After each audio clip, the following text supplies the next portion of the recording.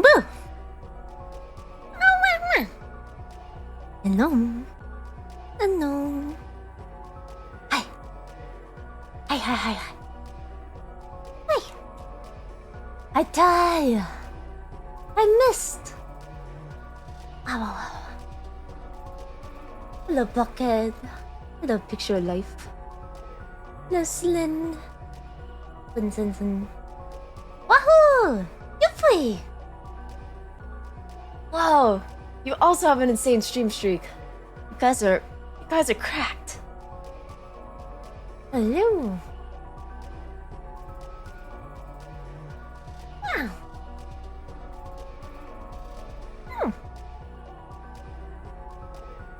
I don't know if you guys can tell, but I'm excited.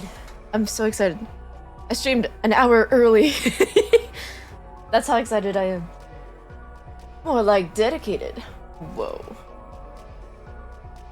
Whoa. Impressive indeed. Wow. How are y'all doing? Up to anything new? Anything cool?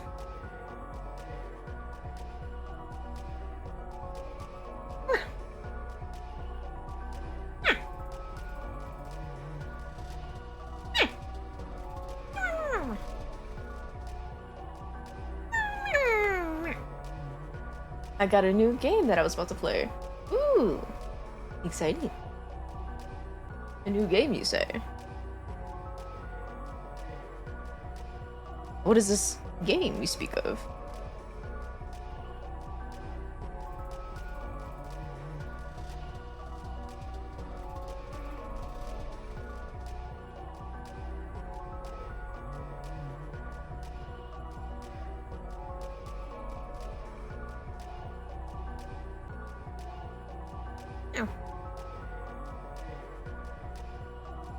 It's just another visual novel. Can't go wrong with that. Cannot go wrong. Those are always fun to read on stream or voice act. I missed. Hi. Hi. I need to work on 100%ing the ones that I got. Thank you for the 2 treats. Thank you, Bucket. Thank you for the treat earlier. Nothing new from me, really. Just got a lot of prep work for the upcoming race. Oh, hell yeah. I'm glad you're a lot more prepared this time. Yuffie. I'm excited for you. I used to watch, like, drag races. I think that's, like, the dragging kind of... What do you call those cars? They're, like, not cars, but they look like it, but they're... something like that. I have no excuse not finishing them. It's not like they're hard. Do you want to 100% it, though? Do you really?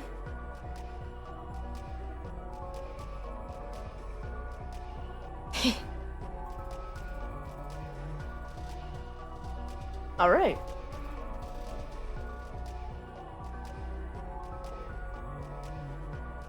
Okay. I'm gonna get started. Music. Shush. Shush. In-game music? Yeah. It's time. It's time.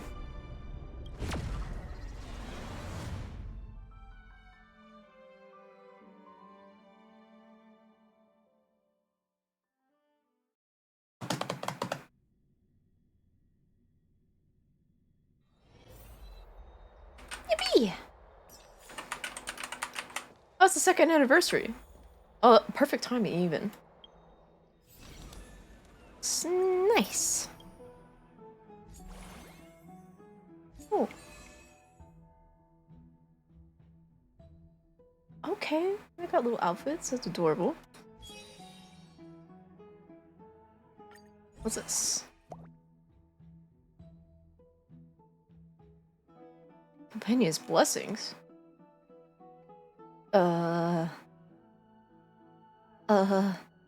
Frick, you're making me choose?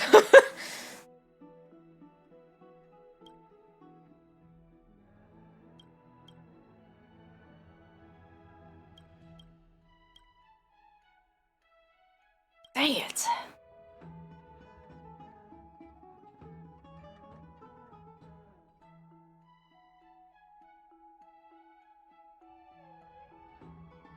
I can't decide right now.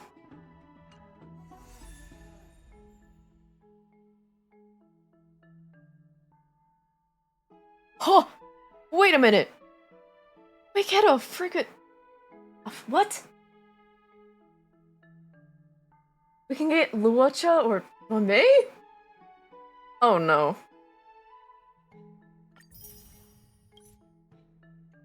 Not now, not now. I think I don't have Luocha.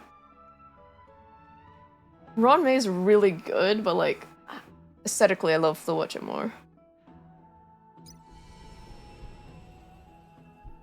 This is what I've been excited about. This new quest.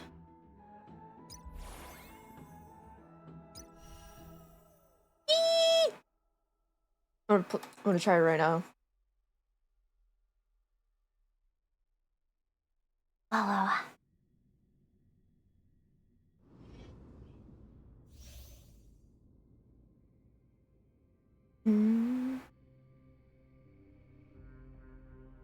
The tank. Consume HP. Oh, look.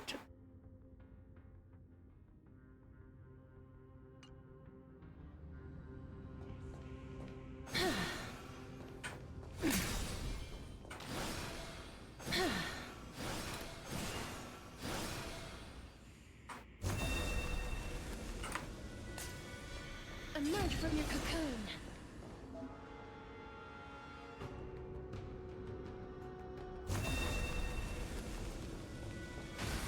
What?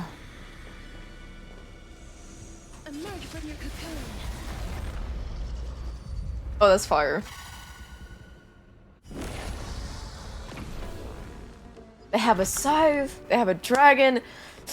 Urgh, they know me too well.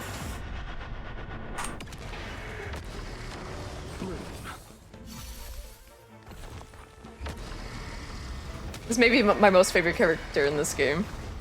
Not gonna lie. May death protect us.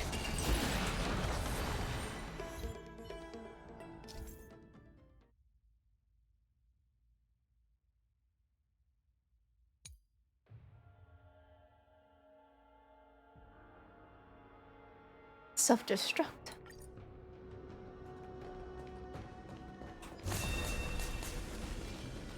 Be careful. There's something.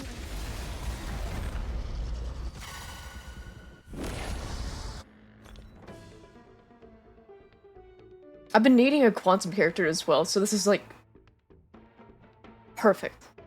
The perfect. Perfect. Ah. I can't. I'm so I'm speechless.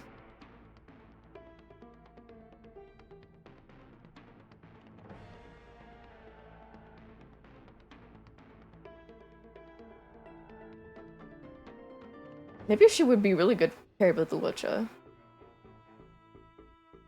Because of all the healing she steals.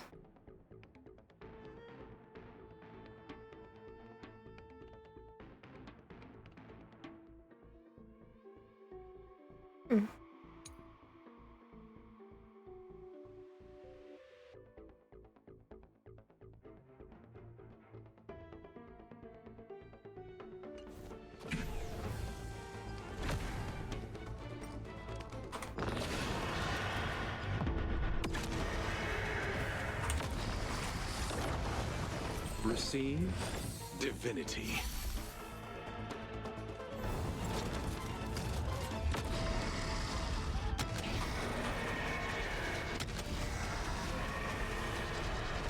I only wish that death may protect us.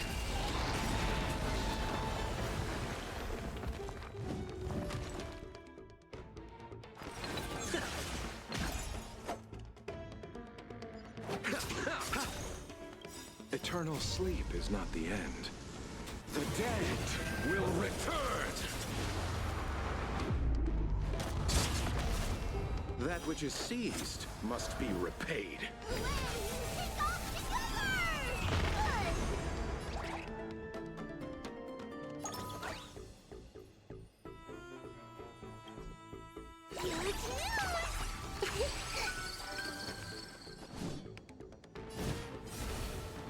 I grant you this, as you wish.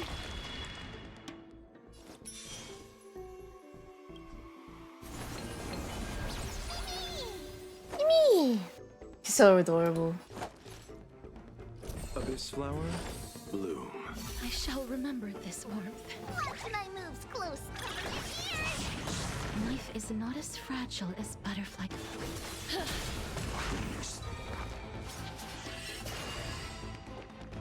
I skipped the banners of Mihoyo give Chai my luck. Ah! Don't worry, we're getting her. A certain someone, I don't know if they want to be named, gifted me a certain amount off stream You chose the wrong enemy. a few weeks ago. So, we are more than ready. No.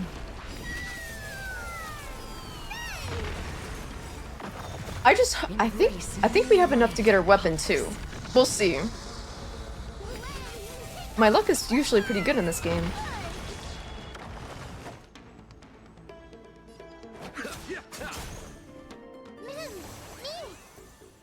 Yeah. Me. Please cherish. I love how the it time outlines the scythe your with that soul ability. withers. Darkness follows me.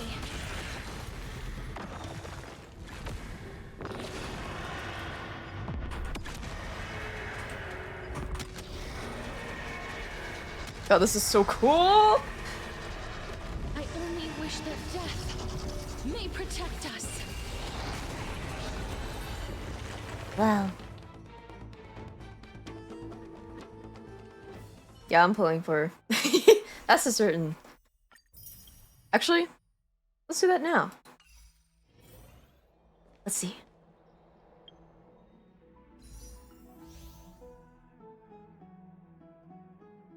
Oh! Okay. They're added to the warp list. Okay. I want to see how much I've pulled in the past. See how much pity we have. Just so we know some information.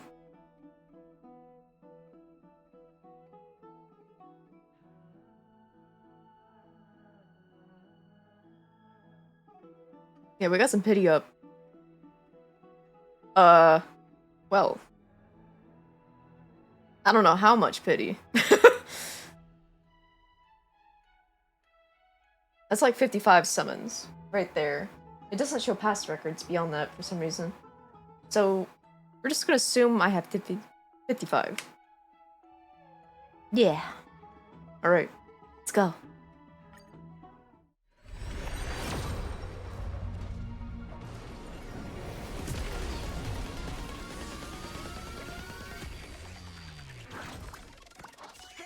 Nope.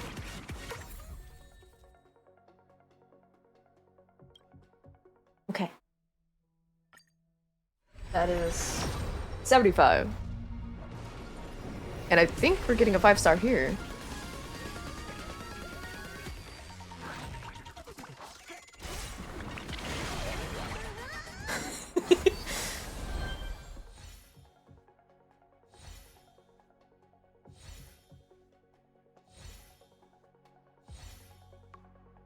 Gotcha gods, hear me out. Please. Please.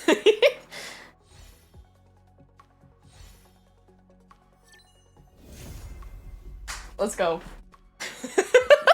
Let's go. Let's go, let's go, let's go, let's go. We got her. We got her. Okay. Let's pull for her weapon now. Let's go. History? Let me check. No record. No idea. No clue. We ball.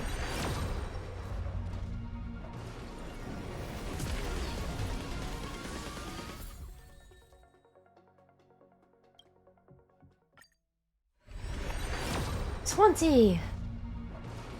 Holy fuck! 20! Are you serious?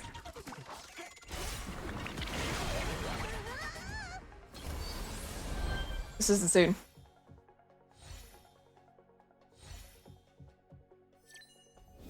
You gotta be kidding.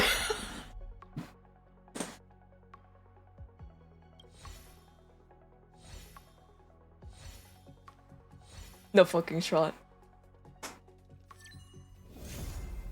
No fucking shot. No fucking shot. Two fives. Everyone pull up. I don't ever have that happen. Hi, Queen. Yeah, my Lux has a track record of being insane in this game, particularly. I know.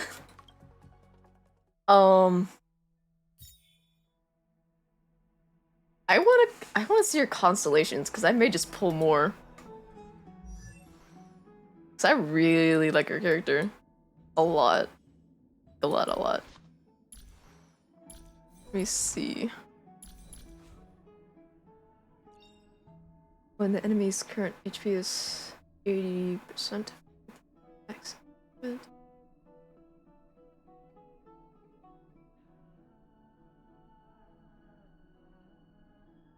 Okay, a lot more damage. Okay. Sex of Ardent Will. Ardent Will can be sick.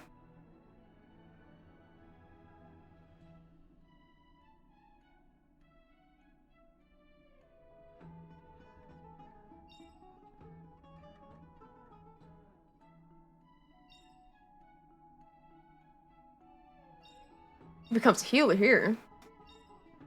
Well, I'm turning what you. Whoa.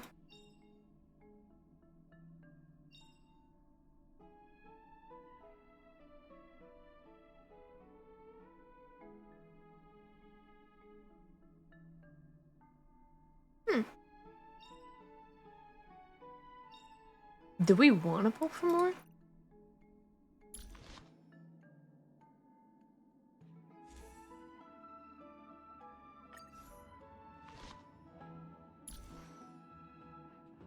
Wow.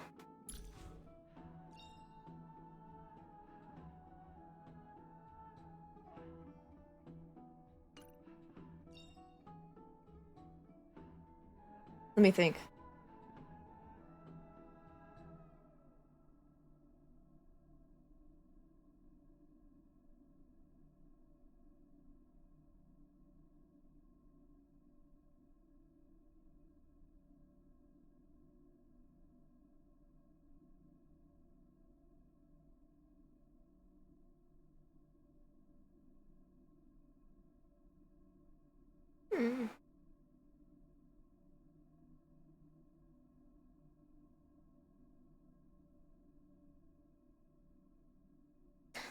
No. Hi. Hi. Welcome in. Also welcome in, garlic. Hi. The dragon is indeed fire.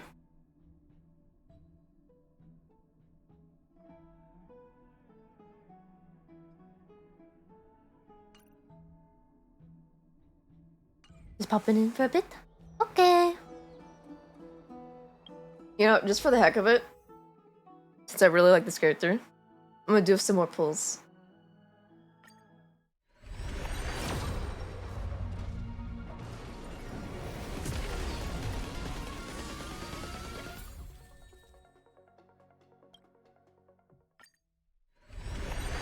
$20.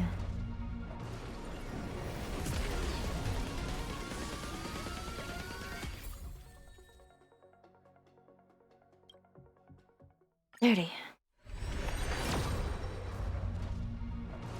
And we got a 5-star! What the fuck?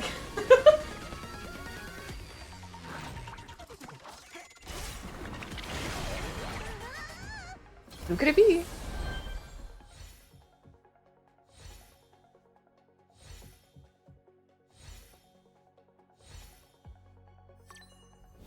This doesn't happen. You gotta be. What the fuck? What the hell?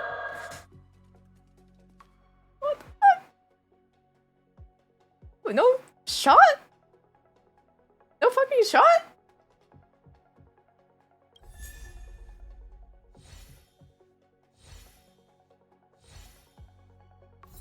This doesn't happen. Ever. Let's go again! E2!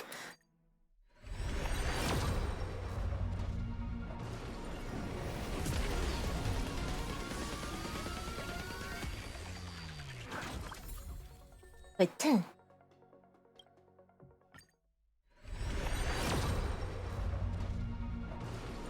$20.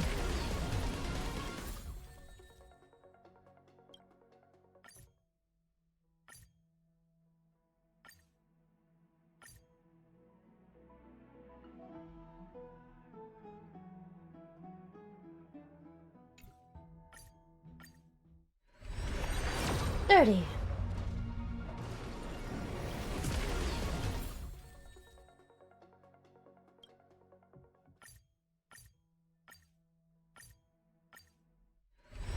$40.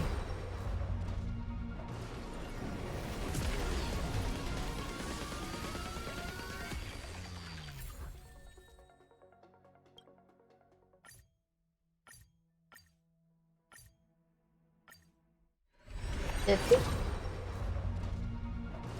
Nope.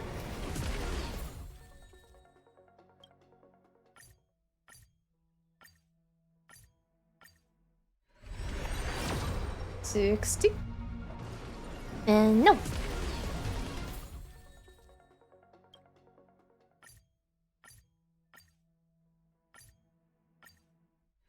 $70. And no. Let's see. I don't think I have. Nope. Okay. Let me see.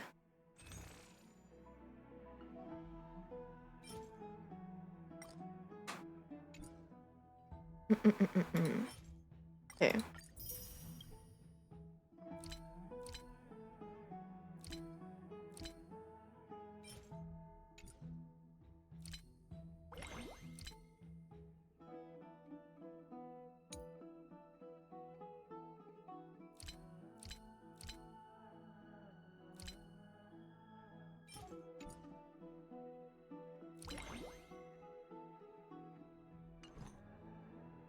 Yeah, we've got one more pull for now. So that's 80. And we got a 5-star. Who could it be?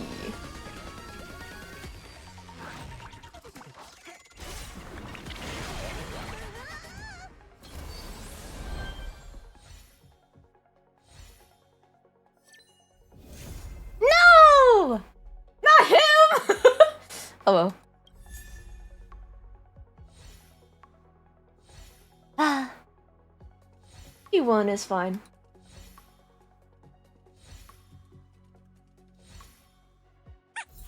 why'd it have to be him?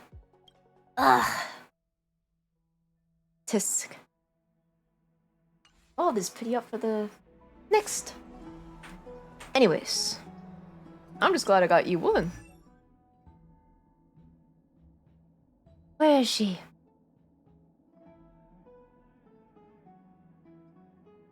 There you are. No matter how cold the other side is, there will still be the scent of flowers.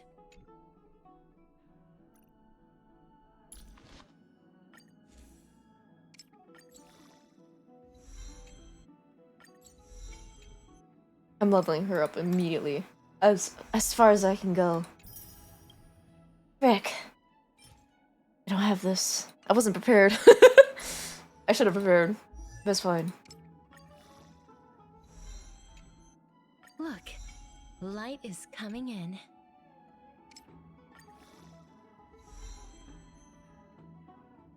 I can't hear very well because I'm in a loud environment, so that could be affecting things, but this game is making me feel so old.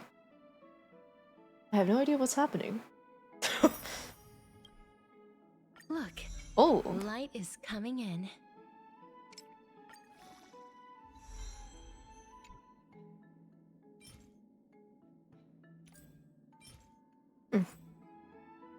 So I'm gonna have to do some farming.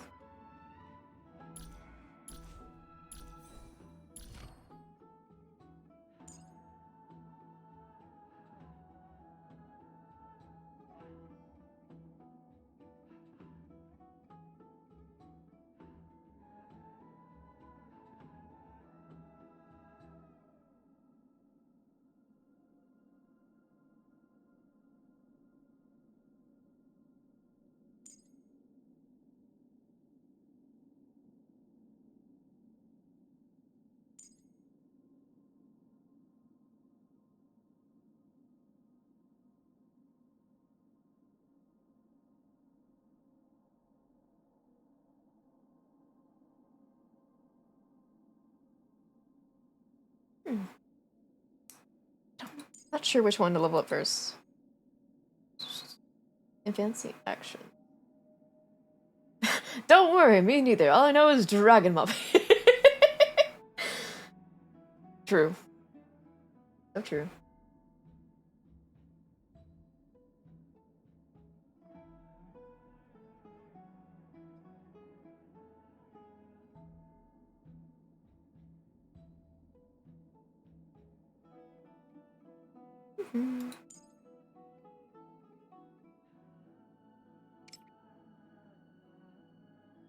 Telling me to level this one up first. Interesting.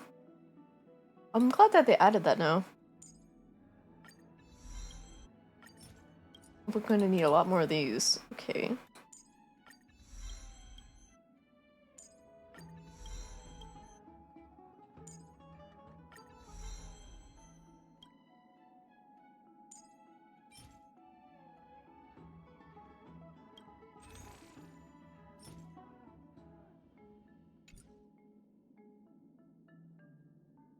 Oh yeah!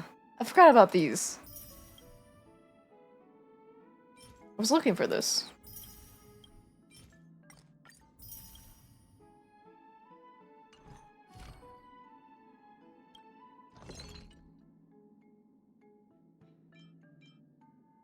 Interesting.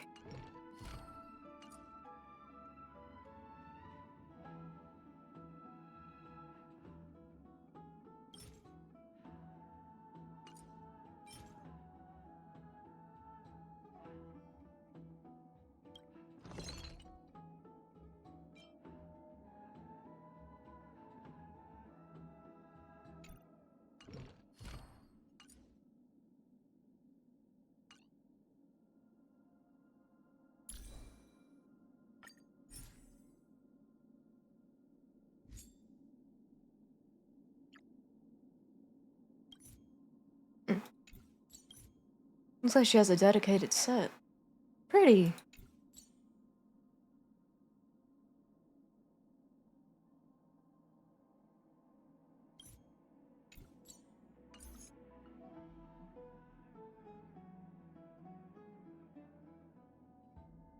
Do we want to start with MSQ, or do we want to start with building her and then MSQ? That is the question.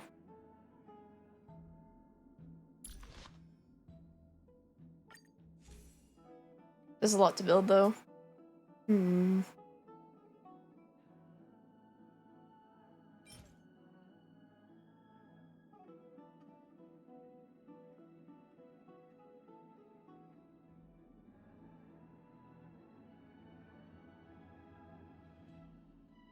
Yeah, I'm just... Let me think.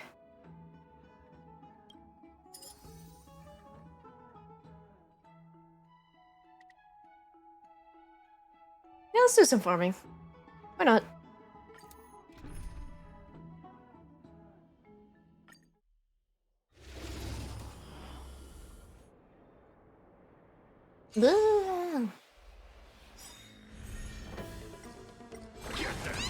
Stand still.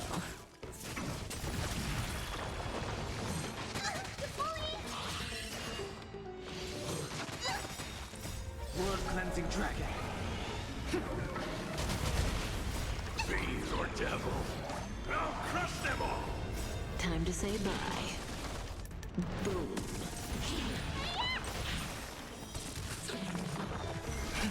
Rise! Get them! Get them!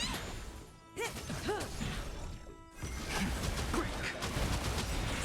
World cleansing dragon.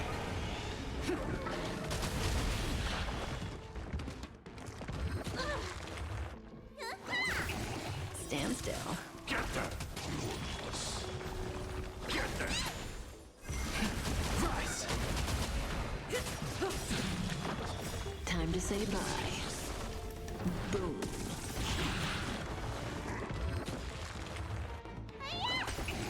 Relax. Fiends or devils, I'll crush them all!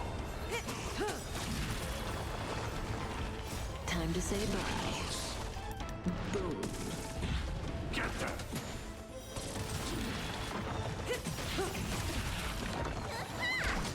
Relax.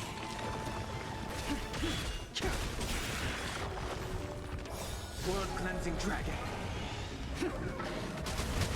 Get them! Break! Time to say bye. Boom. Get them! Stand still. Rise!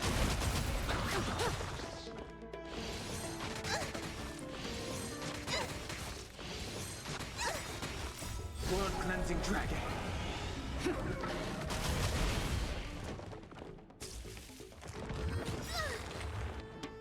Fiends or devils, I'll crush them all! Relax. Time to say bye. Boom. Boom. Break!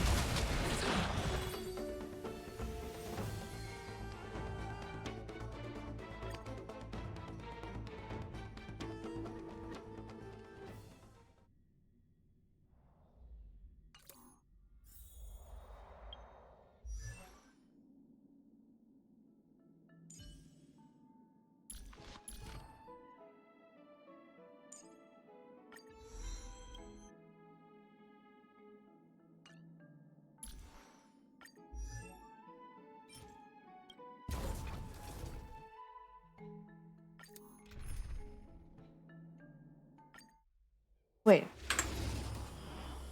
I forgot I can use assisted characters in this. Let me just switch that real quick.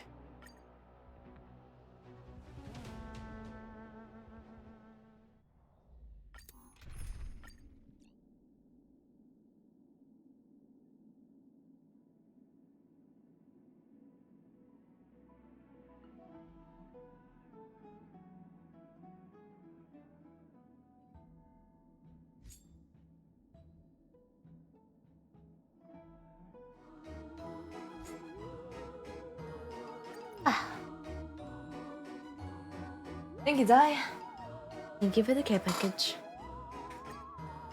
I'm gonna let this run while I stretch.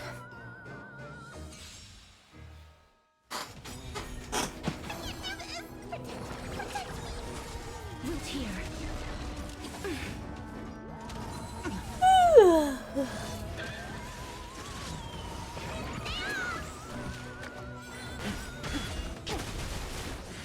World cleansing dragon. As you wish. Embrace a new life.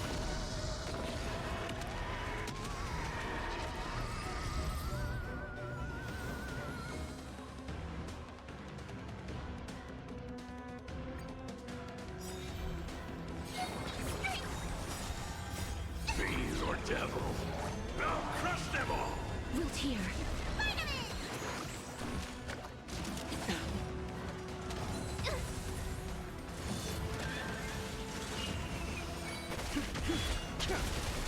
Get them! As you wish.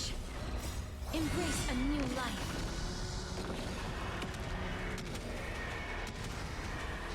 May death protect us!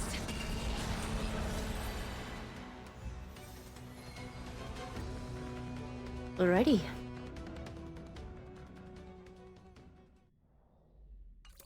Let's ascend a little bit more.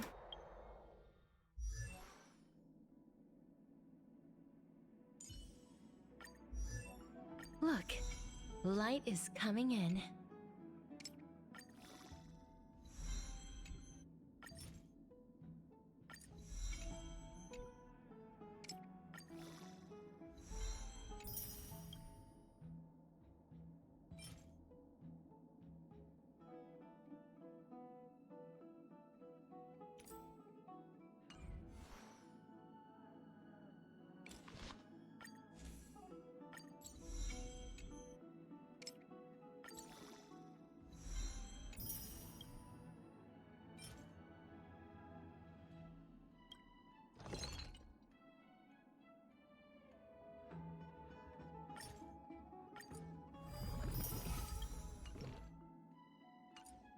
The fact that they added such a quality of life thing, it makes you automatically have enough for what you need. For transfusing stuff. How sweet.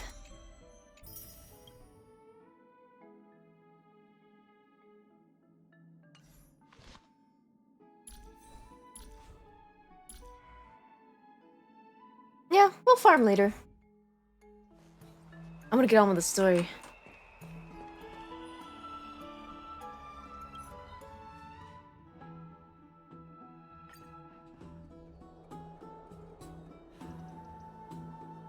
While everyone is awaiting the demigod of strife to emerge from the trial, something unexpected happens.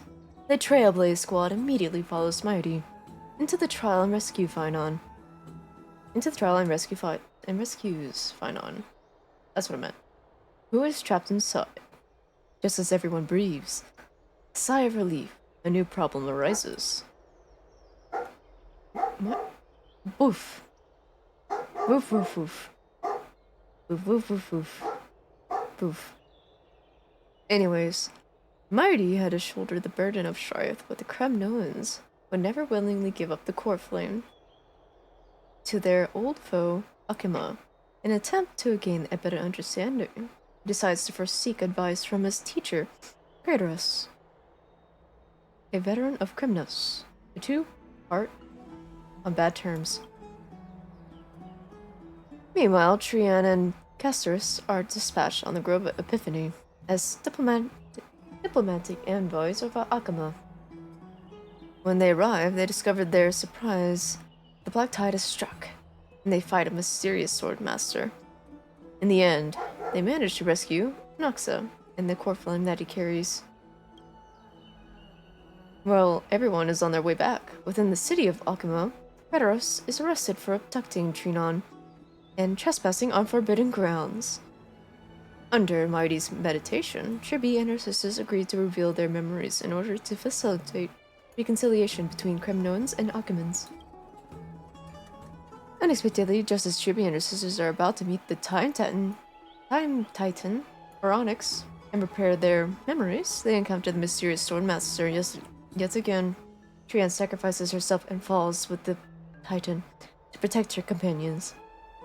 In order to take back the core flame, everyone set up a plan to steal the Swordmaster. The plan suffers multiple setbacks, but Mighty returns as the demigod of strife and helps everyone reclaim the core flame. Not long after, he successfully persuades his people to let go of the prejudices against Akima. He says goodbye to everyone and returns home to join the front line against the Black Tide. On the other side, everyone holds a simple funeral for Trian, who exhausted her divine powers and turned into a doll. Having accepted Trian's last wish, the group continues on the path of the flame chase journey. Go now.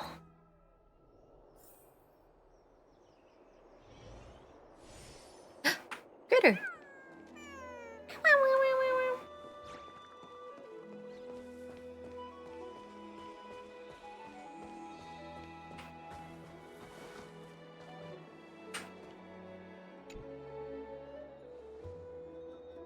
Tripius's memory has unveiled the very first prophecy.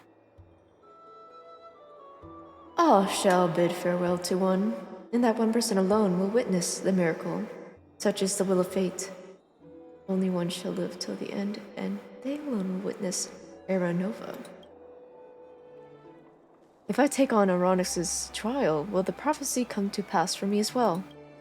Regardless, I must give Aglaya an answer.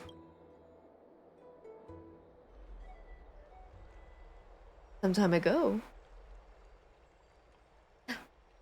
Ah, it's you, Cass. I finished the anthology of poems you lent me. Here it is. I thought you'd be too preoccupied to find time for reading. Precisely because of these obligations, I felt compelled to read it swiftly. Wouldn't all these preoccupations slow your pace? On the contrary, knowing that time is limited can push one to overcome their limitations. The weight of these responsibilities seems to have enhanced my reading efficiency. I understand completely. During my time at the Grove, the closer exams drew, the more efficient I became at tackling everyday mundane tasks. Anything but my actual studies. Precisely. As I remember, you and Finon were both disciples of the new Sporists. I assume that Anaxa's exams were as unreasonable as the man himself, correct? The courses Professor Anaxa taught were Introduction to Alchemy and History of Mythology. And to be perfectly honest, those two courses were the students' greatest nightmares. The history of mythology, taught by the blasphemous great performer himself. I can imagine their fear. Now that I think about it, students would often rush to the podium during class to challenge him on those blasphemous ideas. May I ask, Lady Aglaya, has your relationship with Professor Anaxa always been like this? He openly dismisses people's faith and questions the very justification of the Flame Chase journey. Our positions have been destined to be at odds. While you were studying there, I assume you must have heard of his nickname. Dromus draped in finery? As I see it, this nickname is more of an insult to the Dromas. Despite his insufferable arrogance, I do hold a certain respect for his nature as a scholar. To remain true to his principles, he is unafraid to stand opposed to the world, and that requires considerable resolve. Anaxagoras' life is almost like a satire. As a Chrysos heir, he refuses to heed the prophecy, while he disrespects the gods. The gods have chosen him. He was indeed chosen by Circes. Is something weighing on you, Cass? The golden thread is quivering. I sense there's more to this exchange than idle chatter. With all due respect, I'd like to know what you plan to do with him. In light of his assistance in the battle against the Flame Reaver, I am willing to grant him some time to find a way to remove the core flame. However, if Anaxa decides to make any move that places us in danger, I will not hesitate to take extreme measures. Just as I feared. The Flame Chase journey is the destined path for the Chrysos heirs. Yet he now seems more like an empty shell. Given his strong sense of self-respect, I trust that Anaxagoras will make the right decision. Still, I can't help but hope for another possibility. Perhaps Anaxa will also overcome his limitations, now that he knows time is limited. I understand your stance. Let's continue this discussion another time. But now, let's greet our guest. You're here. Yes, I am, apparently. Does this mean you're ready to take on Orynyx's trial? We are ready. Mem and me. Mem. It seems that this sacred beast is just as indispensable, given their intricate ties to the Titan. Memmy mem, memmy mem mem, Hee. mem mem. Thanks to you, memmy, mem, I've mem, evolved from a mem. little dog into a sacred beast. Surrendering the core flame is a Chrysos heir's duty. Your selfless assistance is deeply appreciated. However, I urge you to carefully consider the risks of accepting the trial. Becoming a demigod means forsaking your humanity. You will inherit Orynyx's divinity and bear the time of Amphorius, all on your own. Sounds pretty normal to me. From that point onward, your fate will be forever intertwined with ours, never to be separated again, until the end of Genesis. Are you trying to talk me out of it? On the contrary, you are the only one who qualifies to attain divinity. Yet, for that very reason, I do not wish to pressure you. Is there a plan B? It's exceedingly rare to find a capable Chrysos heir. If this path proves unattainable, I am willing to lower my expectations. There are still many priests of Yanisopolis and their descendants in the city. If I'm left with no other option, I'll try to find someone worthy among them.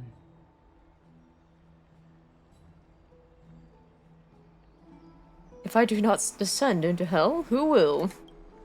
Don't worry, with me by your side, even if things go south, you'll be heading straight to heaven. We've come so far, and everyone is counting on you to be the hero. As for the trial, you have nothing to fear. The Time Titan may be willful at times, but it never causes any harm. Myth has it that Orynyx opposes mortals, but to me, it just seemed a bit timid, like a child. It looks like you know that Titan rather well. Oddly enough, I don't remember even meeting them.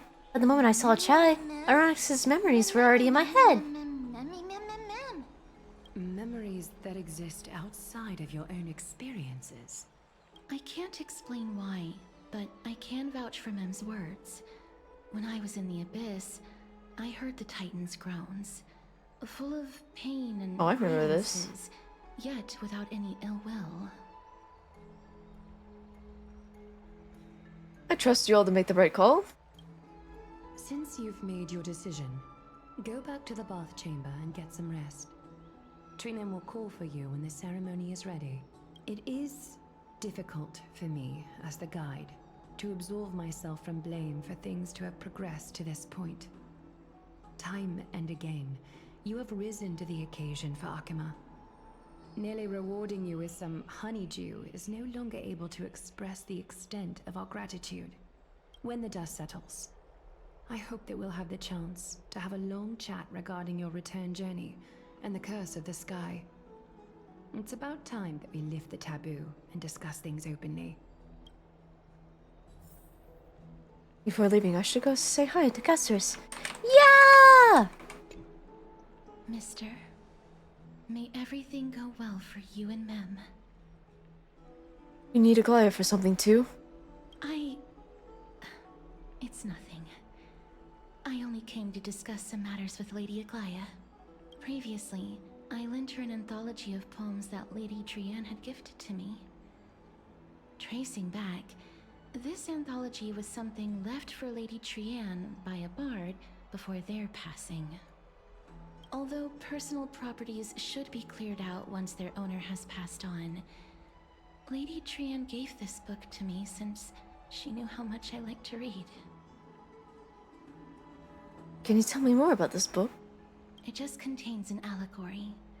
In a faraway land, in a city known as Styxia, a dragon corrupted by the Black Tide descended one day, swooping upon the city like death itself. It swallowed the princess of the city whole before it was suppressed. After taking down the evil dragon, the warriors discovered that the princess's life had already met its end. Overwhelmed by grief, the queen hired an alchemist to resurrect the princess using the dragon's flesh and blood. However, having lost memories of her previous life, the resurrected princess turned into an evil dragon herself and wreaked havoc on the city. As a result, the prosperous Styxia met its demise. What a dark story. It must have been easy for Cass to narrate this story so calmly. The author of this book is Archepia, a wandering bard who traveled to many cities. Among the things she left behind are poems, dictionaries, and many tragicomedy scripts. She even clearly underlined and took notes in books that covered myths with her elegant handwriting.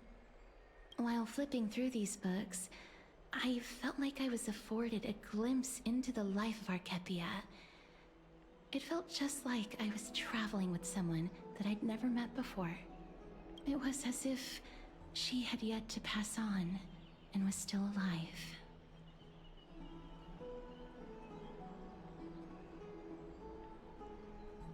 She probably did not think much of it while she was writing. That's right. Writing, drawing, and taking photographs. It seems like human nature to try and leave records of things. Speaking of taking photographs, when I was helping you to take the photo previously, I did not look through the photos in your photo stone out of courtesy. But I'm also very curious about the story of the Rosy Celestial Maiden. Oh, yeah. Oh. Despite having visited many cities in Amphorius, I still understand nothing about the world beyond the sky. If there is an opportunity... forget it. Let's talk about this in the future. For now, I only hope that you'll be able to complete the trial safely and obtain Orynyx's blessing. I don't think there's anything else to do here. Time to go back to talk to Danheng. I'll miss you! May you complete the trial safely and obtain Orynyx's blessing. I'll miss you! I'll miss you, Custers.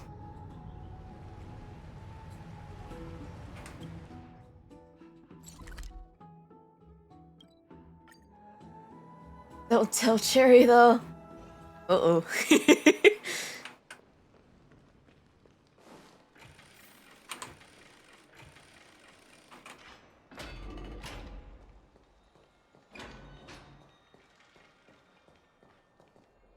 Uh-oh. Citizens' Assembly.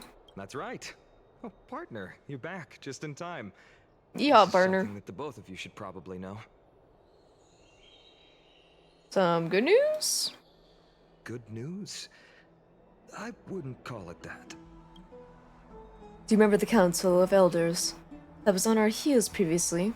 It seems like they've made their move. Some background information for you.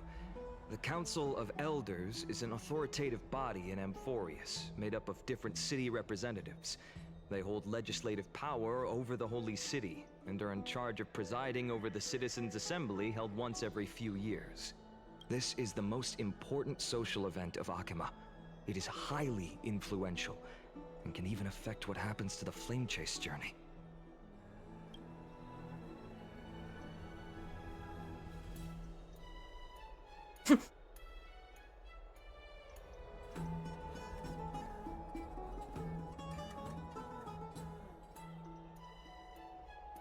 Tell me more about the Citizens' Assembly.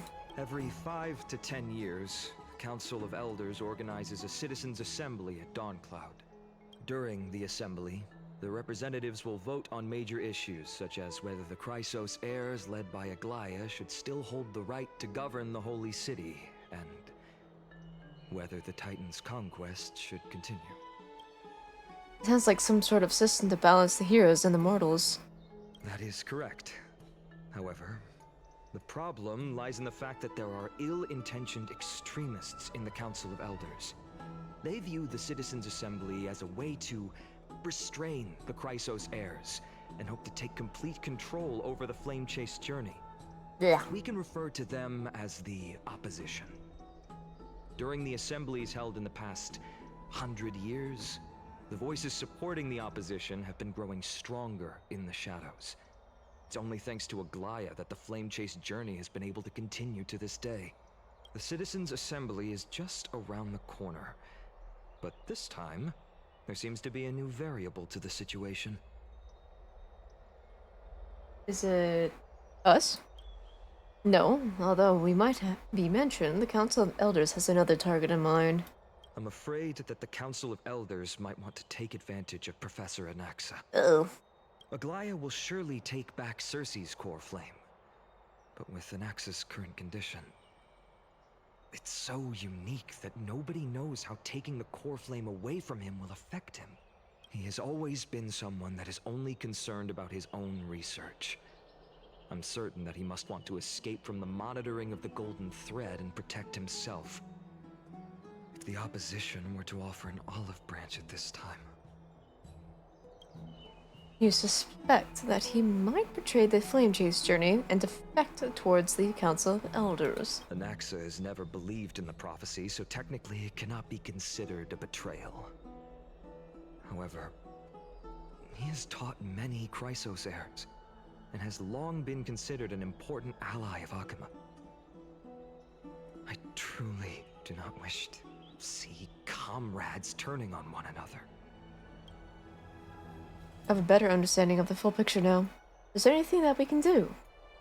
As I believe in his character, I plan to plead with Aglaya and try to buy more time for him. Then, the greatest way in which you can help is for you to know what I am fighting for. Ads have started. Break time.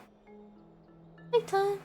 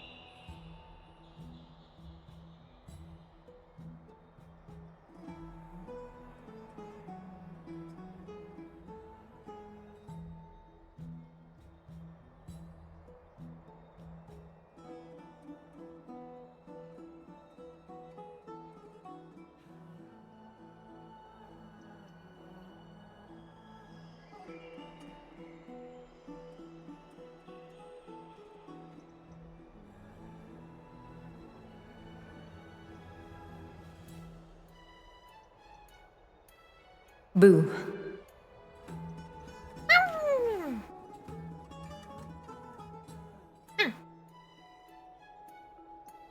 Happy. Welcome in. Hi. Got a headache, so I'll be chatting too much. I hope you feel better. Wow. And no worries. We understand. Thank you for being honest with us. Things are piling up again, Chai. And Mem are tied up with Aronix's trial, while I'm preparing to visit the Grove to uncover clues about the world beyond the sky.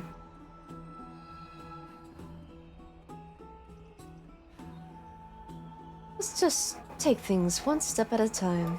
Allow me to apologize for the fact that we always seem to be troubling you.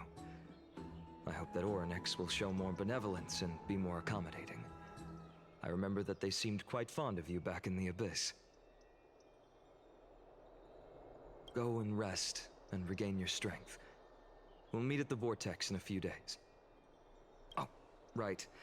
You can read this scroll if you want to find out more about the Council of Elders and the Citizens' Assembly.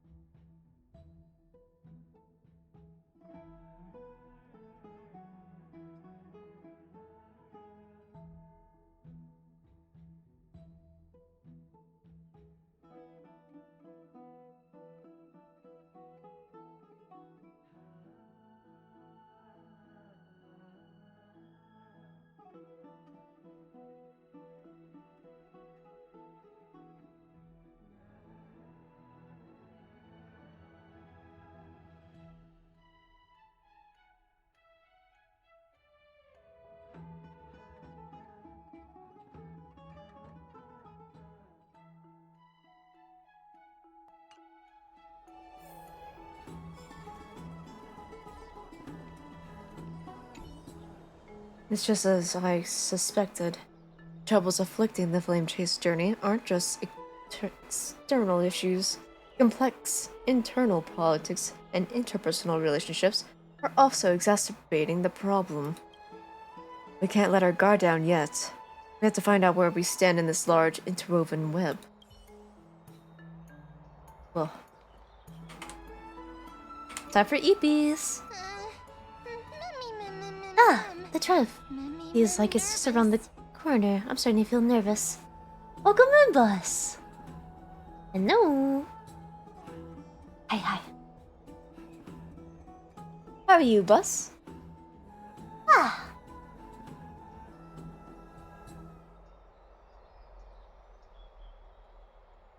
It's Bus o'clock. Nice. Doing well? Have a slight headache, I think. Oh no, another headache fallen! Fallen of the headaches. Oh no. I hope you feel better too. Oh.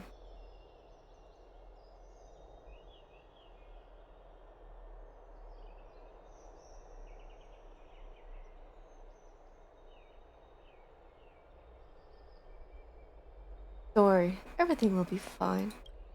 Let's just hope that everything goes well. After all, as someone who has earned the gaze of an Eon, you should be able to overcome the trial of a regional god just fine. We've all unknowingly gotten used to sleeping with the midday sun shining brightly above our heads. Get some rest, Chai. Perhaps a new phase of our trailblazing expedition in Euphorius is just about to begin. Let's get some rest and wait for the trial.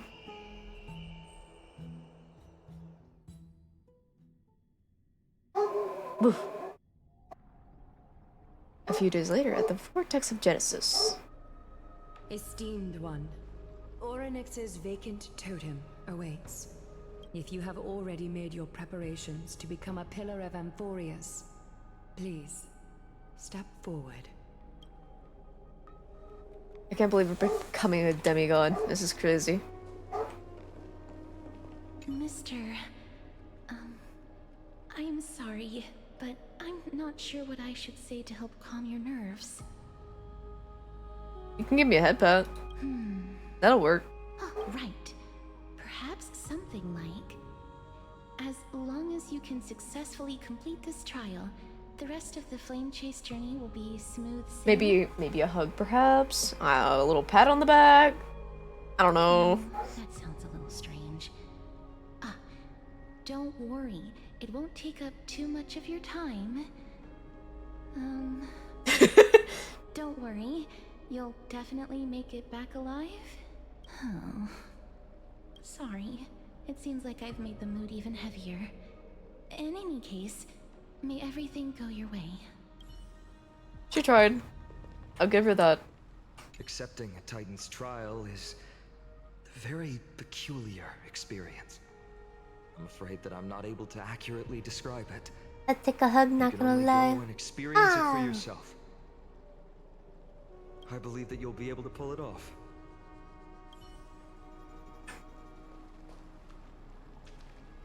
I can still vividly recall when you entered the vortex of Genesis for the first time. At that time, I could never have imagined that a guest from beyond the sky would shoulder the fate of Amphorius. Don't feel burdened. Just like during the trial of strife, Trinan and Finan will be waiting for you outside. If something unforeseen were to occur, they will intervene in the trial and rescue you. May Kefili bless you. Whoa. Little Grey and Mem, thank you. Your resolves cannot be questioned. We praise your pure selflessness and courage. May Kefili light your path forward. Get ready to assume Orynyx's divinity, Trailblazer. Chills. The divine position of Orynyx has already been vacant for some time. We can feel the space of the trial closing. As there isn't much of their soul left, we'll have to complete the ceremony before their soul completely dissipates.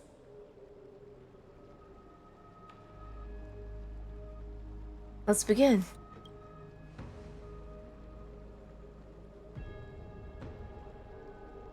The eighth core flame coveted by the miracle that once belonged to the great Vale of Evernight, Orynyx.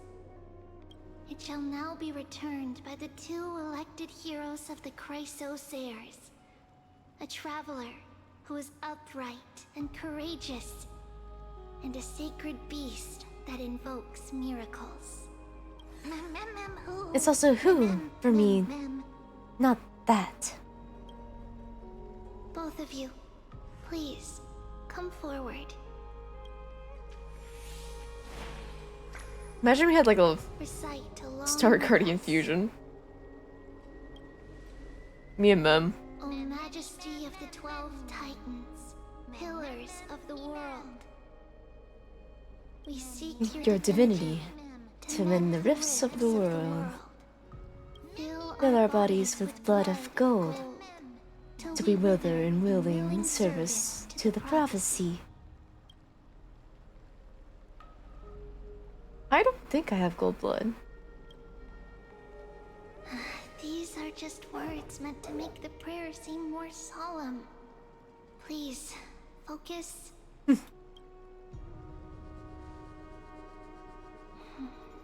And surrender the core flame.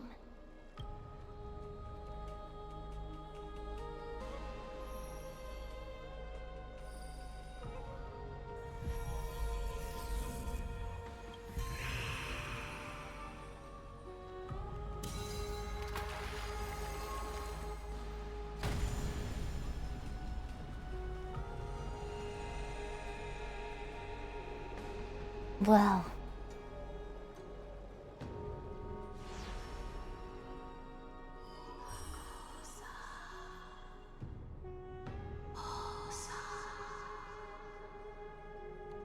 Orynyx.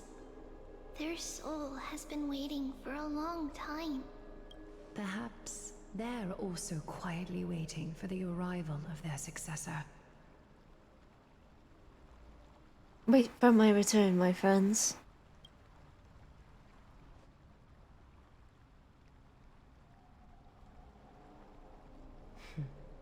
The last time I heard this, things didn't turn out that well. Don't worry, Aglaya. He's tougher than I am, right? Yeah.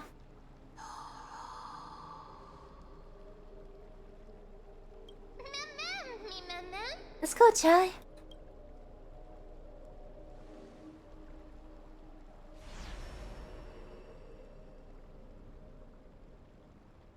Traveler from beyond the sky, let us pray that the Titan acknowledges your worthiness.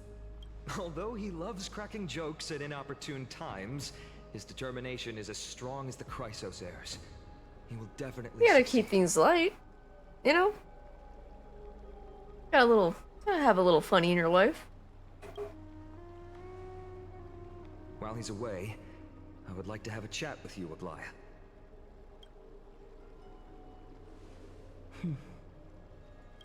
Speak. I'm listening. Speak.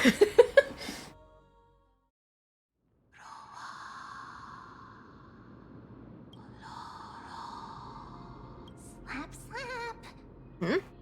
Wake up. Blah. How is it? How do you feel? How are you able to talk? Right? I think that it's amazing too. Testing, testing, 1, 2, 3. Testing, testing, 1, 2, 3. I have such a cute voice. It must be because of all the memories that I collected. They allowed me to grow beyond expectations. Whoa. Also, listen. The words of the Titan are becoming clearer. Mother. It hurts. Have I finally reached the end? Are the years of isolation coming to an end? Or next. Oh, how heartbreaking. Ever since the figure draped in the black cloak robbed them of their core flame, they have been relegated to waiting in isolation in such a confined space. We are going to help alleviate their pain, right? Memories. Broken. Mother. Where? Mother?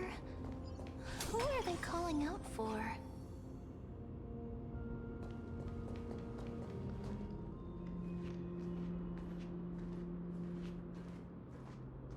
You. It's you. I remember you. Skyfather has gazed upon you. Mother is calling for you. Does the Sky Father refer to Fury?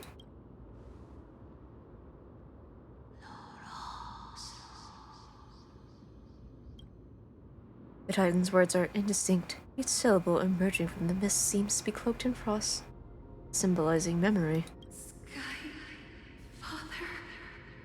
has chosen you. Who is your mother?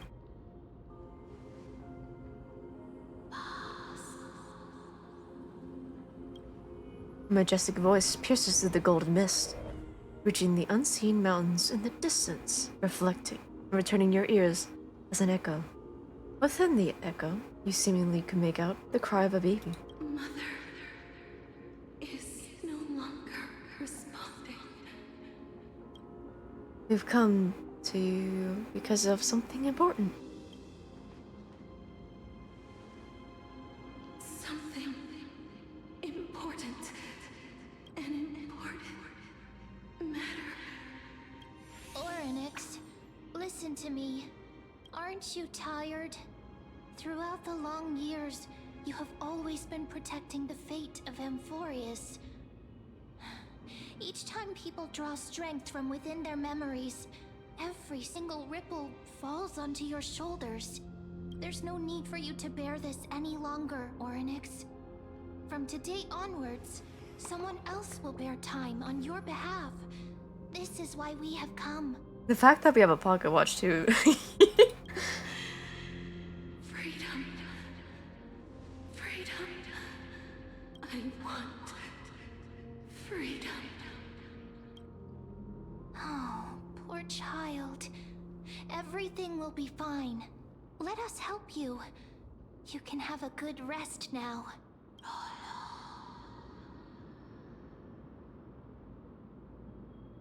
Leave it to us, Titan.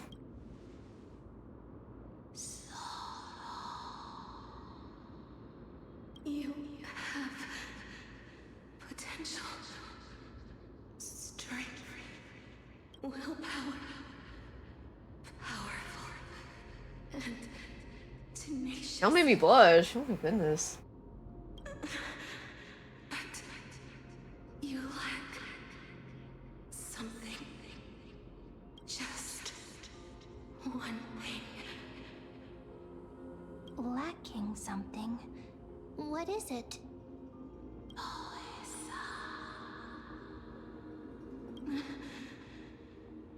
What you lack is a future. Whoa.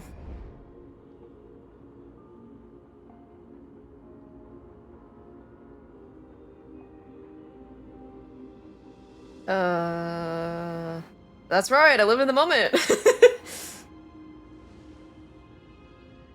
Future? Traveler from the sky.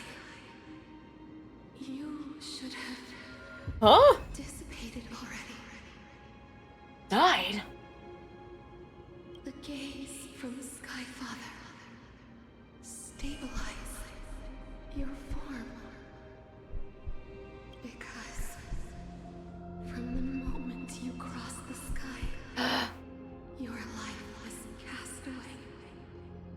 Right now, you are simply a collection of walking memories.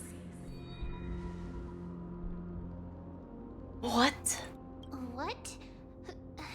How is that possible? Do you mean that I'm already dead?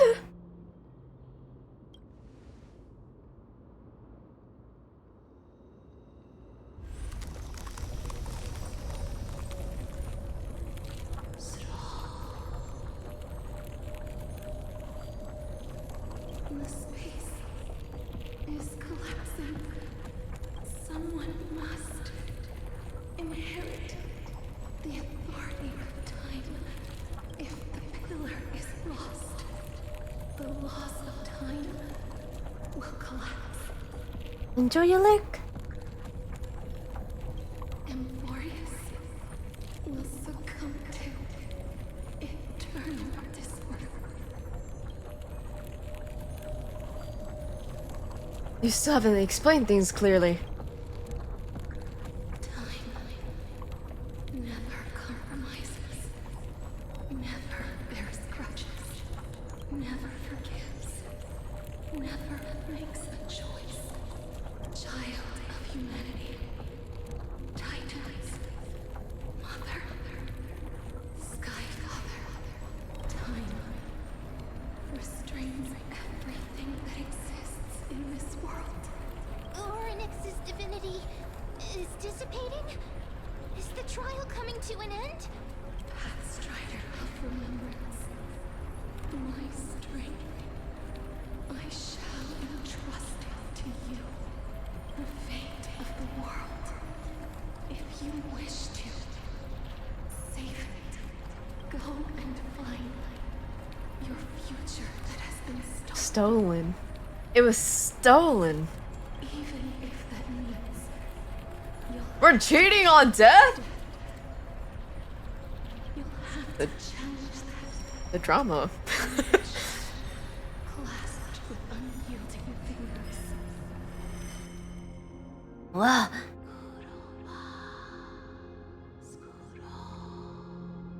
Go forth and reclaim your future. This is the true trial of time. Ooh, the chills.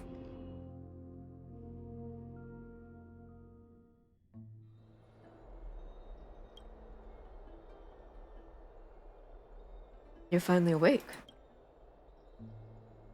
Well, good morning. I'll keep it simple. You succeeded. Oronix has entrusted you with their divinity. Now you're no different from a demigod of Amphorius. However,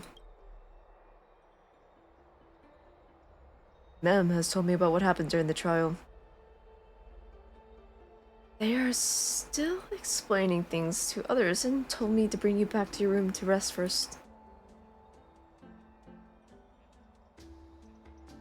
Don't sigh, Danhong. Something that I've never told you. When we landed on Amphorius, our car was pierced by Niquidor's lance. Do you remember? Back in the ruins of the Abyss. This is what I said. You passed out when our car got hit. I blacked out too. Not before dragging you out. It's a good thing we were in the car, or we would have been crushed to pieces. Actually, my account kind of made light of the situation. What actually happened was much more complicated. You were severely injured back then, with several wounds still bleeding profusely. I struggled to carry you out and used the last of my strength to stem the bleeding.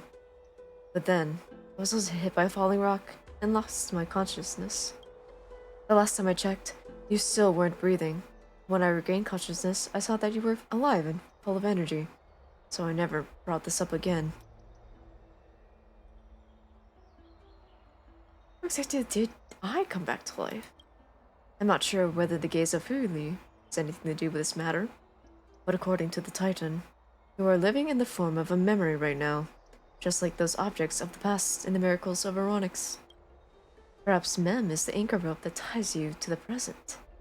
I had assumed they couldn't stray too far from you, but the truth might be the exact opposite. Cry for me is crazy. What should we do next? It's not time for us to despair yet. There must be a way to save you. Oronix mentioned finding your stolen future and cheating death. Considering Mighty's indestructible body, this seems to suggest that there is some kind of miraculous power in the Amphorius that can even reverse death. The key seems to lie within the Hand of Shadow, the Death Titan, whose whereabouts are unknown. Hey, are you alright? I heard you two talking about Thanatos. Cass is also very concerned about the warning. She has left the vortex and returned to the garden. Shall we go and look for her? Thanatos is the Titan that Cass has always been looking for. Regardless of whether there are any clues, there's probably no one else that understands death better than her. Let's do that then, Jai. Oh, right. There's something that I have to tell you. The Chrysosairs already know everything that has happened to you. Ooh. I was too worried, so I told them everything. Please don't hate me, okay? Aww. This... You notice the resolute yet gentle look in Danhong's eyes. He doesn't want to burden you with his worries and words. You already understand. His trust in you transcends words. As he once said, it's not the time for sorrow yet. Next, he will go to the grove to check out the situation while you'll be looking for Castorus with Mem. Castorus! We did ya!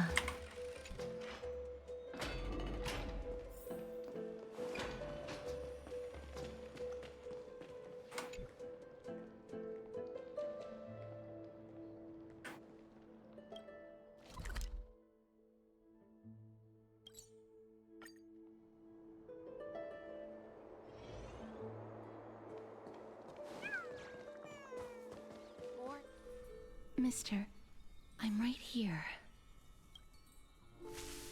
Your soft steps coming closer, one step at a time. Please stay there and slowly turn around. For some reason, you feel you have seen this scene before. You went to turn your head, but you glimpse a dash of purple brushing past your face.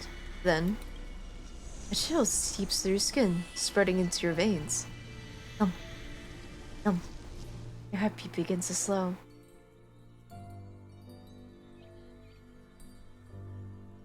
Spin around immediately and give Castorus a scare. Why not? In the blink of an eye, time seems to have frozen beneath a cold sensation, and you just so happen to close your eyes.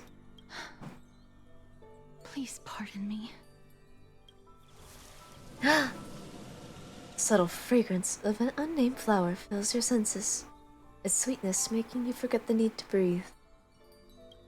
You realize you're still alive.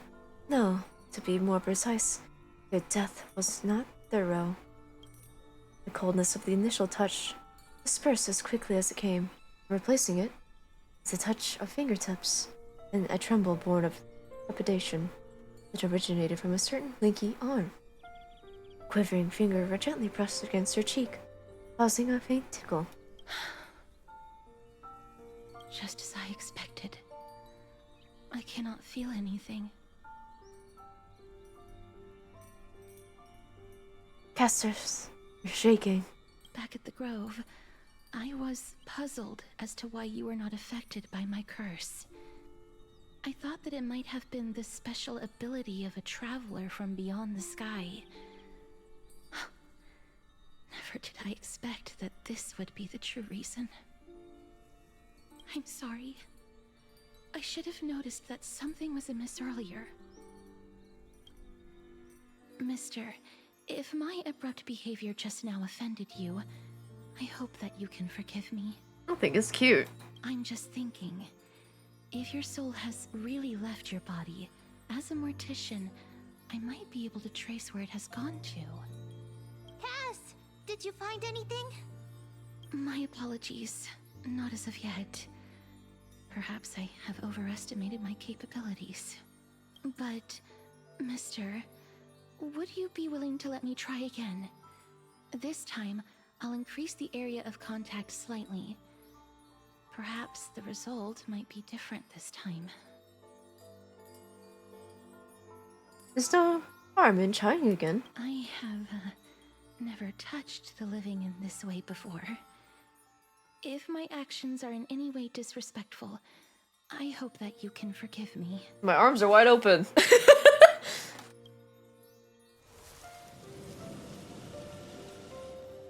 Castorus once again places her palm on your face. Your shivers calm somewhat this time.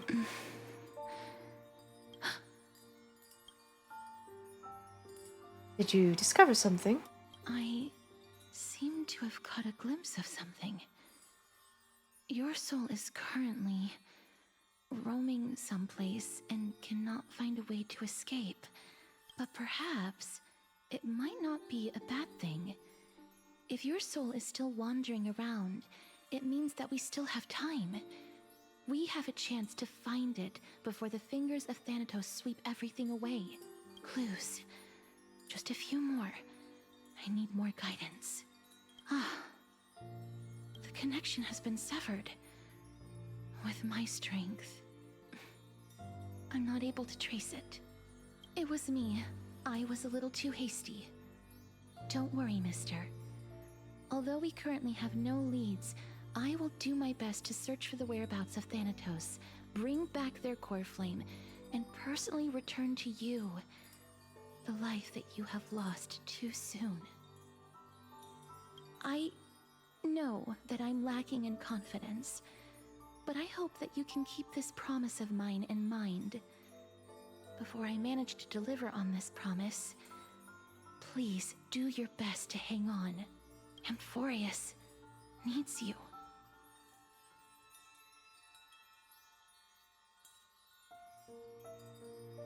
I'll do my best. Lady Aglaia and Lord Finon are currently discussing some matters in the paths. They're worried about you too. If possible, please go there and let them know that you're well. Although, I don't actually know whether your current situation can be described as well. Also, please accept this Styxian fable. reading can help one to focus and relax. I hope that reading this can help tide you through this difficult period. More species are disappearing. Lady Aglaia and Lord Finon are currently discussing some matters in the paths. They're worried. Okay.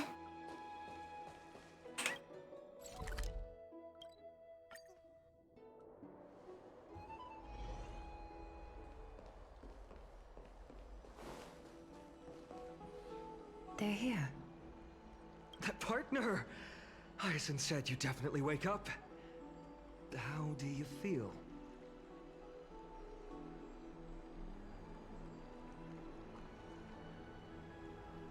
It feels quite cool being a departed spirit. Well, at least you look no different from the living. I think that most living people don't even look as good as you do. You've completed the trial of time. And I have to admit that the process went better than I expected. Even in the end, that Titan's heart still showed a soft spot for humankind. However, I never expected that. Two people who have cheated death would appear in Akima at the same time. That's what we have been talking about. Mighty has been in Akima for such a long time, but has no one thought to study his indestructible body? If there were even any minor breakthroughs, we wouldn't be as clueless as we are right now. Many have had this idea, but so far, there have been no results. If it were successful, Thanatos wouldn't have disappeared without a trace. Nevertheless, now is not the time for us to give up. At the very least, we can still see a glimmer of hope. Cypher. If anyone in this world knows the whereabouts of death, it would be her. I'll try and get her to return to Akima, but do be prepared for a less than ideal outcome. Please understand that throughout the history of Amphorius, no one has ever managed to escape the clutches of death. At the end of time, Thanatos silently awaits all. Thank you for your help. It is my duty. We too require you to bear the divine position of time. But before that, just... What's wrong, Aglaia? Omens always come in pairs. A tiny air current will eventually brew into a storm that tears the sky apart. I think you missed. I think you die.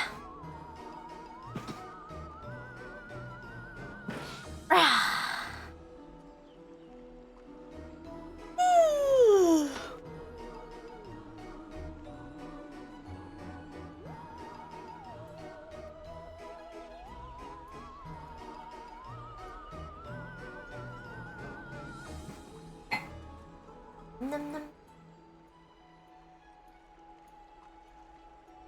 Num num num. It's Anaxagoras. He has initiated contact with the Council of Elders. Bleh. In the end, it has still come down to this. I earnestly hope that your assessment of him is accurate, Finan. Otherwise, the efforts of my teacher and I of the past millennium might be reduced to dust because of that great performer.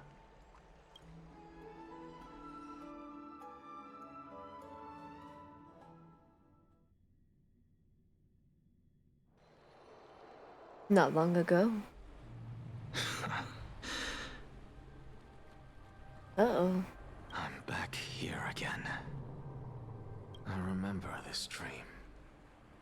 This realm is covered in a silk-like fog, and the land is barren and harsh. The crowd of travelers leaves tracks everywhere. Hey! Excuse me! What is this place? Where in Amphorius are we?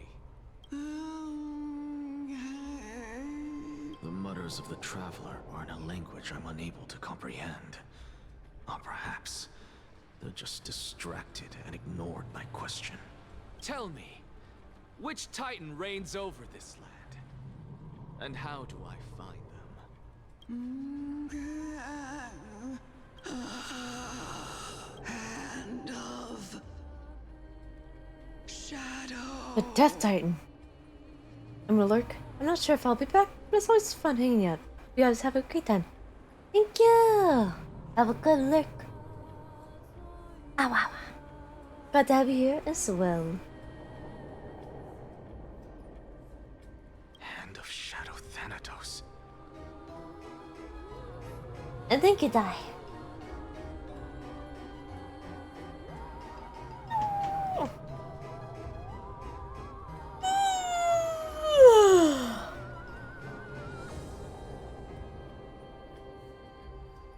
Little stretch.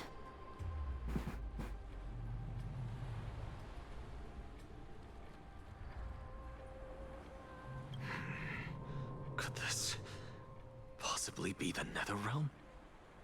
Not Netherrealm. Then where is this? River of Souls? The outskirts of the Netherrealm? Are you heading downstream toward the Netherrealm? The Netherrealm. Nothing but an illusion. Titan rejects you. Me. Listen. What? The Traveler lifts their wrinkled fingers and remains silent. I look in the direction they are pointing and listen closely. There. A massive shadow brought the sound of rushing tides. The sound of tides. I can hear it. I hear it deep within the tides. Beyond the closed gates of the Void World.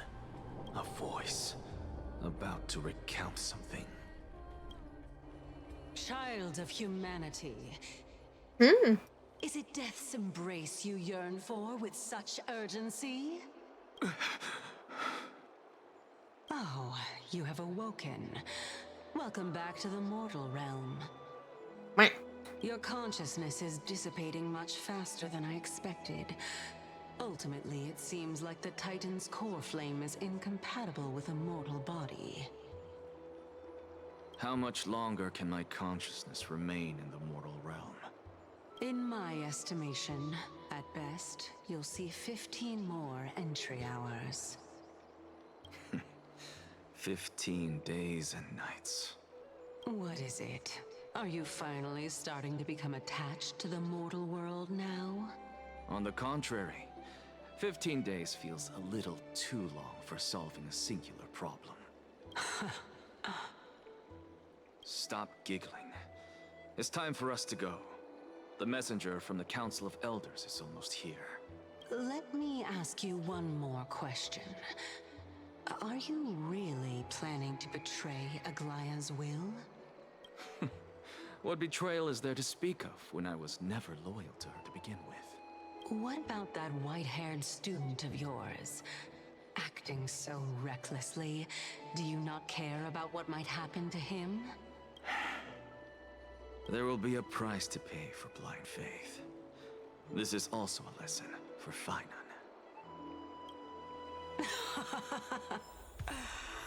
You truly are a strict teacher. Of course. This is how I've always been.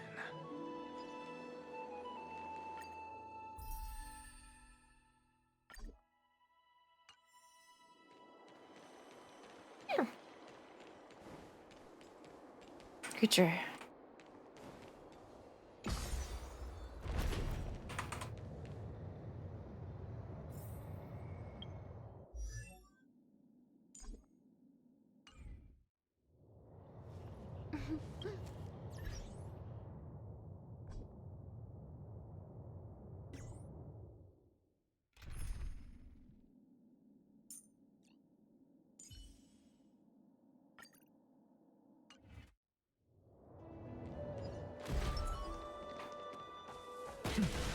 Oh, he has a gun. Sorry to keep you waiting, Lord Xanderus.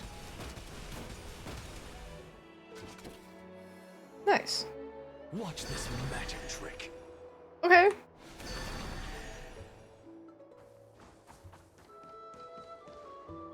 It's been a while, Lord Anaxagoras. I greet you on behalf of all the citizens of Akima and express my deepest regret about what happened at the Grove of Epiphany. It's you. I never expected that you would personally come and meet me.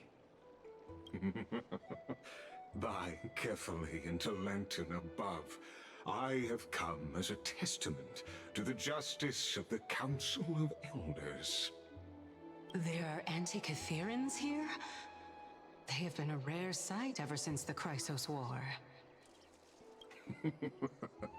I extend to you my utmost respect, revered Titan. I am Lycurgus, though you may call me Lygus, holding an honorary position within the Council of Elders in Akima, and as the Theoros, I stand to protect the right of all upright citizens to express themselves freely. You can see them too? You know about us. We Antikytherans perceive the world through the amplitude and frequency of souls. Just as I am conscious that Lady Aglaya is secretly listening in on our private meeting from afar. If necessary, Lord Anaxagoras, I can sever the golden thread to protect your fundamental rights. The demigod should know better, for such is her station. Spare those poor threats, and just let her listen to my words. They shall serve only to unveil her own folly. May I interpret this as you having a countermeasure? I need not any plan, because she can do nothing other than petty espionage. As the Citizens' Assembly approaches, and with Orynyx's fall, any attempt to capture the core flame within me will only usher chaos and calamity. A truth she undoubtedly comprehends. While I, Anaxagoras, serving as the Grove's special envoy to Akima's Citizens' Assembly, have long known the extent of your abilities. Let's forego the formality of asserting authority, Lord Lygus. Lead the way. Very well. Surely Lady Kindness would appreciate such assertiveness in an ally. She's been waiting. Follow me, please. This guy is odd.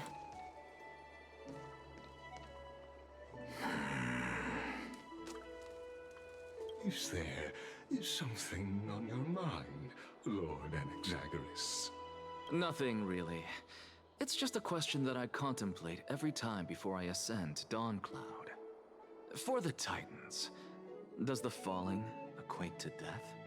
Ah, a pondering truly deep. Time is on our side. Do you mind sharing your reflections with me? While all living beings must ultimately face their demise, Kefali has yet to meet theirs. Their journey continues unhurriedly along this long path. Are you suggesting that Kefali may not have truly passed? Yes. For dying implies an ongoing process, an action, whereas death signifies a static state, a definitive termination. In contrast to mortals, Titans exist on a grander scale of space and time, thus elongating their passage into death. The notion of their fall is but a misinterpretation born of mortal ignorance.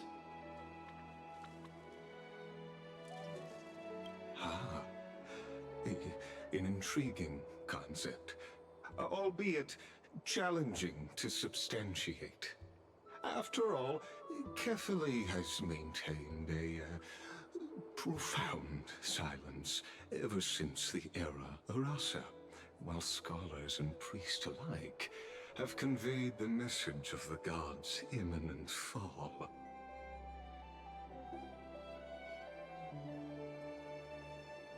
Perhaps the gods, in their arrogance, deemed it beneath them to reveal their perspectives to mortals.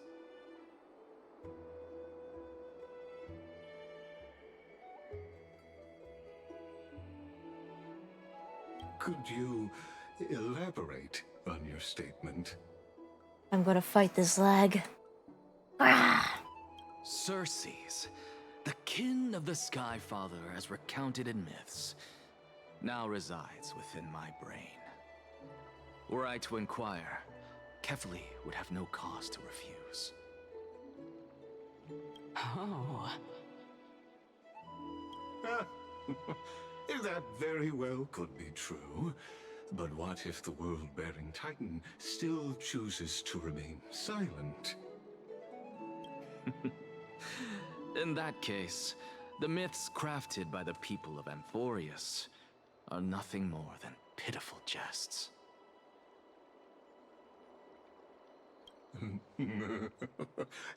It's worth a try.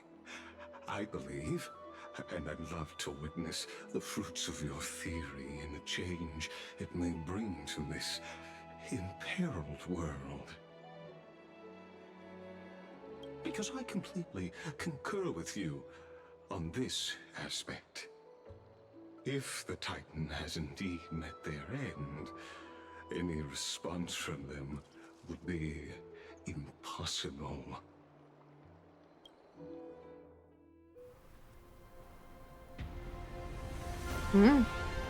What the?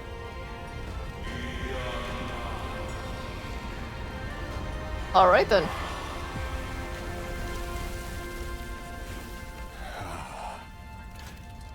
Please, Professor.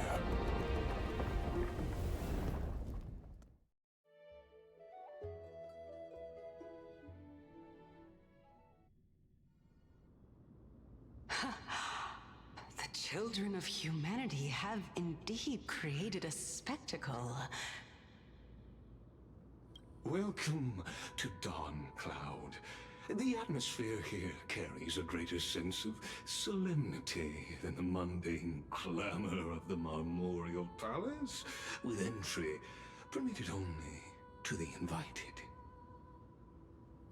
Only esteemed beings grace this place, and among them I've received priests, scholars, warriors, and now we even have the honor to be in the presence of a Titan. Oh, what a joyous occasion. Once deemed a blasphemer, now a surrogate for revered divinity. The honor should rightfully be mine, shouldn't it? I'll notify Kindness and the others of your arrival. Kindly wait for a moment. A soldier will be here to guide you shortly. In the meanwhile, you're welcome to explore the vicinity, but kindly remain within the guard's view. Delaying the crucial meeting is something none of us wish to see, I presume. I'm well aware of Kindness's methods. There's no need to emphasize that. As you wish. Your cooperation is much appreciated. Alas, I had hoped for a brilliant plan from you, but it turns out you just left one cage to enter another. Save your concerns. I know very well what I'm doing. I shall depart to explore the surroundings then. Now that I look around, I wonder if there are any murals bearing my portrait around here. I'm quite intrigued to see how the children of humanity beyond the Grove perceive another Titan. Off you go. I won't be joining you. This Titan appears to be quite at ease. I should investigate the Council of Elders' recent activities first. Be aware, I can hear you perfectly well from here.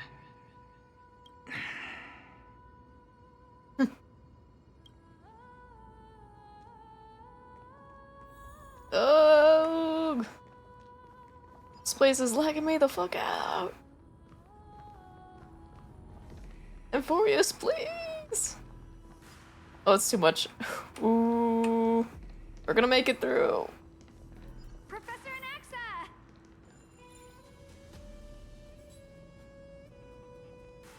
What? Over here!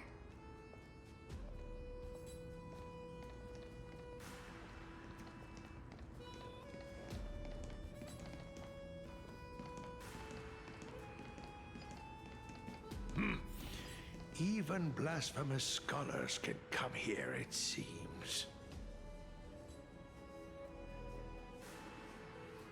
Let me just sit right here, you know, farm some drops. Hello, Nuka. Enjoy your farming. And Looks welcome like me. my presence here is quite unwelcome.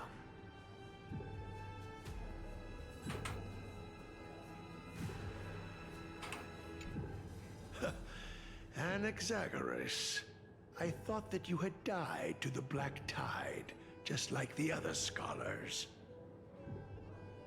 As Kephales's priest, are you not aware of the decorum of respecting the dead? Surely you jest. You blasphemous heretics are not worthy of respect from the Supreme Being. Let me remind you that you're currently in Dawncloud, so you'd better keep your deranged language to yourself.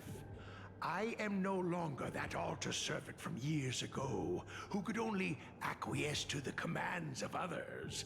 Now, I have plenty of ways to deal with people like you. I'm not sure whether I should laugh or cry right now.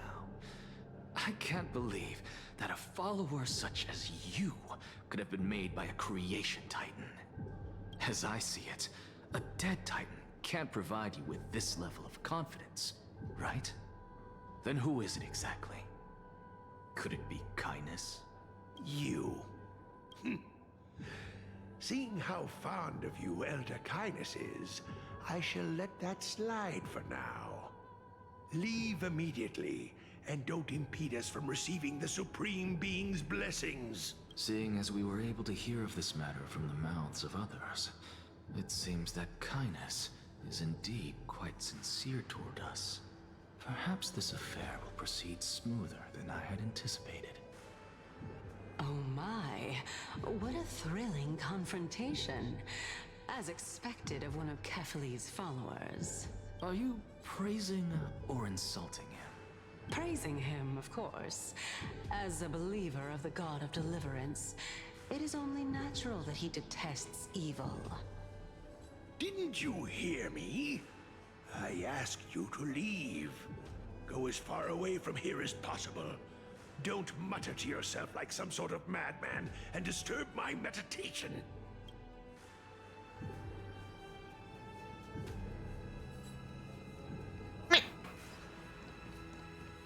Oh, it's no longer lagging. Let's go! For now! I have trust issues with this lag. Professor Anaxa! Over here! Professor Anaxa? Word has it that the scholars of the Grove valiantly perished resisting the Black Tide. To find you here safe and sound, thank the fates. Hi, Ninja. And thank you. Have fun as well. You could say it's the fates toying with us. It's only the Krymnoans and Idonians who chase glory through death. But your survival is a victory in itself. I'd settle for that gladly. So, are you here to report the incident to the council? I heard that after the Black Tide devoured the Grove, Akuma would be next in line. Even with the demigod of strife standing alongside humankind. Tell me, how much does the Council of Elders know about the Black Tide?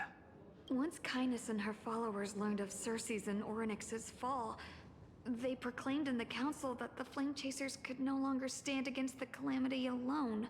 Yet, when the Crown Prince ascended to godhood and repelled the Black Tide, she immediately altered her tune, declaring that all was resolved beyond Akama, with the only remaining menace now being Aglaya and her adherents. They might well make their move at the upcoming Citizens' Assembly. No surprises there, those shifty opportunists. Thank you for your honesty, virtuous student. Being an opportunist could very well be a facet of wisdom. Shouldn't you be searching for murals of yourself? I've had enough of your prattling. But my ad started. Rick. Break time.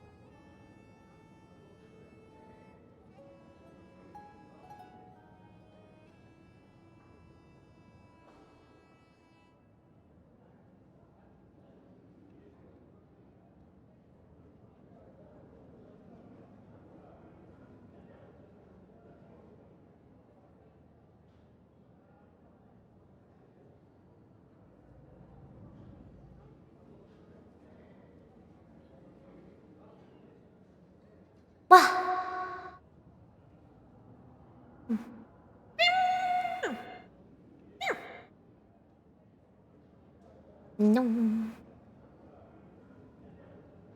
No. We're so back. I was really curious to see how you would find the middle ground between both factions, so I came to listen in. Thank you. But it seems as though this kindness is much more ruthless than Aglaya. If so, why do you want to work with her? Could it be that perhaps you've decided to readily surrender this hollow shell of yours, just because you feel like death is fast approaching? I'm afraid you'll be sorely disappointed if that's what you truly think. I've had enough of this. Could the 15th entry hour arrive any faster?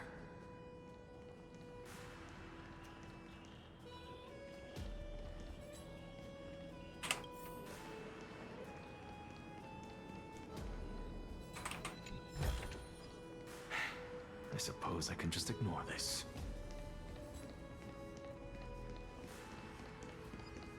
Oh, my.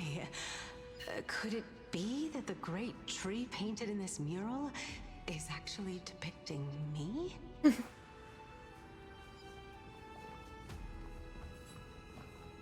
Every plant, every tendril, no, even every leaf could be the embodiment of Circe's.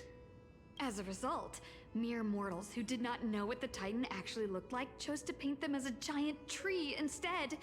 Their wisdom was portrayed as fruit, to symbolize how they shared their knowledge equally among the masses.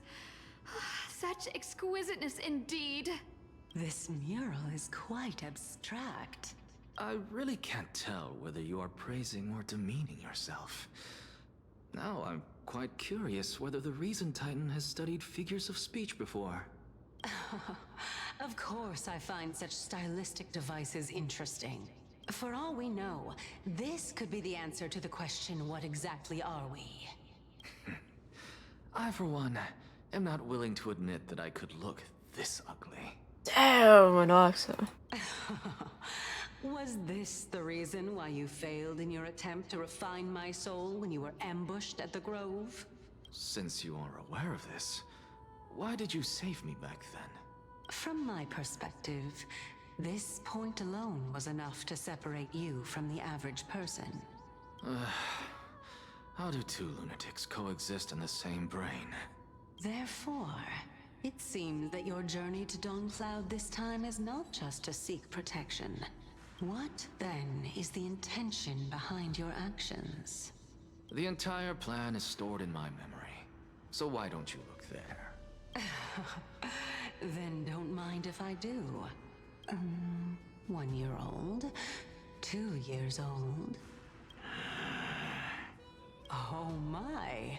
Even a member of the preeminent Seven Sages must hug his Dromastal to sleep? How interesting. That's enough. How unusual. Your soul is actually trembling.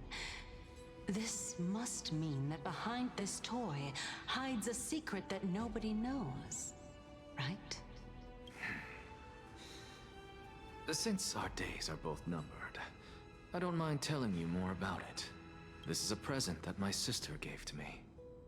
It's a doll that was made to look like our family pet. So there are other members in your family, eh? Are they also living in Akama? Don't you just love to pick through my brain? Go on, continue flipping through my memories.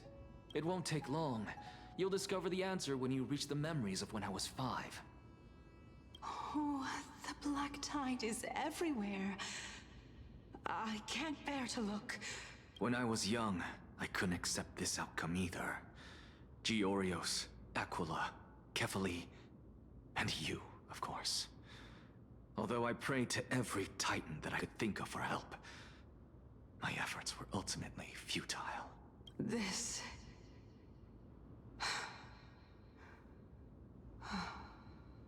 Could this be the inception of your research into alchemy? Indeed it was. Everything started from that verdant courtyard of yours. When I was pursuing my education there, I naturally also came to learn of the Thesis' theory as well.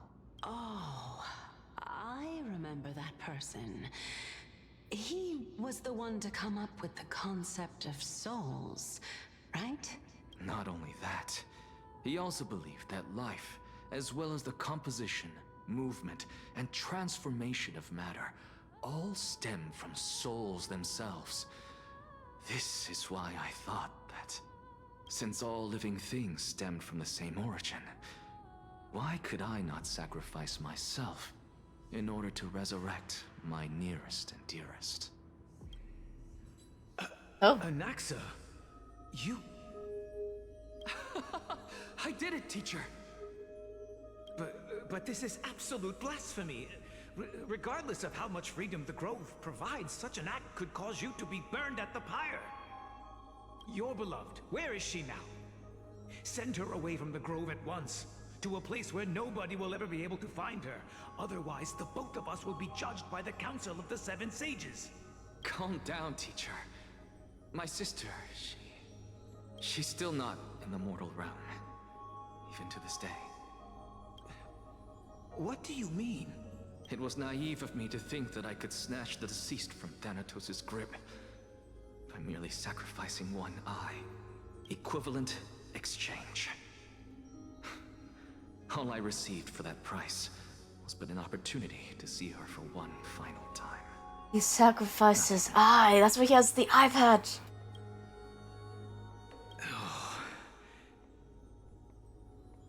Let it go, Anaxa. As one of my best students, I cannot watch you go down the wrong path without doing anything to stop it. Never do something taboo ever again. Don't disappoint the deceased, and never harm yourself. If you can do that, this classroom will still be yours, and you'll have a chance to live out your own life. Since I was able to see her one last time, I have no other desires. You're right, teacher. It's time for me to start a new life. I am sincerely glad for you, child. Now then, what topic would you like to study? I wish to continue Thalesis' research. Continue the research into souls, but you know that the Grove has long since understood his philosophy like the back of their hands. Even if you continue digging into this subject, your efforts will likely be futile. No, teacher. After my fleeting glimpse of the deathly fog, I finally understood a single truth. Since ancient days, our understanding of the souls is but the tip of the iceberg. I may have lost an eye, but my view of the world has become clearer than ever. I have grasped the truth with my bare hands. Watch as I turn this farcical world upside down. Who would have thought such a secret lay concealed beneath that hefty eye patch of yours? However, this story doesn't seem to be connected to your plan. In fact, I'd say that they aren't related at all. The answer lies within the tale. If even you cannot understand it, perhaps you should relinquish the divinity of reason to me. After all, it'd be a waste for you to hold on to it. My story ends here. Now it's time for you to tell me your secret. After all, this is what equivalent exchange means, correct?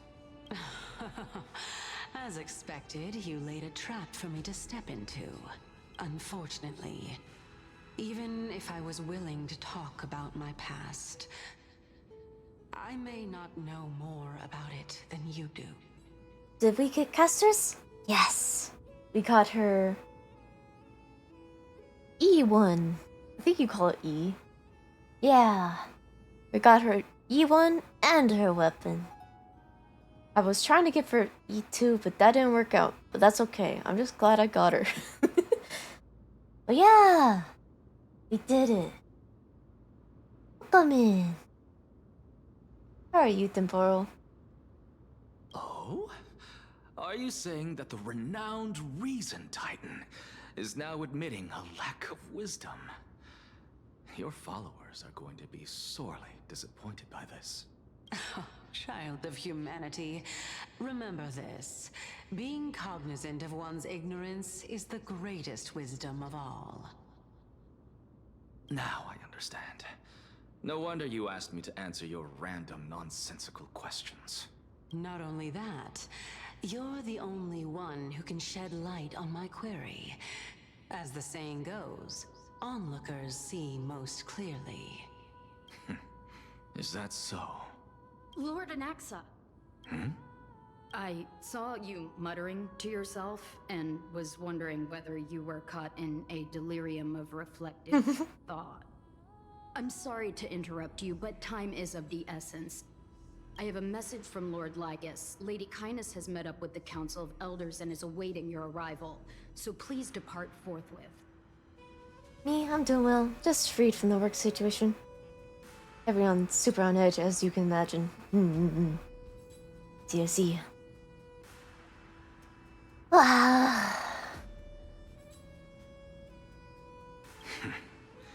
It's finally time. I will be super on edge as well. Carefully. The one who created the world, and the one who bears the world. If you truly have not met your end, how will you answer the challenges of those who defy you? I didn't expect you to agree to Lady Kindness's invitation. What a wonderful turn of events. To tell you the truth, there are many people who hold grudges against that Lady Goldweaver.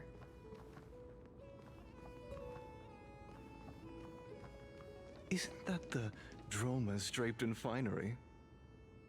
Avoid his gaze. I don't acquaint myself with blasphemers. Don't worry. So hoity-toity. He's too full of pride to pay us any attention. Your nickname is Dromas as well? You must really like those creatures.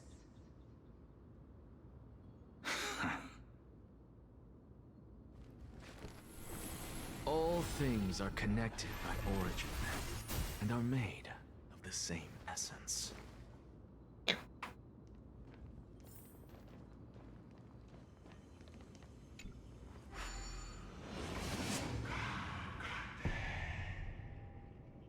There are updates, but I can save those for DMs. SUC. I hope they're good updates, at least.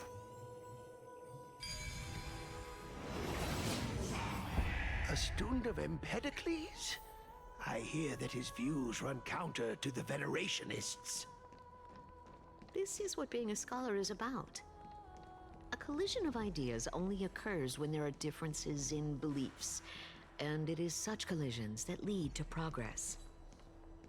Yet, in my view, there are only right and wrong perspectives, neither of which can coexist with the other. What radical thinking. I guess this is why the children of humanity always squabble with each other. How boring. Lord Lygus and Lady Kindness are just ahead. I'll take my leave for now.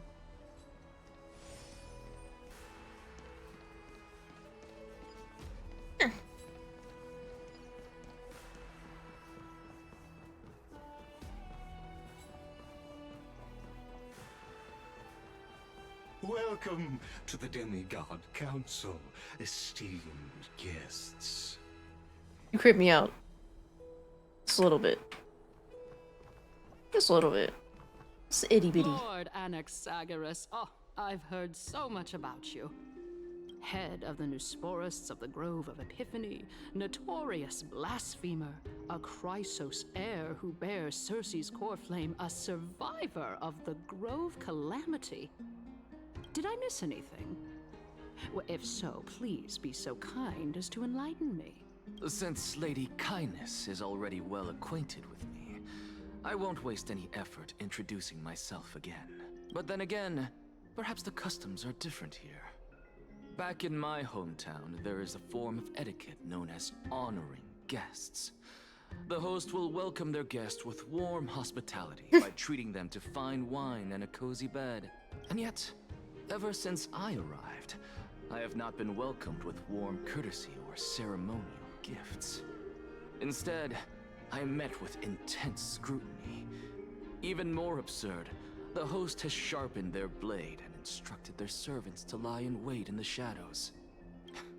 Perhaps you intend to cut open my heart, retrieve the core flame, and then hold a grand feast for all of the guests. Everyone, stand down. Thank you for understanding.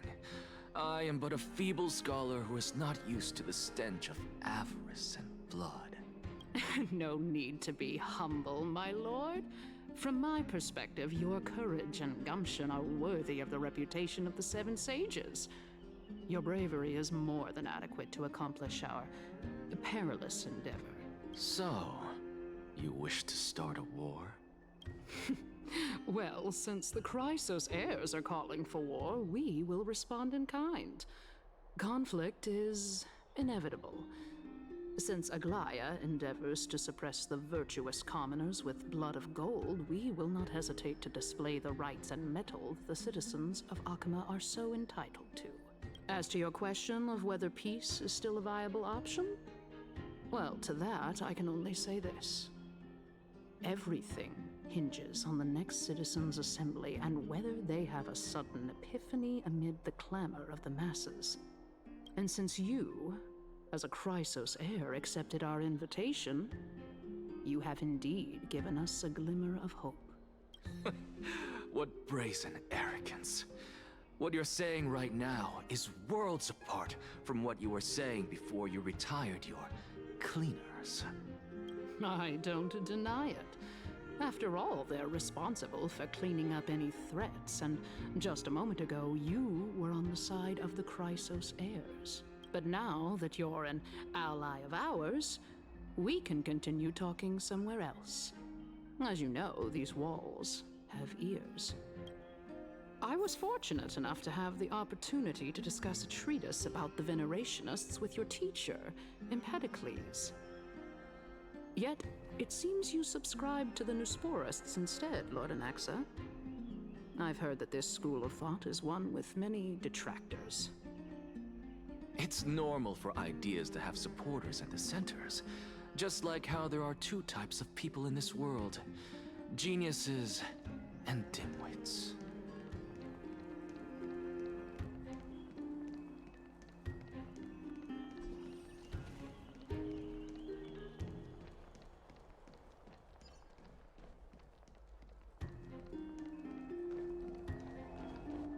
Welcome back to the hub of the Demigod Council, Lord Anaxagoras. Surely you remember that countless eloquent orators have stood in this spot before and emerged victorious by stoking public sentiment with their words. And yet there have also been innumerable blasphemous philosophers who set themselves up for failure because they refused to defend their actions. This tiny stage is the most profound embodiment of Akama in centuries. In 15 days, this site shall also become the most important, as well as the final turning point in Akama's history. May the both of us carry out our duties with honor and lead the masses back toward the Era Chrysia, a golden age with no death, strife, or trickery. Oh my, 15 days and nights. That aligns perfectly with the date of your demise. Could such a coincidence truly exist? Using death to prove myself fits my intentions perfectly. What strong conviction you have. As expected of the hero who dared to stand up to the Gold Weaver. As expected, she misunderstands you. That's enough, Lady Kindness. Dispense with the niceties. I only accepted your invitation so that I can serve the commoners alongside the members of the Council of Elders.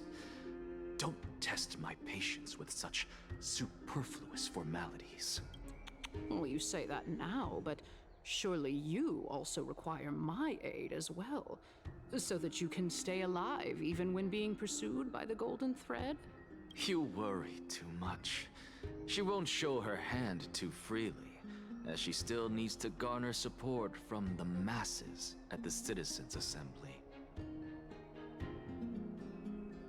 Is it just me or the chat model running frame by frame? So, yes. Yes, it is. Whenever I'm playing, like, Honkai or Final Fantasy XIV or any of the stronger, more power-hungry games, my 1050 graphics card is is trying its best. But if I click on OBS, it's fine. But if I go back, like this, Even it's not someone fine. like me can tell OBS that is just only like, a sliver "Ah!" of her humanity remains. Surely you're not asserting that she will definitely act in a rational manner. As you're no doubt aware, Aglaya covets the core flame that I possess, which makes it the bargaining chip that allows me and the rest of you to negotiate with her. However, in return, I'll need the Council of Elders to support me as much as possible. Naturally, this includes the guards as well. You're well aware how valuable Cersei's core flame will be in the era Chrysia that you are desperately pursuing. Talk is cheap, so you'd better act prudently as well. I understand. After all, this battle of wits is just a means for each party to acquire what they need. As long as your request is reasonable, the Council of Elders never shortchanges its allies. Since we're both intent on mutual cooperation, let's not mince words and just speak plainly to each other. Let us decide how much we can secure for ourselves and how much we're willing to sacrifice, like true philosophers, with our words and wisdom. Let's begin then. Continuing from the earlier topic, let us discuss our common enemy, Aglaya. She is the second most experienced Chrysos heir across the whole of Akama, who has gradually lost her humanity to the ravages of time and the ablation of the core flame. A formidable opponent indeed. Admittedly, there is ample reason for her to take your life. Yet your previous reasoning is quite sound. As a seasoned political animal, it's unclear whether she will actually cross that irreversible boundary. Moreover, she still needs you alive so that the Titan's trial can be completed. Is there anyone present who can swear by the sacred vow of Kefali and guarantee that you weren't in league with that woman before coming here? Are you just trying to pull the wool over our eyes and aid her in her savagery?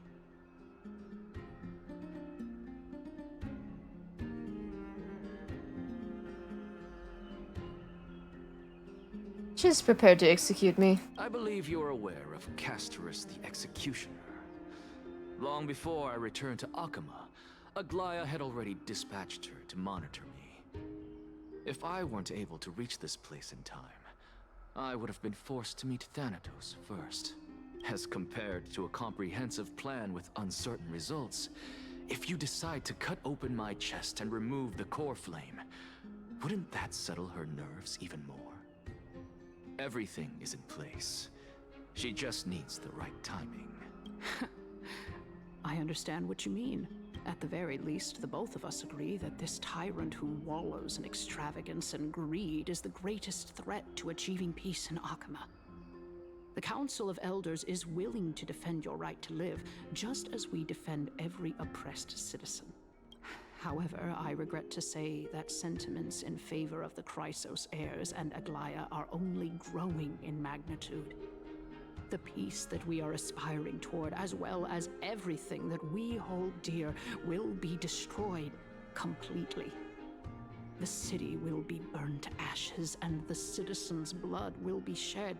Tell me, what are you willing to do for our esteemed citizens so that they can vanquish the enemies of our fine city?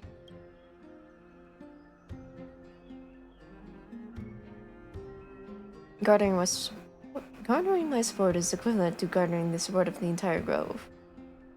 Although the circumstances are rather unfortunate from an objective point of view, it is an undeniable fact that ever since the grove was attacked, I have become the de facto leader of the grove.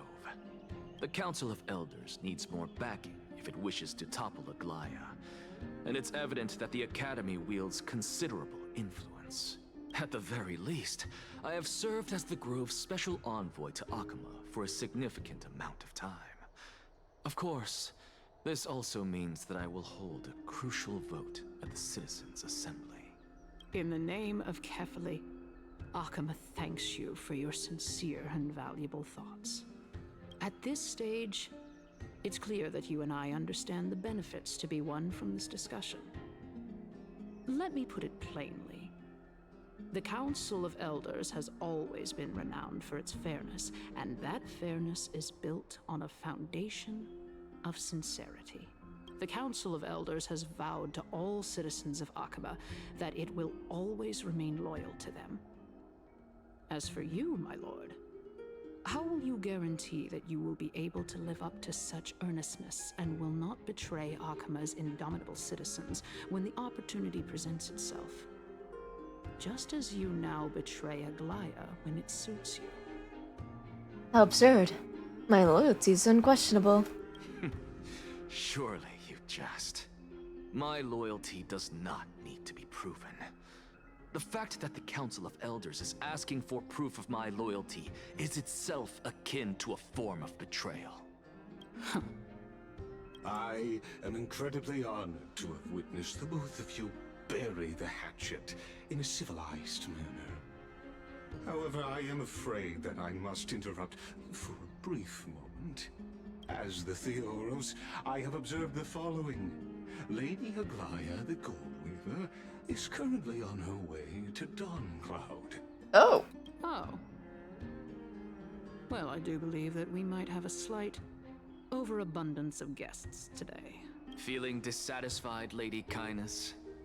Despite the Council of Elders' lofty residence on Dawncloud, it must still tolerate the whims of the Chrysos heirs. So you were holding back just now. Seems like you are better at playing this game than I. In any case, I'm glad that she's arriving here. So tell me, Anaxagoras, now that you're an ally of mine, if Aglaya were to demand that I hand you over, what should I do? You can do as she says. Tell her that the Council of Elders merely wished to chat with me and had no intention of offending her. However, by doing so, the authority of the Council of Elders will be as thin as papyrus that has been soaked in blood. Not only can it be destroyed at the slightest touch, but the Council will also lose possession of a valuable core flame. No, more like 2 core flames. After all, at the next Citizens' Assembly, that young lady who is synonymous with death will also be standing on our side. Oh? How can you be sure of that? Is that of importance to you? All you need to know is that I have a plan. In my opinion, you should be more worried about the impending threat. If Aglaya can seize me in full view of the masses today, she could also dismiss the entire Council of Elders in one fell swoop tomorrow. If that happens, the discussion that we've just had will turn into an utter joke instead. Is this the outcome that you wish to see, Lady Kindness? Fine. I will handle this matter appropriately. But you do best to remember this. Fool the people and karma will be on your tail. I'll overlook it this time, but don't count on there being a next time. Unless, of course, you crave cruel punishment and consider suffering the perfect state to ponder the true nature of souls. Well, what do you know? That happens to be one of my rare talents. We shall see then. I've got to say that you've managed to really impress me again. But shouldn't you be going after more? Dying to know what I'm after, hmm? I mean, I'm the reason Titan after all. It is in me to ask and seek answers.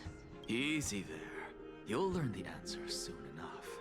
I didn't bring it up with her purely because she doesn't have the means to give me what I truly want. It's as they say, onlookers see most clearly. The true masters of Dawncloud have always been the Theoros, who watches over everything.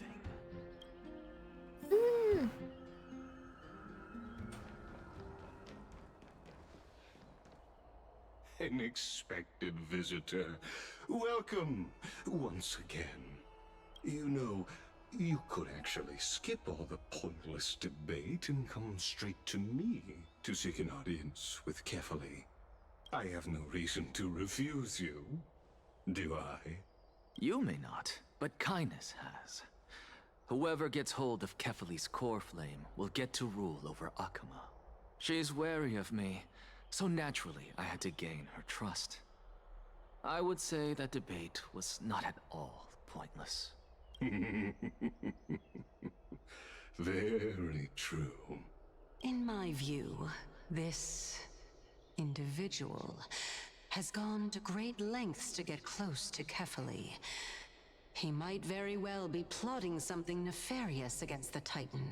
Are you still willing to let him pass, knowing this? Yes, very much so. All living creations are always free to visit Kefali's transcendent vessel. This comes with being the World-Bearer. How convenient it is to be able to hear what they say. It is truly my honor to speak to a venerated Titan in person. Please, go ahead. Let me join you both on this journey. Oh, a bygone myth tells of an occasion where Kefali once answered their followers' questions on the peak of the Holy Mountain. Their followers have since believed that scaling this Titan cliff is one way of being with the god. Hear that? It's not every day that you get to climb a mountain with Circes. You should sing me a hymn of praise. Titan hymns are beyond me. I suppose I can just ignore this.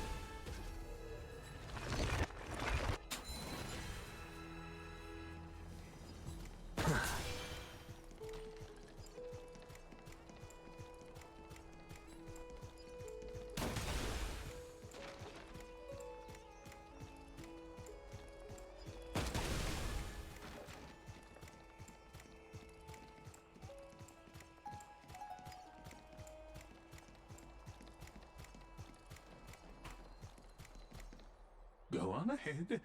Take this Yanis shortcut, and the long pilgrimage stairway will be waiting for you at its end. I have to admit, I never expected you to not ask me anything. Not even my motive. Because I know very well what it is you are after. As the saying goes, a gentleman helps others achieve their goals. I have a feeling that your theory will be validated at the end of this journey. I believe Kefali will not deprive you of your right to ask your question, especially now that you're on the brink of death. You must be closer to Kefali than anyone else, wouldn't you? I hope things go as you say, then. Putting a child of justice into a farcical world is bound to turn it upside down. It is my hope that you bring a much-needed change to this world, which is on the brink of destruction. Hey, Chaos. Welcome in. What's up? How you doing?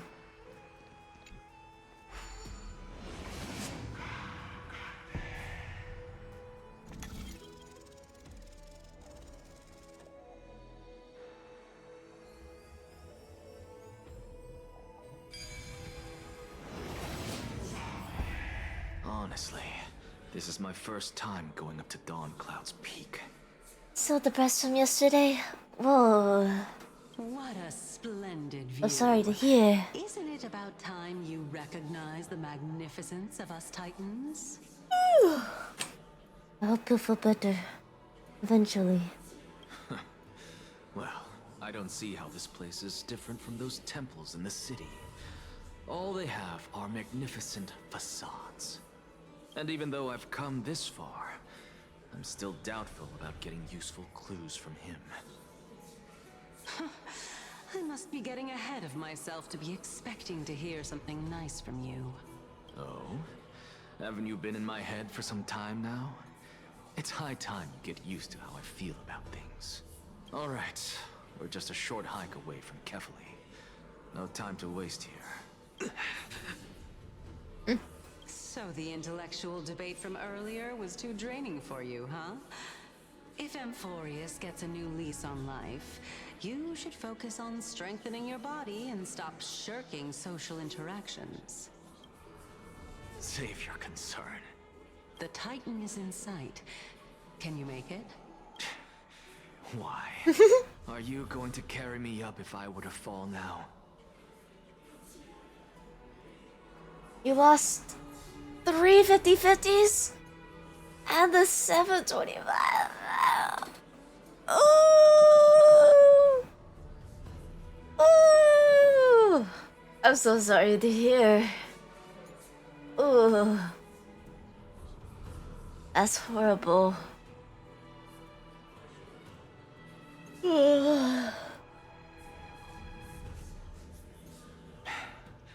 I know how far I can go, so just hold your tongue and come along. Fine then. I guess I won't say any more. I'll just wait till your soul dissipates completely to gain control over your body. Thank you, dear. Welcome in. Thank you. We're shrimping. About 500 tickets down the drain, it hurts. I'm a free to play, and that's like 7 months worth. Oh! Oh! That's really bad. Thank you, Di. Thank you guys for the care package.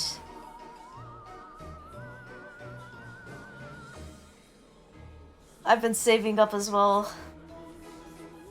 Ooh, I hate it when that happens. Ooh.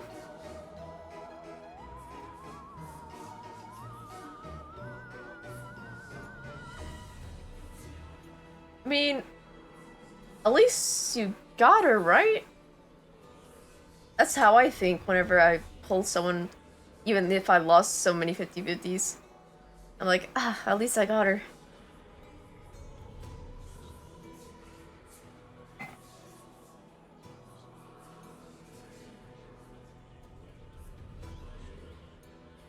Wait. Is that... Cersei's? Hey, look at that. Huh? What should I be looking at? Am I hallucinating? Or do we even get to see souls when we're close to dying?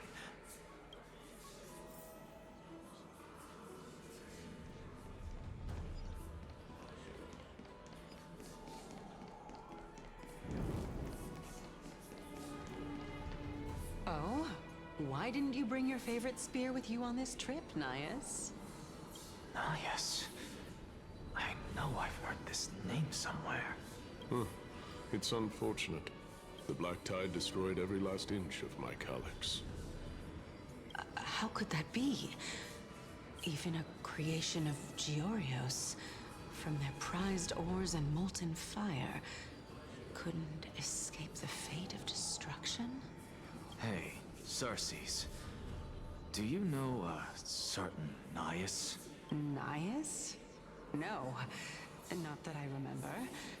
How did you even think up such a strange name?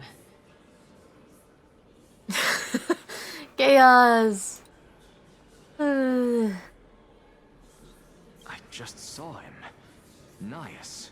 A warrior-like figure who was just chatting with you here. No, I have no such memory. Could you be hallucinating?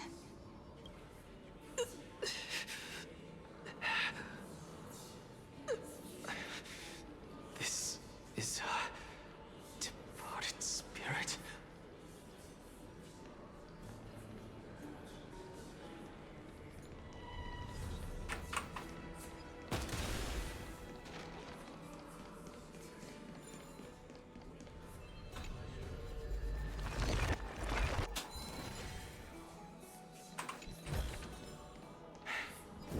suppose I can just ignore this. I caught E1, Castros, and E0. What about cost? In the end, I didn't get food. Oh. But you're. Wait. E0? E1?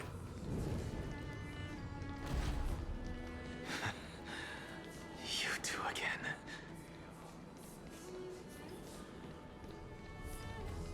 Enough about me. Did Kaos ever reply to you? E0's Eidolons. Hmm.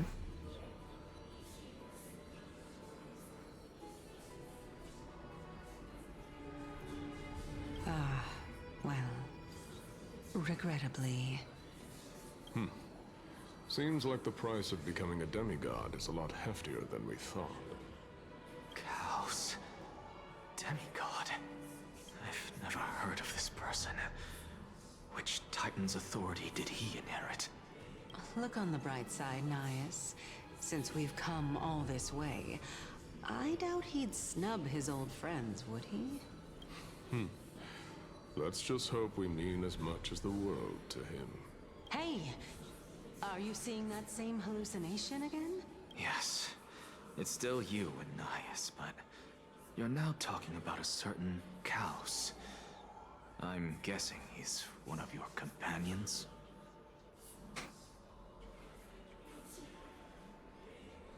Is Chad gonna do a one stream story quest? Oh, how long is it this time?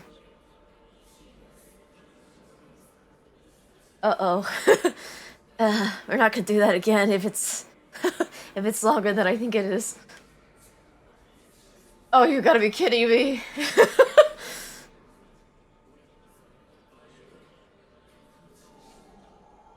Guess we're gonna have to do another stream.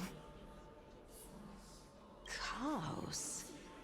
This name sounds just as strange to me. Never mind. I think I know what this is about. If things are as I thought, then they aren't hallucinations, but the souls of people. What? But if those are the souls of the dead, then what am I? Beats me. For all I know, you're just an illusion I conjured up in my dying moments. Hey, you did 3.0 in one stream, which is considered the longest story quest. Isn't that the day where I was like, I'm not gonna sleep? Or something, to fix my sleep schedule, and I never fixed it. And it was like, like an 11-hour stream. Let's just keep going. As long as I take in more sights and hear more stories. Know your limits. Wander too far among the dead, and even I might not be able to save you. Yeah, we're not doing that again. Fine. No. I can't do it again. If this is indeed as I thought, At work.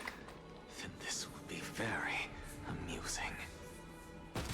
No, I think I'm good. Not doing that again. Especially when I have work. Go melt it down. So...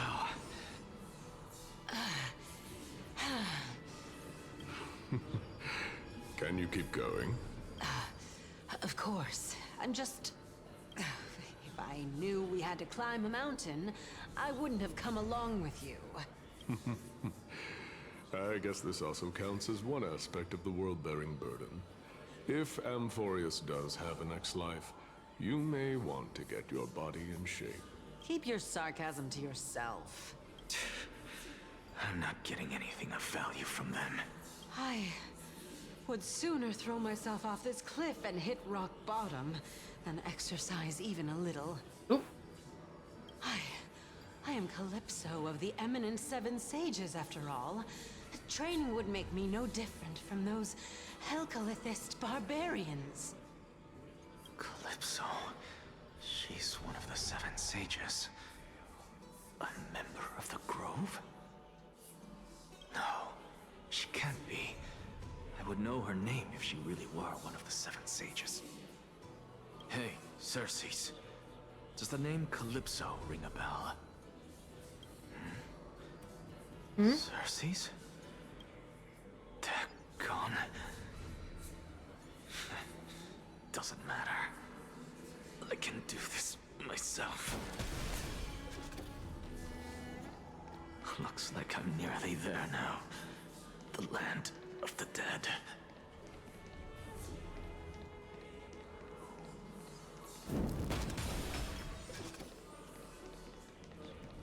Oh, beautiful old world. Where are you now? Oh, legendary Era Chrysia, return to the mortal realm.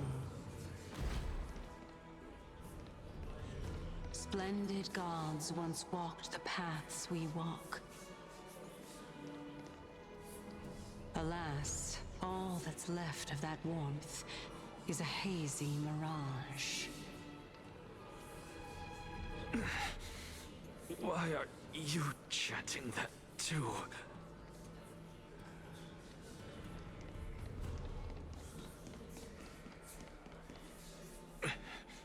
We're here, finally. So, I don't get to ask the Titan my question, but all of you make for a pleasant surprise, nonetheless. Very well then, let me uncover the truth for myself. Did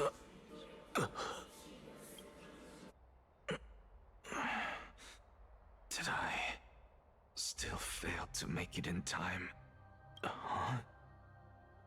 So, I'm back here again. This is... I can hear it.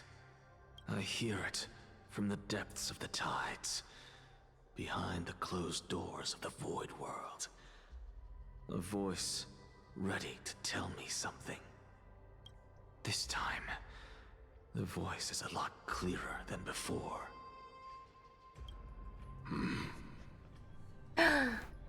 Pretty art.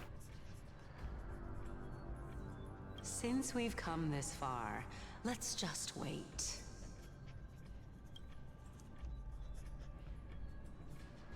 Lord Nias and Miss Calypso, are you both here to visit Chaos too? Yes, and we've been waiting for quite some time now. Regrettably, he hasn't answered us. The worst-case scenario is that he's already been overwhelmed and crushed by the world-bearing burden. You're overthinking, Lord Nias. I can still sense Chaos' soul in the area. And besides, we both know Chaos' nature. A deliverer like him wouldn't fall so readily, much less give up on all that he holds dear. Isn't that so? Yes. I have faith in him. That reminds me. Why are you making this trip alone, Polixia? Oh, my sister needs more time to make sure the flowers are fine. Sister.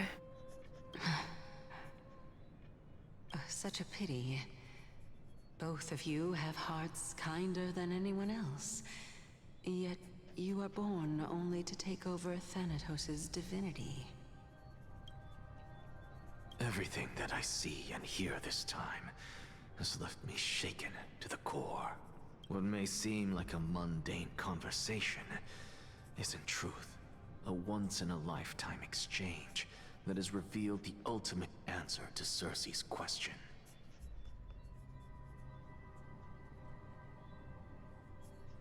The conjecture has taken shape and must now be solidified into a theorem. Next, I only need to seek verification from Kefali.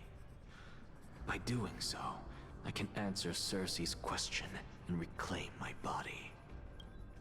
But no, I will not do that. That isn't important. Because another one of my conjectures, one that I have always dreamed of proving, has been proved right this very instant. Fusing a mortal soul with that of a Titan to replace said Titan is not a ludicrous idea after all. Uh-oh.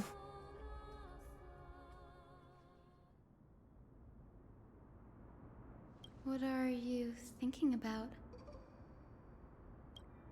Just amazed at how this towering tree is Circe's divine body. It's a majestic sight. Is that so? You don't look the slightest bit amazed, though.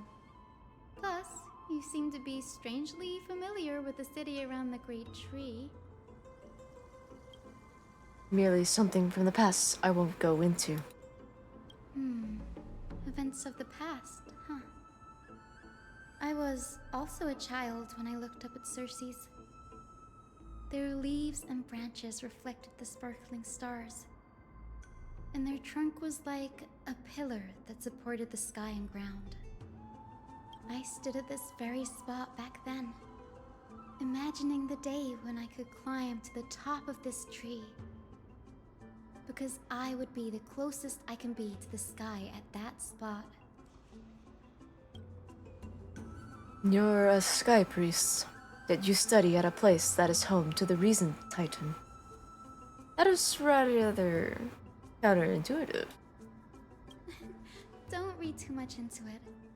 I mean, can mortals even hope to reach Aquala's realm? They're a strict and draconian god, nothing like Circe's. Reason is willing to share what is theirs with others, but Sky only expects people to revere them.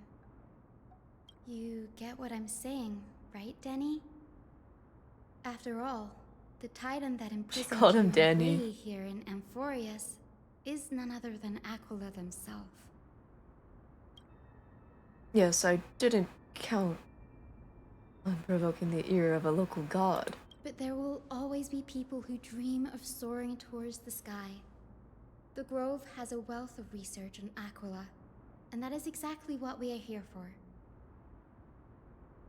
It's just... I never thought Gray would meet with something like that before we set off. As a physician, I should have been there by his side. Bad luck tends to come in streaks, so don't beat yourself up over it. Besides, Aglaya needs you here to uncover the truth behind what happened to the Grove.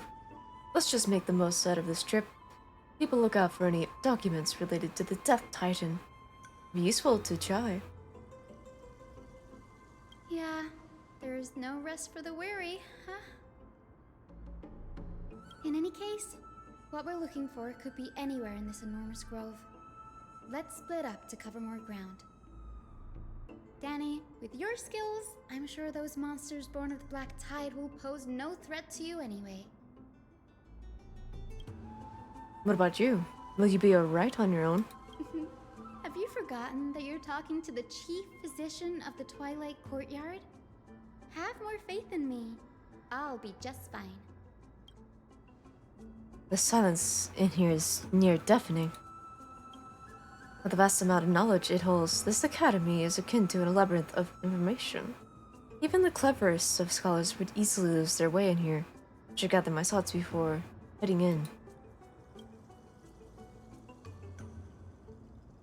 Chai's plight. Nobody could have ever imagined that Chai's life would be forfeited the moment we landed on Amphorius. I should have done more to keep him safe, but it's not too late. We still have a fighting chance. The unique rules that govern life and death on Amphorius might just work in our favor and save him. The Grove is a veritable library of knowledge. Maybe they'll have records on a similar case. Please let there be one. Amphorius' Titan mythology. In Amphorius, Titans are a common topic of a discussion. People create myths that, in turn, conceive Titans. It's a tricky task to keep objective view when among the people of Amphorius. Is there a way to step out of this situation and look at it from a different perspective? The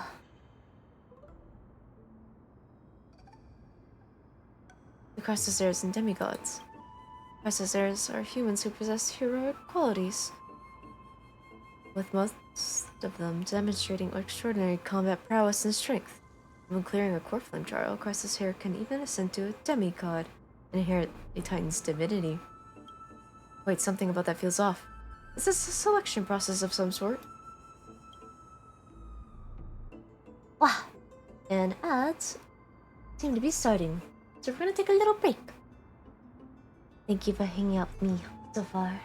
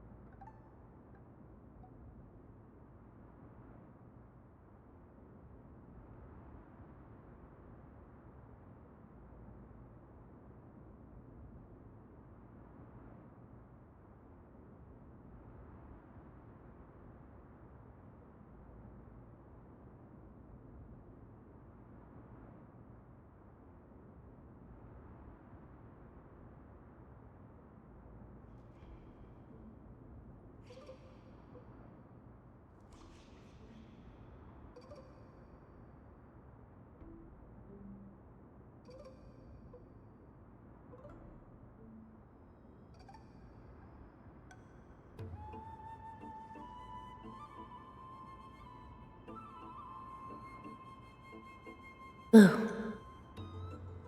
Hello. I'm back.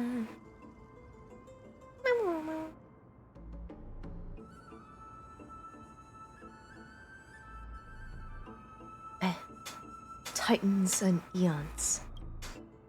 Titans and Eons are two distinct classes of beings. Titans can communicate with us humans, and it is not impossible for us to overpower them. Upon their demise, we can even take over their divinity. In this regard, Titans can be said to be a lot more similar to humans than Eons are. The Flame Chase Journey and the Prophecy. Wah! Guided by the prophecy, the heroes are on a quest to reclaim the core flames and usher in the Era Nova. Their efforts have seen gratifying results to date. As I expected, the prophecy is the hardest to make any sense of, but with barely any information to go on. No matter how much I ruminate on it, it won't yield any results. So, I should leave this for another time. And thank you. Welcome back as well. Think of something else. How to leave Enforius. In the myths, Aquila, the titan who reigns over the domain of the skies, is a colossal bird that overlooks the world beneath them with 100 eyes. Sounds like an angel. As long as they continue to soar above the clouds, the people of Enforius will remain trapped on the ground. Hyacinth's forebears were priests who worshipped Aquila. Nobody is more familiar with the taboos of the Sky Titan than her. Seeing how Aglaia has sent her here as a guide, it is possible that she plans to have Hyacinth take on a trial in the future. Enough musing for now, it's time to move. The clock is ticking. I should search for clues as I move. The night sky feels unusual now that I've gotten used to the eternal light of Akima. Bah! Can't hit him.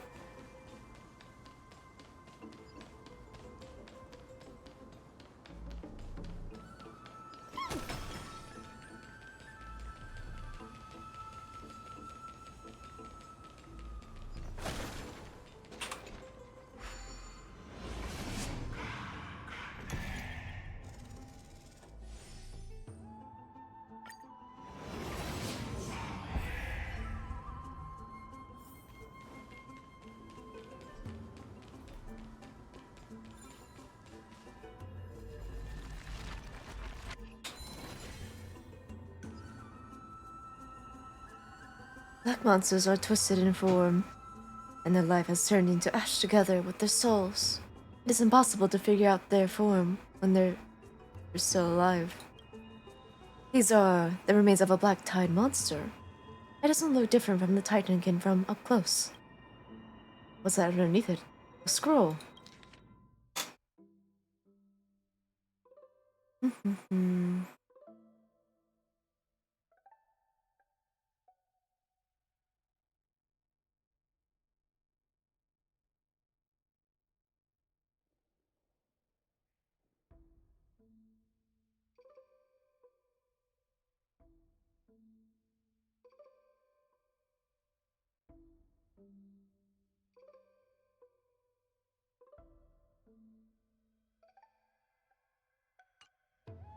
As I expected, the Grafton forbids discussions about the sky. It's a debate between two scholars about the sky ships. Aglaia also made mention of the ships when she interrogated us, a memory I'd rather forget. I'll hold on to this for now. Any luck, this journey won't leave us empty-handed.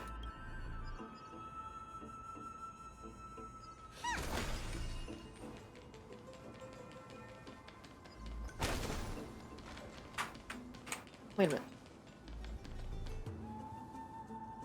Pretty. Anyways. Ah!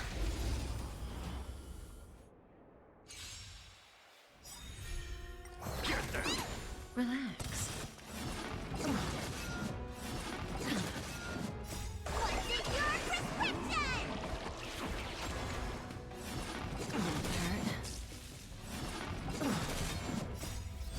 cleansing dragon.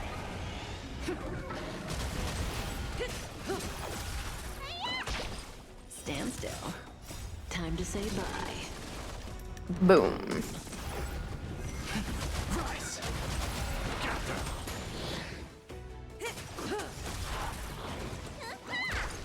Relax.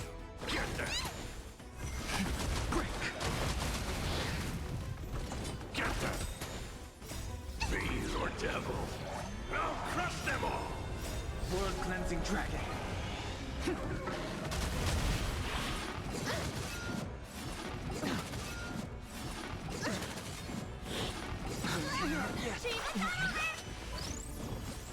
Time to say bye. Boom. Stand still. Rise.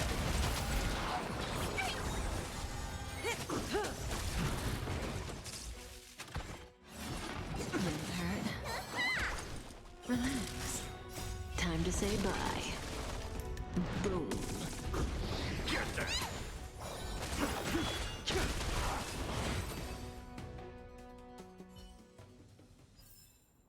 Did I win? Did I win? Not even a thanks.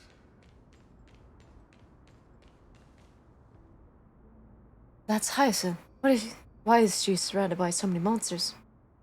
As much faith as I have in her, it's probably a good idea to help her out there. Really now? This is way more trouble than I could have asked for. Need a hand? Or you could sit back and watch. Oh my. I can't tell if you're serious or not, but being hard to read isn't without its perks, I suppose. I'm kidding, Danny. Lend me a hand, pretty please. All right, now let's get him.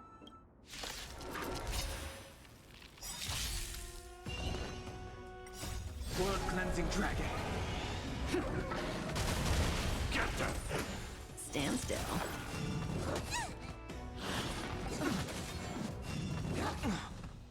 What's in your prescription?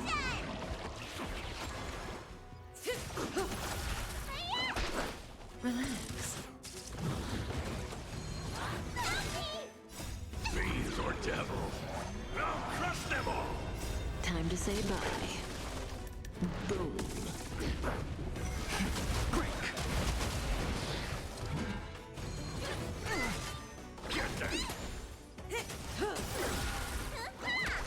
Stand still.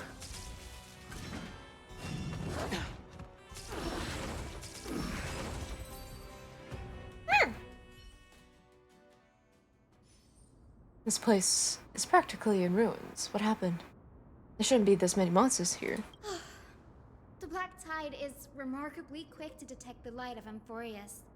So or rather, the blessings of the Sky Priest in me, might have unknowingly called them to me. Oh. Anyway, never mind that for now. Here, you might want to have a look at this. I found it around here and thought it might be of interest to you.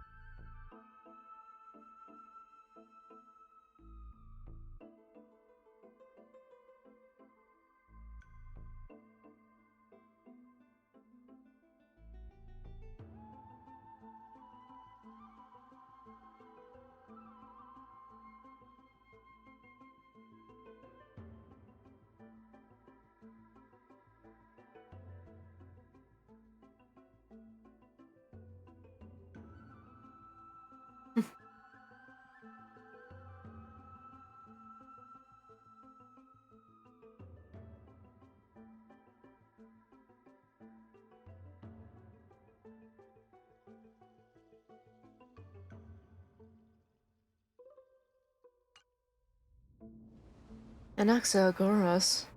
He's a scholar who fused himself with the core flame of reason. This is new. I didn't know Professor Anaxa was researching the sky. He's never mentioned anything about it. Wynon said Anaxa might be opposed to the Flame Chase journey. Might is an understatement. Anaxa has never been one to venerate the gods. nor has he ever found it within himself to put any faith in the prophecy. People have come to think of him as a heretic, even in a place as liberal as the Grove. Yet, it is also this very blasphemer that Cersei's favors. Fate sure works in mysterious ways. I picked up a scroll on my way here, too. Looks like it may be related to the one you're holding. Oh? Let me have a look.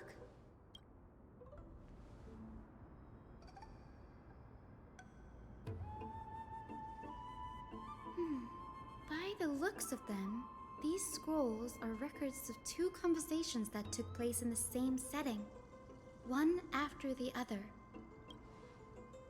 There's still much I don't know about the Grove. Do you mind if I ask you a few questions? Sure, go ahead.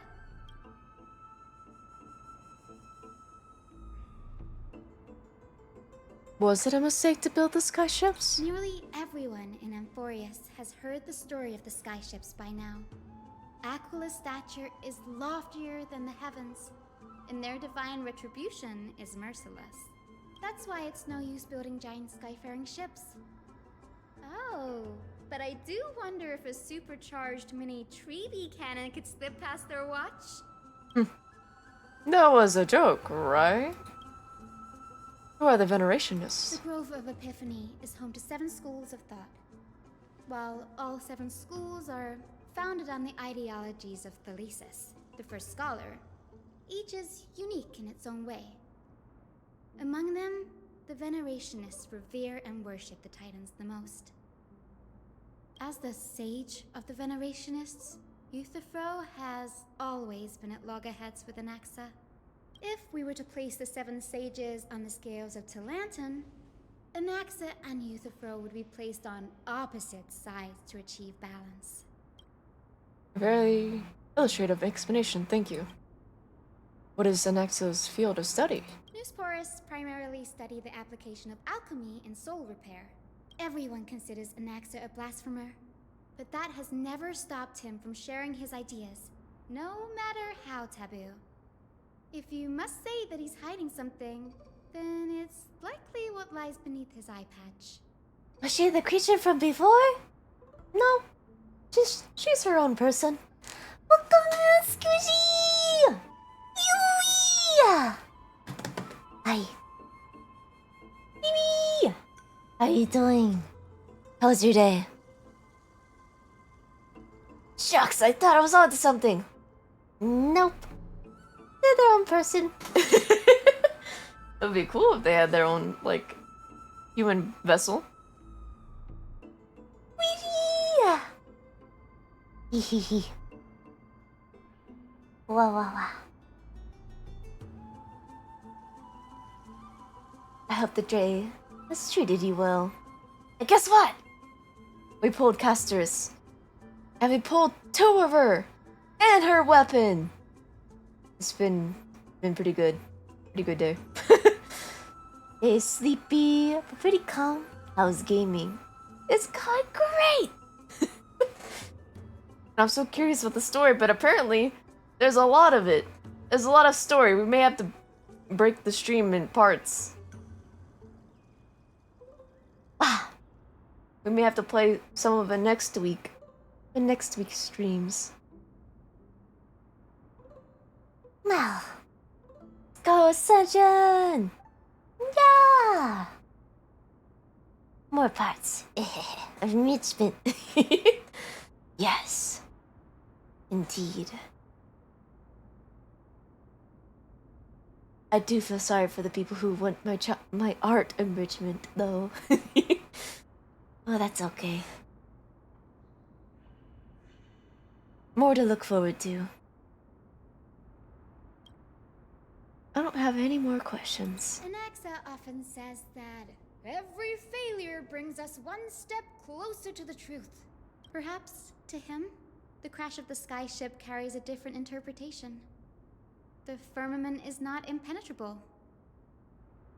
On the contrary, it was precisely because the skyship represented the first step toward breaking free from the shackles of the Earth that it provoked the wrath of the Sky Titan and brought divine punishment upon itself. It's a shame that the majority of the Grove's research on Aquila was headed by the Venerationists, with sacrificial rituals making up a predominant part of their findings.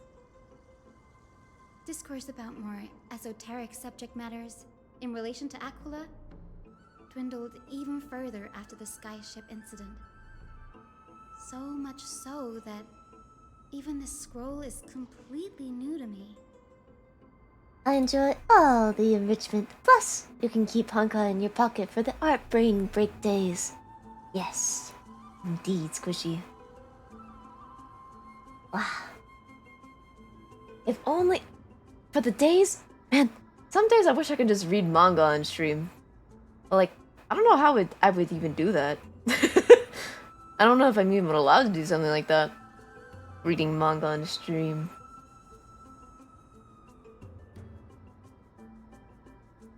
You would have to describe the scenes as well. Unless I did a just chatting stream and I'm just like reading manga and you guys are just chilling and we're just, maybe you guys have like something to talk about or something. I don't know. Just a thought. Personal manga time is good time though.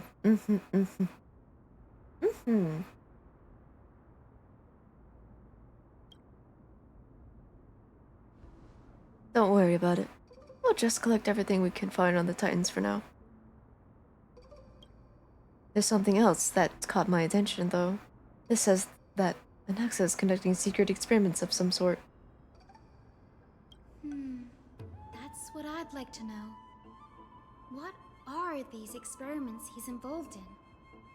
Even I, the assistant lecturer, know next to nothing about them. I have a bad feeling about this. Could there be more to what happened at the Grove? Ah! Think you missed.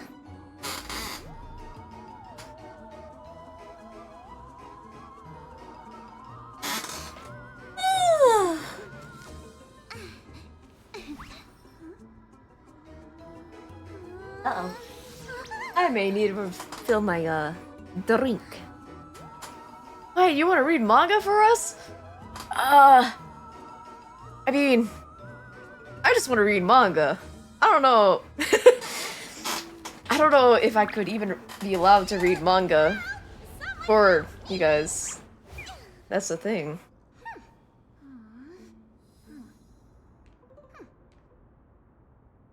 Also, hi, Rippy. Oh yeah, let me go refill my drink. Yeah, be real quick.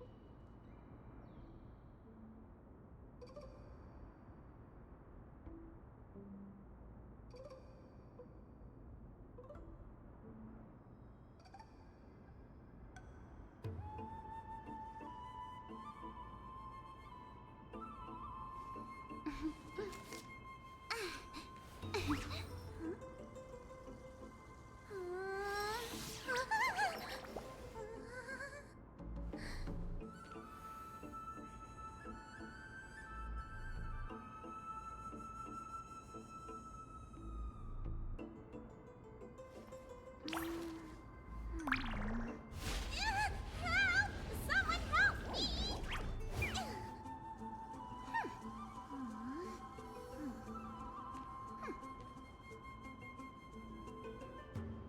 Boo. Whoa, whoa, whoa, whoa. No. I'm back. Hehehe. Hi.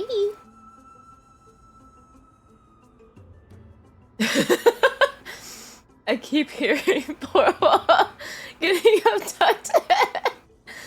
That's funny. She getting abducted by her own tail while I was gone. Thank you.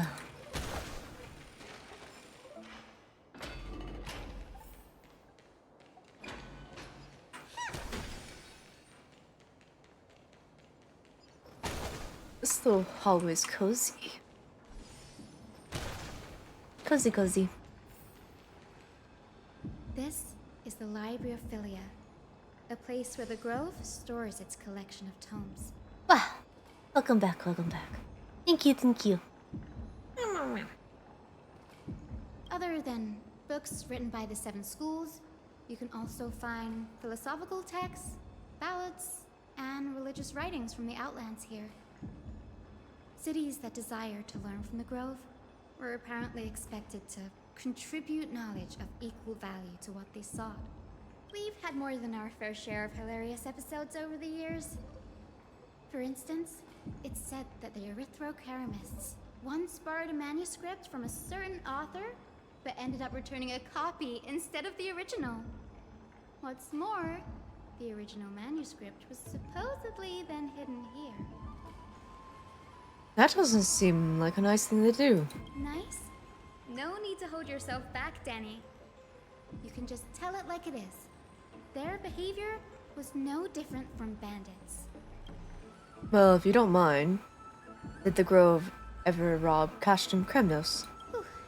You've got me there. Some said you couldn't even find a dictionary in Castrum Kremnos, so I guess they were spared. Ooh. There are too many books in the Library of Philia. Flipping through them all will take too long. Why don't we use the Biblioslate to search for the texts we need? We can bring them back to Akuma for reading after that. The diss of a century. Agreed. This place isn't safe. We should leave as soon as we're done. There are still several more skulls, strewn all over the place. I'll gather them while you pull up those texts. This way, nothing will be overlooked.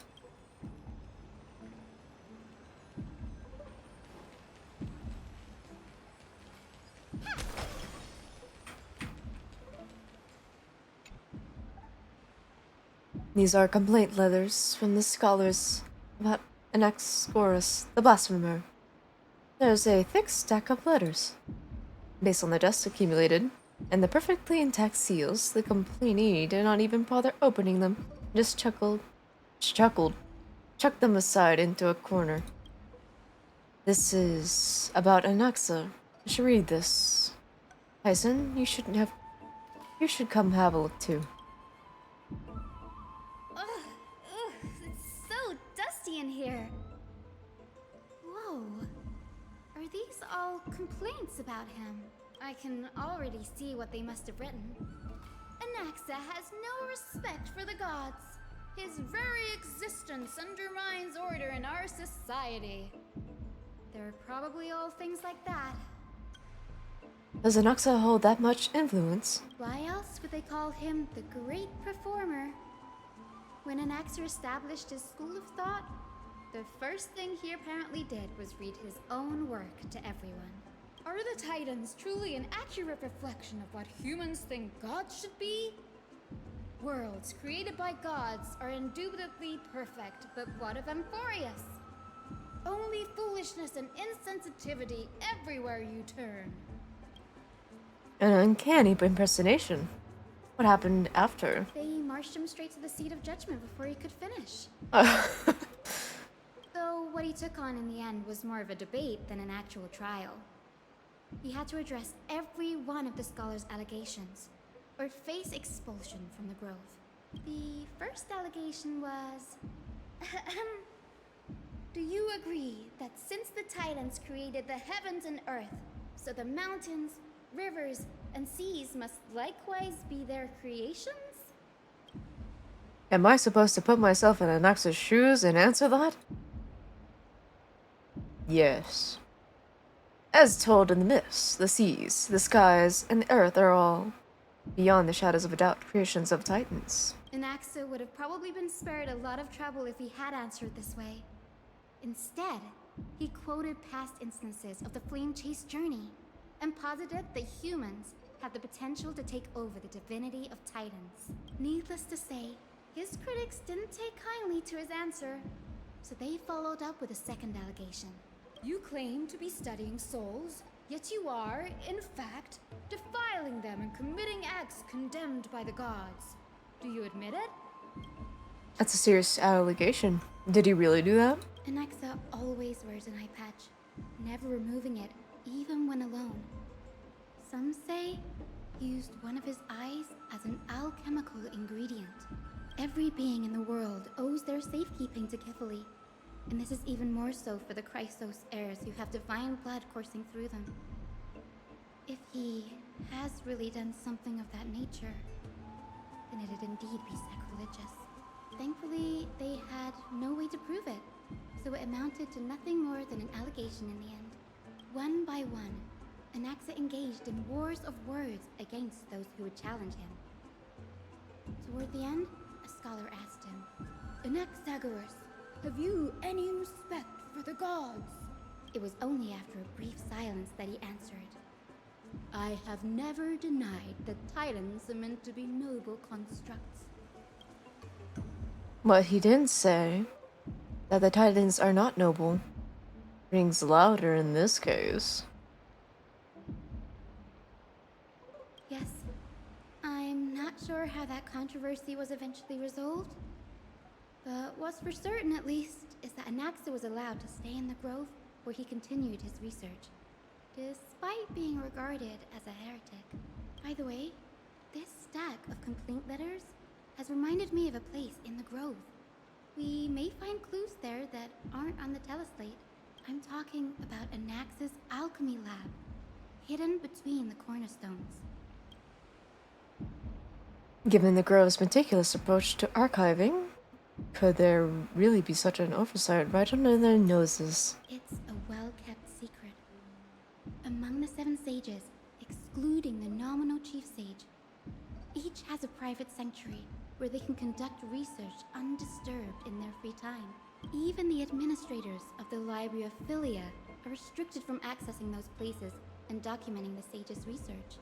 But with the Grove in this state, I'm sure Anaxa won't be mad even if we sneak into the lab for a short while. Right? Right? Ugh. Did you pull Casters? Yes! Yes, I did. I got her Eidolon 1 and her weapon. Yeah.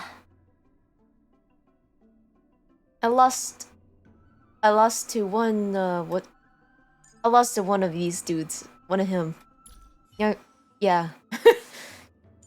But that's okay. I'm just glad I have her.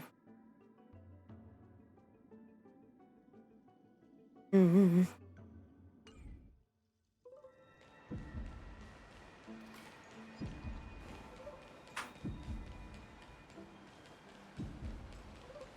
Yeah, I can't wait to build her.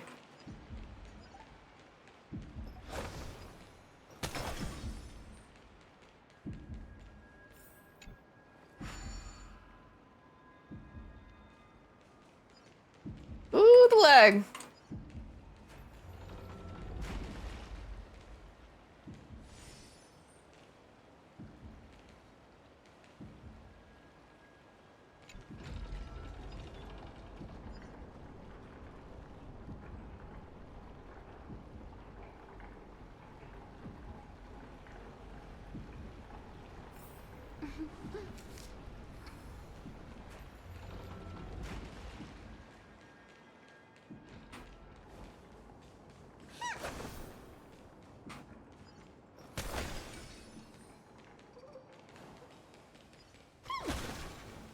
Save me.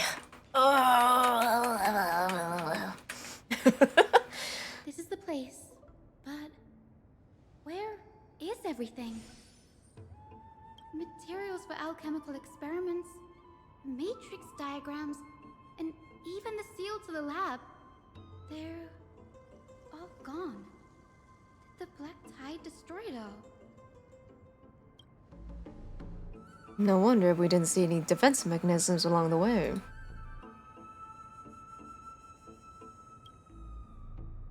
Have you ever been here before? No, not even close. Not only are alchemy experiments high-risk activities, but Professor Anaxa also has a penchant for using bizarre materials. Students often saw him walk in looking right as rain, but come out covered in soot with his hair singed. Naturally, no one dared to come near this place. Huh? That bookshelf over there seems to be the only thing still intact.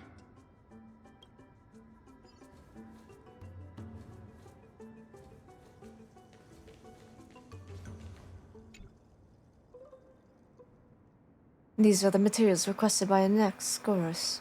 Documents from various fields have been compiled in one place, including Titan creations, the universality of the soul, alchemy doctrine, and so on. Most of the materials look to be within the research domain of the Gnosporus school of thought. However, a document titled A Study on the Chrysos Era's background is mixed within.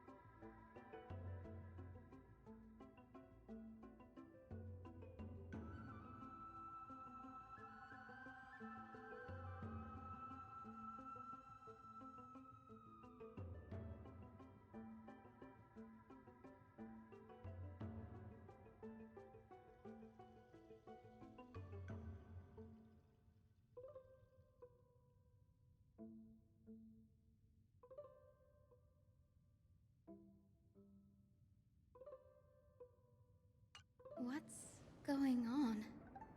Anaxa is conducting research on our friends in Akama and... me? This has gone too far! This journal contains several intriguing points.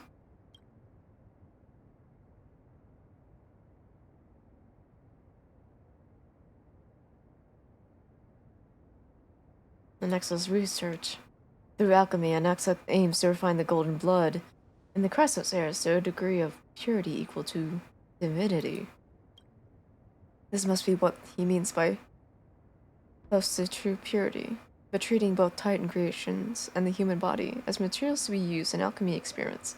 That's rather extreme. Danny, look at this. I have a bad feeling about this.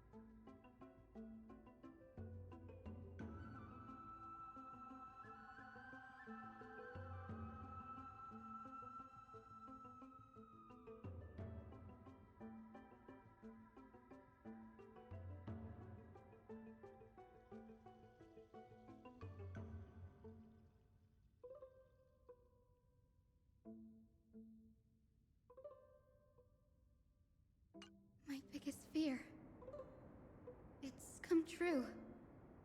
After going through his notes, I think I can piece it all together now.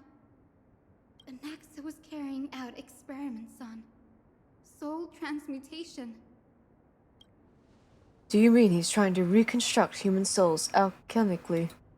Yes, this is what he was secretly conducting research on.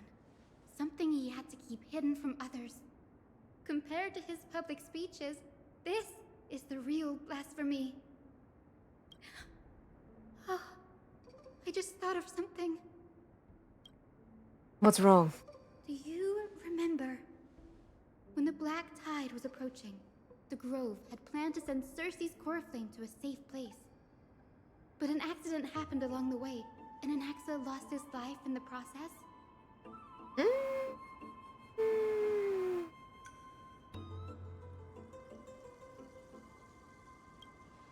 But Cersei took over his body and resurrected him, which led to the situation we're in now. That's right.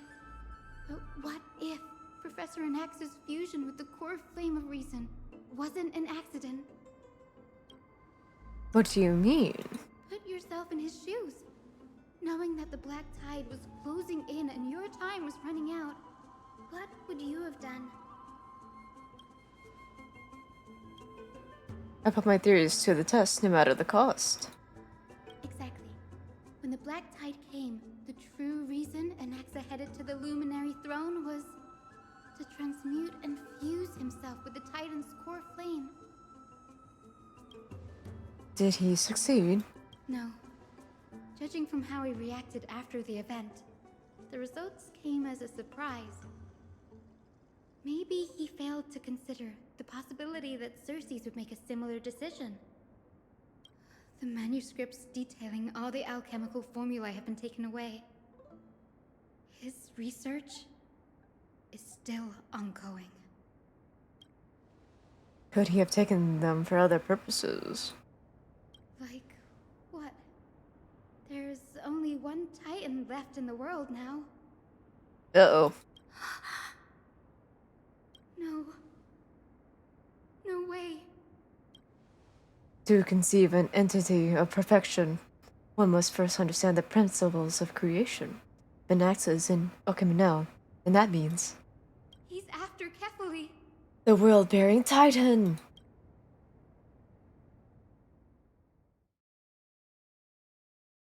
Sir, this sky above us, it's not real, is it?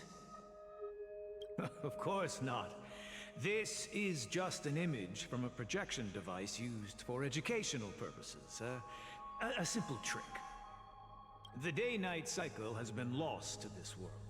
So that students like you may still learn about the night sky, astronomers have harnessed the Titan's miraculous power to manipulate the light, projecting the nights of the past here for you. Much like how the sky above the Holy City is also illuminated by Kefali's dawn device. So, the skies of Akama are fake too. You mustn't conclude that, Anaxa. You should know that only a child would expose a trick and be proud of it. Often people know more than they let on. They simply choose to feign ignorance because they have no other choice. Then they're just deluding themselves. People believe in Kefali's tale of Genesis, accepting wholesale whatever the priests preach. But we're different. We've already walked out of the firelit cave of ignorance. We have already realized that we live in a world where Titans make the rules. Even when we look at the sky, we're only seeing what they allow us to see. Rather than gazing at this mockery of a night sky fabricated by them for the rest of my life, why shouldn't I be the one to take control of the projection device instead? So much time has passed since you sowed the seeds of doubt in my heart, child. Many a night, I find myself penning down all my theories and wild ideas, only to burn them to ashes when I open my eyes in the day. Pretty sky though. Yeah. Why? Because we'll face death by burning if word gets out? As a sage of the Venerationists, my soul has already become inextricably linked to the Great Tree. Every word I say and every move I make is certain to influence every leaf, every branch, even the tree itself. But above all else, my days are numbered. Instinctively, I have my doubts about the Golden Blood and the human soul, yet I have no means of verifying them. The golden blood in my veins is woefully thin, and I am loath to waste what little time I have left obsessing over a hypothesis that cannot even be proven in the first place. But I can, sir. I can do it for us. The time is right. Give me all that I need, and I shall accomplish this grand feat on your behalf. You're right. I shall do just that. In the next meeting of the sages, I will spare no efforts fighting for the rights you deserve. Go. Establish your own school of thought. Find out what we are. Become the one who conquers the ultimate truths of the world. Whoa. Child of humanity. You didn't go to such lengths for an audience with Kefali. Just ask him a few questions, did you? So, you figured it out. If I were as foolish as Adromus, perhaps I'd throw myself down and prostrate before their greatness, begging for the gods' prophetic wisdom. Well, sorry to disappoint, but I'm no Dromus. Alas, I am a human, standing tall on 2 feet, possessing both intellect and pride. So the big brain, yeah. Before such power, does it make any difference whether you're a human or a Dromus? I'm sure you're familiar with the story of the Styxians. When the raging waves threatened to swallow them, they didn't just give up and become sitting ducks. No. They constructed a dam that kept the roaring tide at bay, chaining down the mad Fagusa. They call me a blasphemer, Xerxes. But that doesn't mean I deny the existence of gods. It's just as I see it. Titans are simply a force that mankind has yet to find a way to tame. Oh? If power that rivals the Titans is what you crave, why not conform to the prophecy and brave the trial? Why stop at harnessing the power of the Titans when I can do so much more? The source of life is what I wish to grasp, to understand what makes up the soul, and to learn what we really are. Thanks to you, I've had the chance to personally verify, in more ways than one, that the soul indeed ceases to exist in death. But where there is death, there is life. And where there is an end, there must also be a beginning. How then is a soul born? That was the only unknown variable left in my calculations. And by the sound of it, you have already formed a conjecture. No, I have already drawn a conclusion. In my journey unto death just now, I finally saw the answer with my own eyes. Professor Anaxa. Oh. I'm here. His life hangs by a thread. I must ask you to refrain from taking any unnecessary steps. Uh-oh. Of course. I'll bring this to a conclusive end, and give you the answer you so desire. I don't know how I feel about this going. However, in accordance with the principle of equivalent exchange, I must also demand from you what I need. I don't like where this is headed. As you wish. Don't you care to know what the price might be? It's a matter of uncovering the truth about the Death Titan and his survival. This may be the only time I can ever save someone's life. There is no need for me to think twice. I see. In that case, let the show begin. Indulge me. Am I correct to say that you intend to prove Thanatos' whereabouts and prove the nature of our existence now? Before I begin, I must confess I had been stuck in a cognitive trap all this time. As unrelated as these two propositions may seem at first glance, they are in fact logical equivalents. They are merely two different ways of telling us about what the soul is at its core. The reason I say this is as I've mentioned earlier. The answer was hidden in my journey unto death. Anaxa, you were in the Netherrealm? Yes, I am but a living dead man now, but that's not important. What truly matters is, I overheard a conversation between heroes. That's not all. Remember how I said you were a part of that conversation too, Circes? And I've told you that I have no recollection of such an event. That was likely just an illusion conjured up by the mind of a dying man. Of course you would remember, because that wasn't you. That was Calypso, one of the 7 sages of the Grove. Calypso? Huh? Oh, that's the name I made up on a whim when speaking to this girl. How do you know of it? And surely you jest.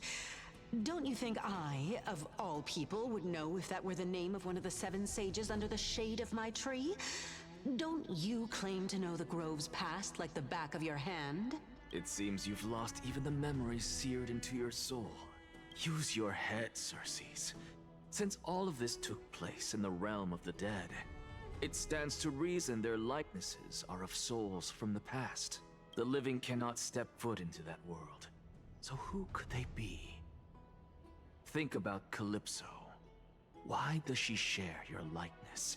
Yet you have no idea who she is. The answer is evident, is it not?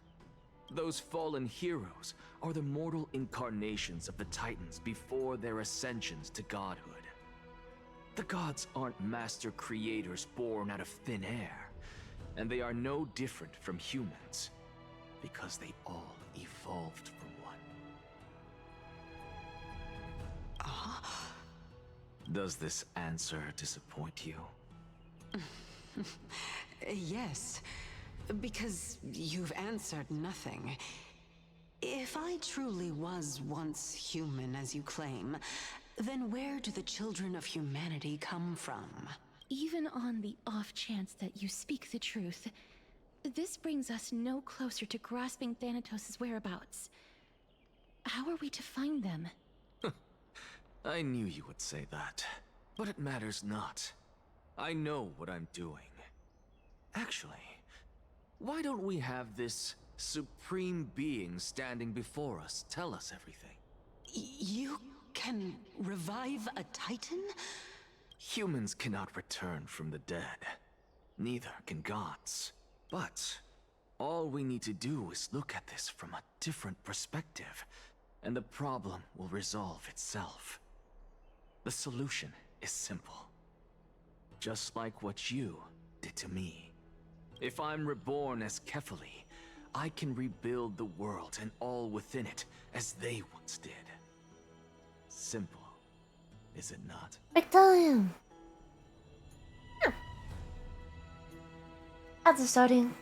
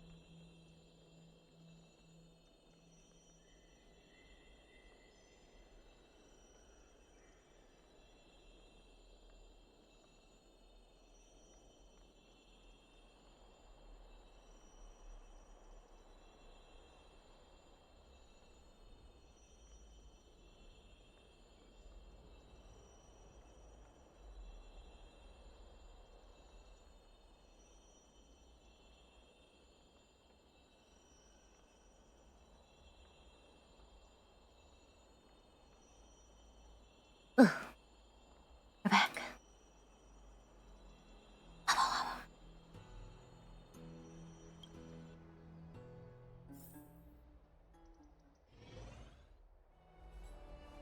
In the meantime,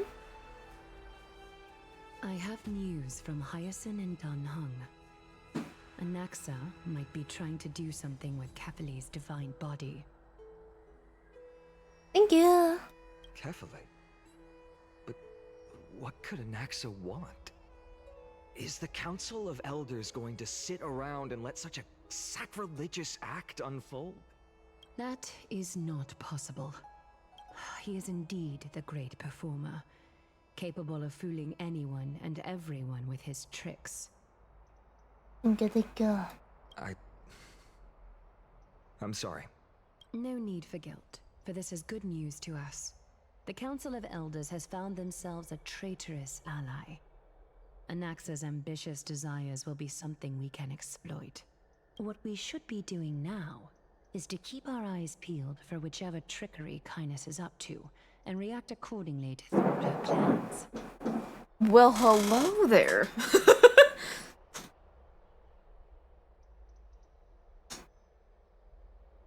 Matic, are we? Being Akima's political center, the Demigod Council holds just as much significance as the Vortex of Genesis. Someday, after my duty is over, this site will take the place of the battlefield where you hunt gods. Become the next challenge you ought to overcome. Till then, it's best to get used to this place as soon as possible. We'll be waiting here for your good news.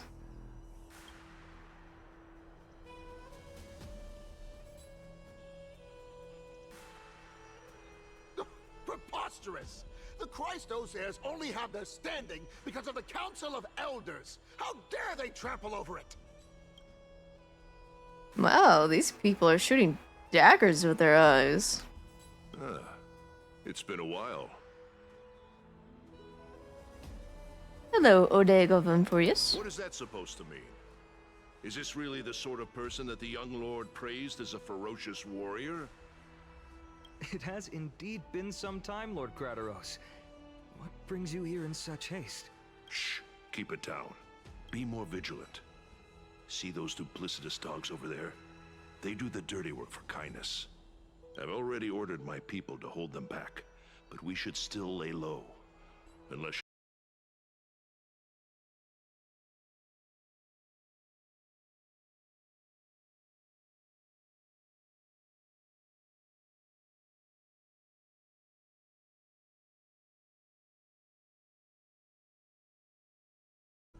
It's been a while. What is that supposed to mean? It has indeed... Shh! Keep it. Be more vigilant. I've already ordered my... My bad. Did you hear thunderclap? Alright. No, I'm a heavy sleeper. Thunderclaps are beacon signals of strife. They are a message from the young lord. He threw a spear bearing several words at Akama.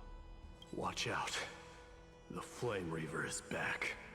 I guessed as much. We didn't actually kill them back at the Kremnos Arena. I figured this is something you would want to know. We Kremnoans never back down from a fight. So if you plan to take that thing down in a battle, reach out to me anytime. You have my gratitude. I will let Aglaya know about this right away. Remind her to be on her toes while you're at it. That vicious Kynus has been unusually active lately. Those lackeys she keeps under cover have been going in and out of the city a lot more frequently these days. Some even seem to be getting Kremnoans to defect to the Council. That's... Looks like you can see it for yourself. We should get back. Thank you for the intel, Lord Crateros. Was it me, or did you seem to have a little dip in stream? I think there was definitely like an internet, like something happened, for sure.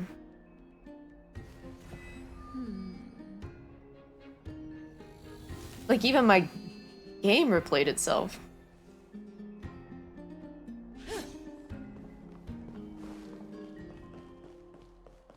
By Catholic, It is thundering. and above, as the Theoros I have observed. Virtuous citizens of Akama, Finan Vides, Elysiae, and the Outlander are heading toward us. Oops. Aglaya, what happened here? Glitch in the Matrix. Mm-hmm. I know about the poisonous fangs of that king snake through the golden threads. In the past, I would be confident about keeping her in check, but I admit I am now unable to do so. I saw this guy in panic. Oh, it must be the thunderstorm then.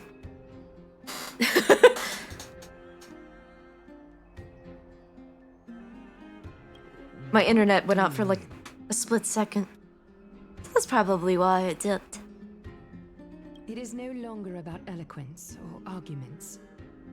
I have been a demigod for far too long, that I hardly have any humanity left. Before I realized it, I have become no different from these hypocrites, no longer capable of relating to the people.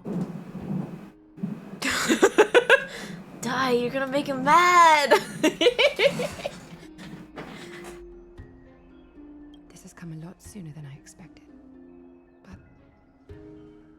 perhaps it is time. I need you to step up, Finan, in order for me to retreat behind the scenes. Yes, this is my duty, but... It is far easier for the Council of Elders to fool many than just fool one person. Their so-called more support is no more than a ruse to distribute power using words instead of lances. There is no glory in winning this debate, but that makes having respect for humans so much more priceless. Finan, you are a Chrysos heir without flaw, capable of relating deeply with humans. I appreciate what you've taught me, Aglaya. I hope we'll live up to your expectations and win this debate.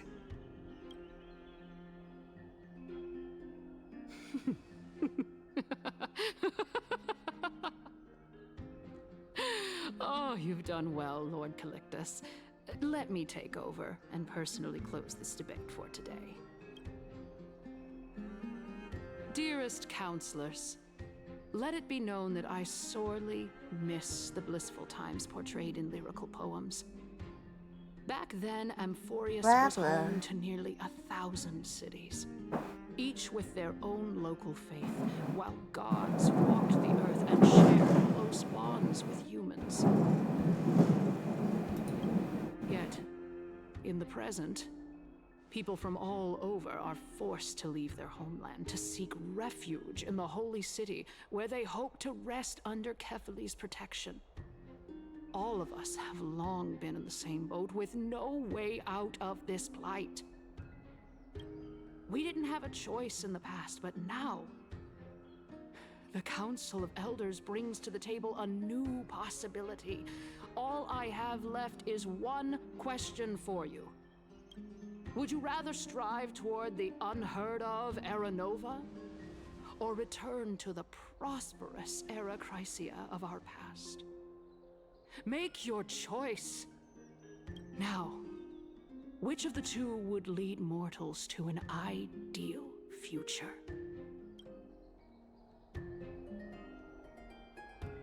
No hesitation, I stand by Aranova. Aranova is a path of salvation by the gods promised. We should not have doubts in the Flame Chase journey. We all know that Era Chrysia is a thing of the past, Lady Kynus. Please, enlighten me. How does the Council of Elders plan to turn back time? Let the three Titans of Calamity be born, and Era Chrysia is nevermore. But bring demise to those Titans, and Era Chrysia will descend upon us again. Know that the Council of Elders is never one to make empty promises. look at who we have on our side. Anaxagoras, one of the Grove's 7 sages, and Castorus, Idonia's goddess of death. With the help of these 2 heroes, I can promise all of you that Arachrysia will exist once more. Aren't they Chrysos heirs? They're supporting the Council of Elders instead? It's clear from the start that these heroes do not get along well in their group. All the more proof that Aglaia isn't fit to speak on behalf of every Chrysos heir. I am in favor of Arachrysia. Arachrysia!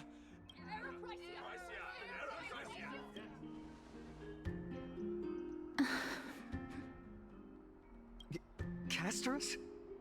Why are you standing over there? You finally arrived, Anaxa. So have you, Cass. Don't worry, Aglaia. Well, I know that you have many queries. Could you continue to converse like how the citizens normally do? Tell me, dear citizens, if we successfully retrieve and return Thanatos' core flame without anyone passing the Death Titan's trial, what would happen next? The answer is simple.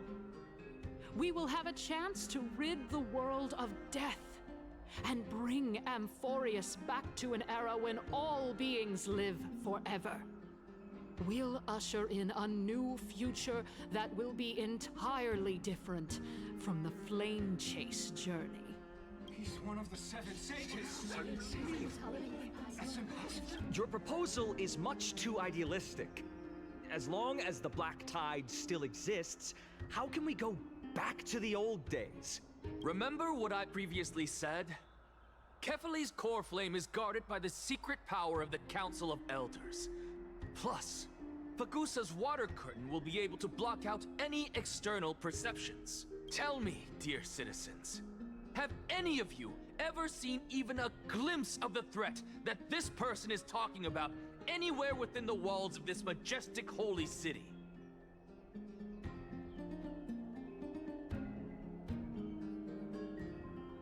But this place will become the Flame Reaver's target sooner or later. Oh? Could it be that you heard that from the Flame Reaver themselves? Citizens, let's loudly sing the blessed hymn. Oh, beautiful old world, where are you now? Oh, legendary Arachrysia, return to the mortal realm. After the destruction of the 3 Titans of Calamity, the Flame Chase journey will have to end. Arachrysia! Yes! This is bad. The masses are now totally riled up. Anaxa, pray tell. Everything that you've mentioned hinges on the premise that we can find Thanatos' existence, right? Thank you, Lady Aglaia, for still caring about this city. However, dear citizens, we are truly fortunate and blessed. For Castorus, Idonia's goddess of death, will surely find Thanatos under my guidance. What? With that, I solemnly promise that the core flame Lady Castorus brings back will be personally managed by the Council of Elders. Thereafter, if we are able to garner the support of all of you at the Citizens' Assembly, we shall spare no effort in ensuring that the Arachrysia will return to our world once again.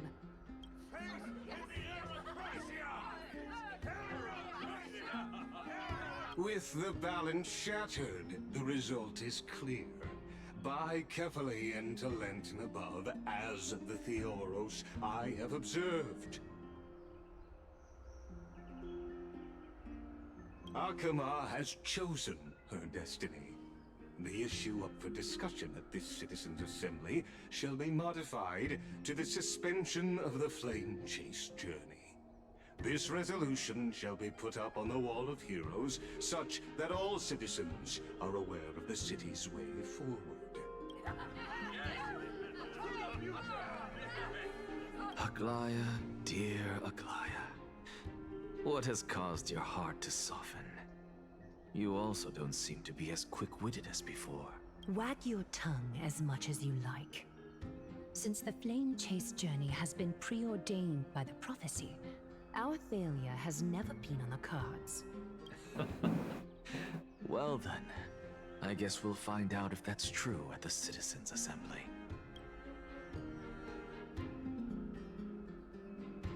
You like the creepy robot man? Pastors, what's going on?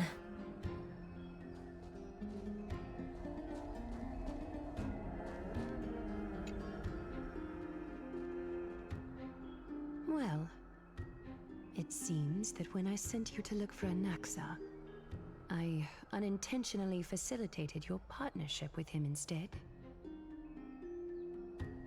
Also, Anaxa's voice actor reminds me of a VTuber.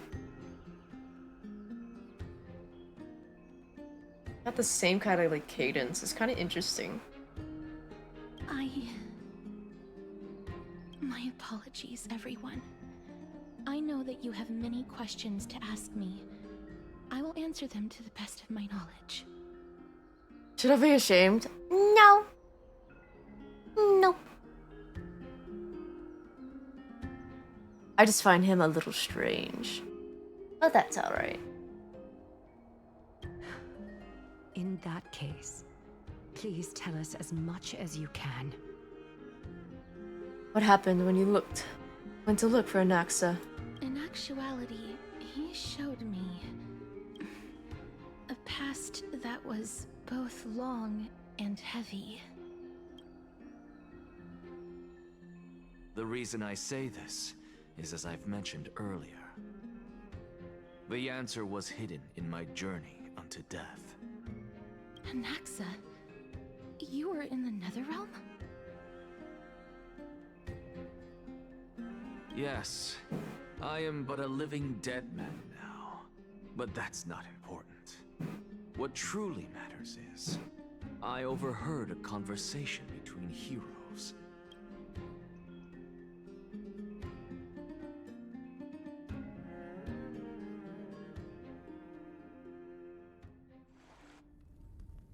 Have you heard of this tale before? A tale about the ocean god's treasured pearl, our hometown. It was a seaside town which enjoyed the ocean breeze and glorious, peaceful times, thanks to the wisdom of its ruling queen. The art! Until one day, an evil dragon descended upon the town. Its wings were large enough to blot out the sun, while its claws were sharp enough to rip the waves apart. It barged into the tall tower and devoured the queen's beloved daughter. It even settled itself in her bedroom, like a tyrant king. The queen assembled 300 warriors who managed to subdue the evil dragon by chaining it up. However, when the queen slit open the dragon's belly, she realized that the princess had long since been digested, and all that was left of her was a pile of bones. Devastated, the queen wept for several days. Apparently, Anaxa's VA is Shigaraki from MHA, Reese from ZZ, and Iron Fist from Marvel Rivals. Got a massive list of more roles. Also, think you die. He's also in Squid Game. Interesting. It was then that a devious, smooth-talking scholar arrived at the palace and suggested that the princess could be revived through the use of dragon bone and dragon blood. That liar called this process the secret art of alchemy. The princess was reborn! The queen was overjoyed, blissfully unaware that the evil dragon's soul still lurked within the princess's body. As revenge, the evil dragon swallowed the poor queen, the glib liar, the courageous warriors, and all of the town's innocent civilians in a single gulp. Worse still, the souls of the deceased refused entry to the Netherrealm because they were filled with regret. Forced to roam the mortal realm, these resentful souls ultimately converged into a river of souls that would not retreat for a long time. The terrifying death had consumed all. Thereafter, our hometown fell into ruin as well. Until... Until?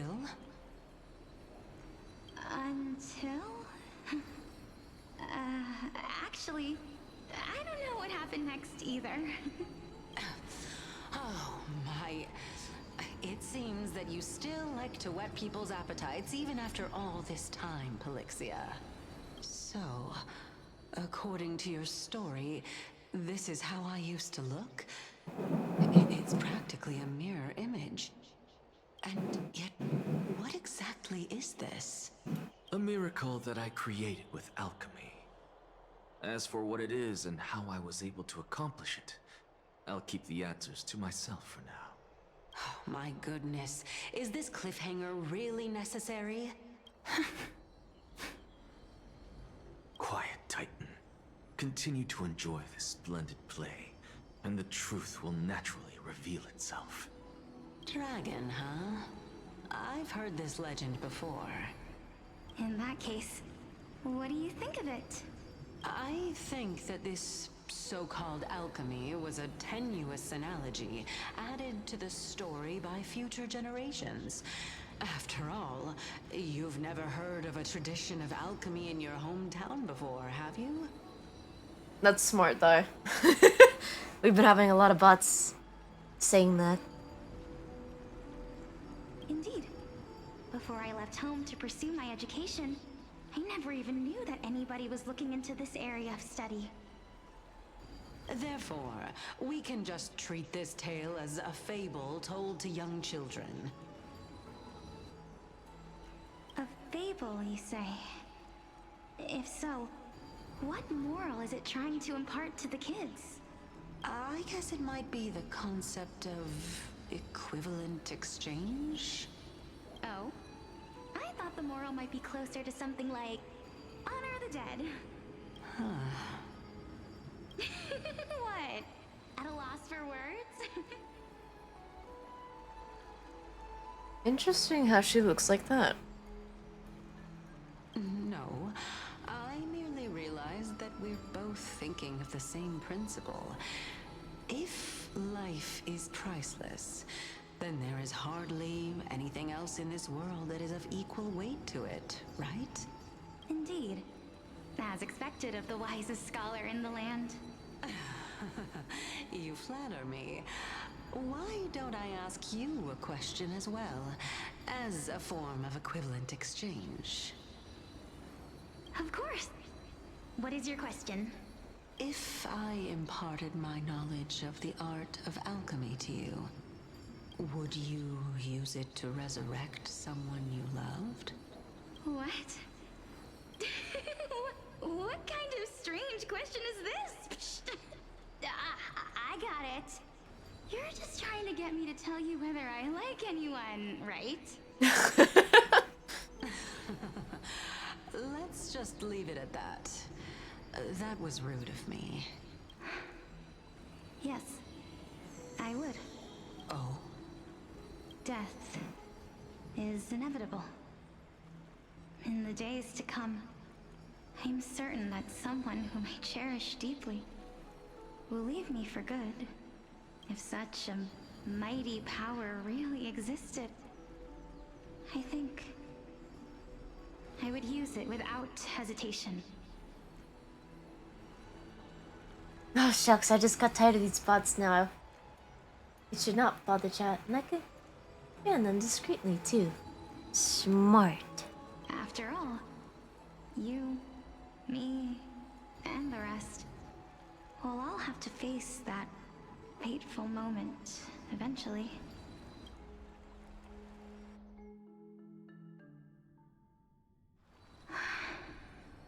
My time is finally here. However, perhaps because of my firm belief in the immeasurable value of life, I am unable to complete the trial.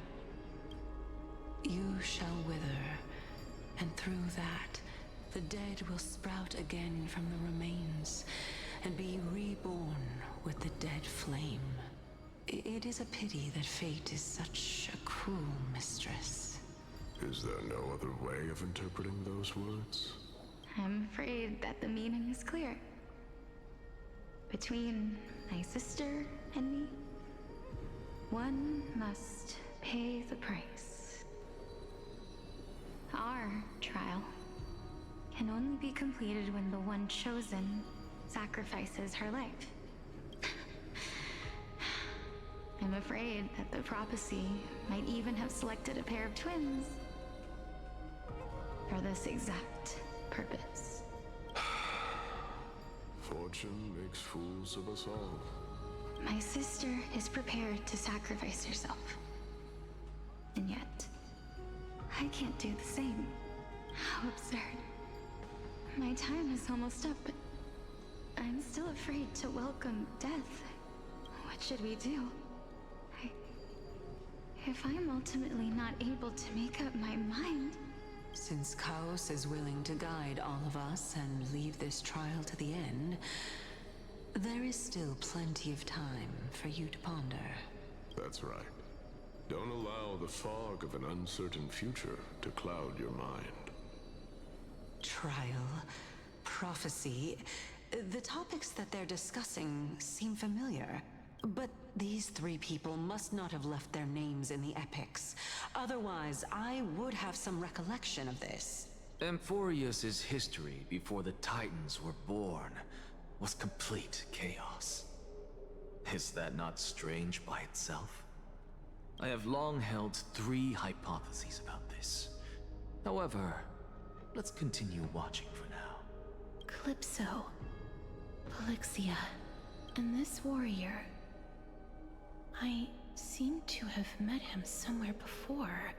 Regarding this matter, Naius, are you confident that you'll complete your trial? Of course. Though, I am worried about what will happen once I've emerged victorious.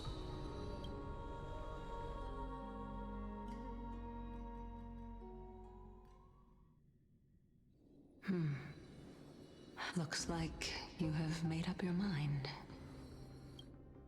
Yes, this is the safest course of action. Completely separating courage, honor, tenacity, sacrifice, and reason. You really know how to make things difficult. Please, young lady, witness my fall and demise. Lady Calypso, you shall host the soul-rending ceremony. Our savior, for real, taking the preventative measures. Yeah. Pat, pat. Pat to you. Good job. Why would you dare to sacrifice yourself for a future that you won't get to witness? Because this is our destiny. The power that resides within me is so intense that I will one day be engulfed by it. And he's right. It did engulf him. Furthermore, a valorous death before glorious return has always been the path I chose to walk. A journey I began long ago. If your sister or Chaos were in my position, I believe they would make the same choice as well.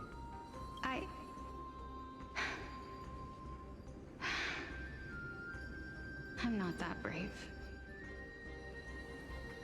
I don't know how I'm supposed to face such a serious affair. Despite being Death's chosen one, it seems you still don't know how to face it. Let's chat, young lady.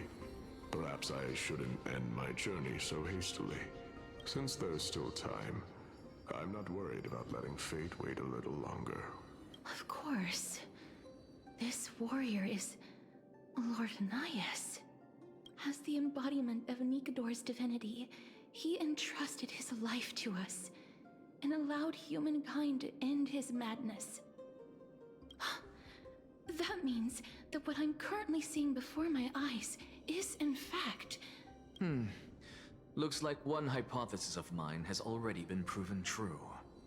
These heroes are the true forms of the Titans, before they attain their divinity. If so, the chosen one of death that he speaks of is actually... Polixia? Is the previous form of Thanatos? But her appearance...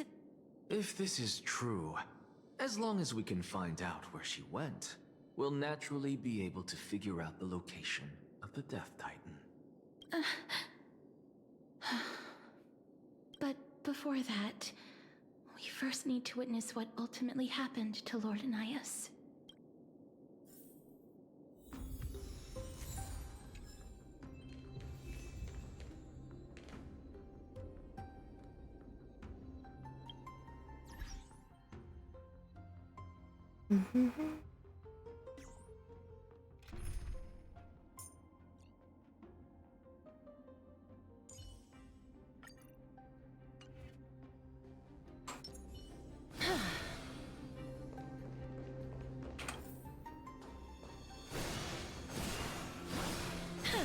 Sealed within this statue is undoubtedly his sacrifice. They use their own body as our city walls, keeping out and protecting us from the pervasive spread of madness. They are acutely aware that if the end times were to arrive, there would be nothing left in this world to conquer.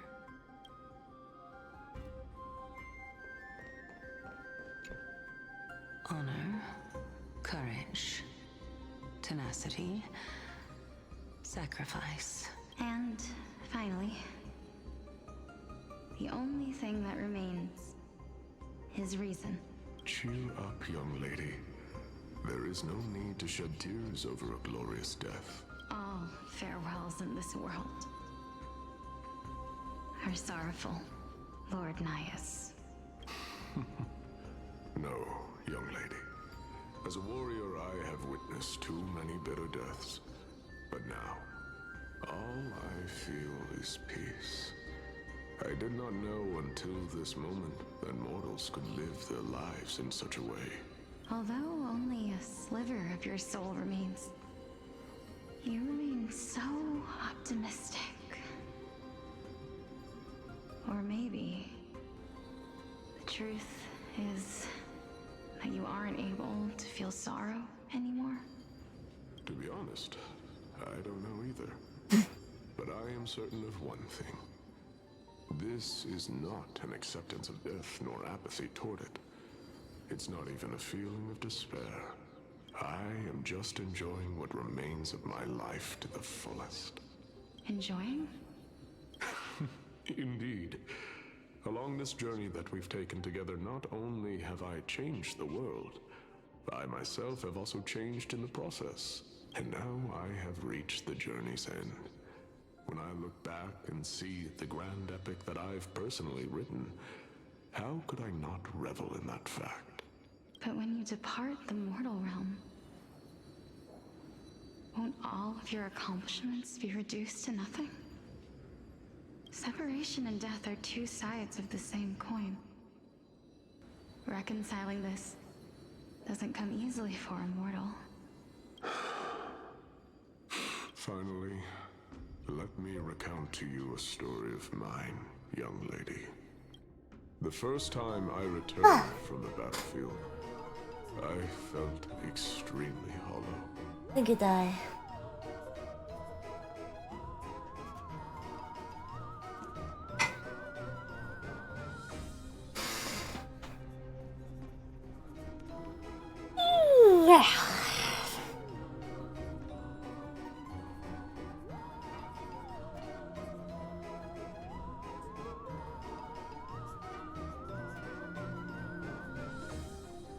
Thank you for the care package.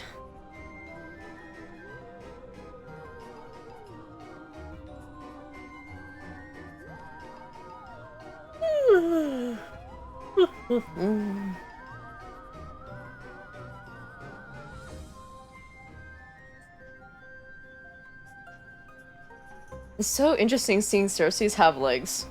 I'm so used to having no legs and just floating. The Calamity had devoured everybody on the battlefield but me. When I returned to the city alone, the citizens held a banquet for me that was far from pleasant. I felt as though I was still on the battlefield, and the person who had returned was nothing but an empty shell. Legs! Exactly.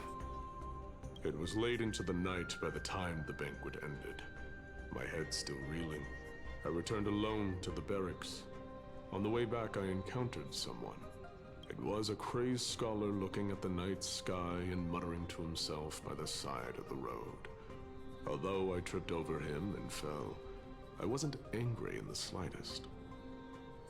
And maybe because I saw myself in him, I inexplicably asked him a question. Do you think that it'd be better if we just died on the roadside like a couple of stray dogs? To my surprise, he shrugged his shoulders and sighed.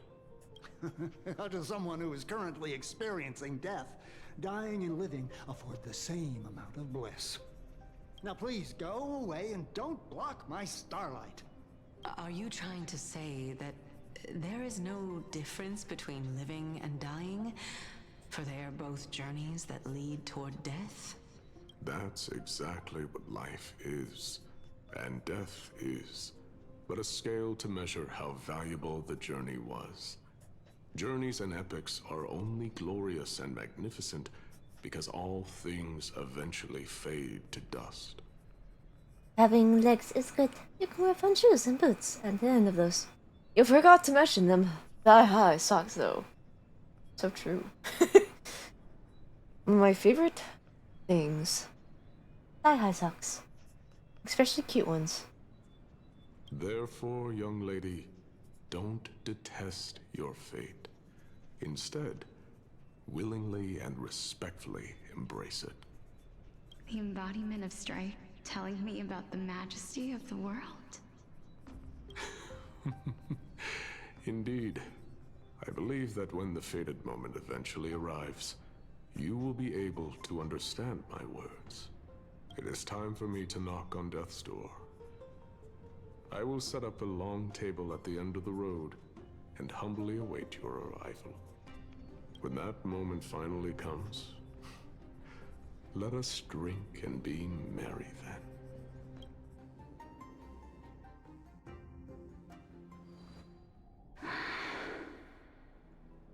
I knew this day would eventually come.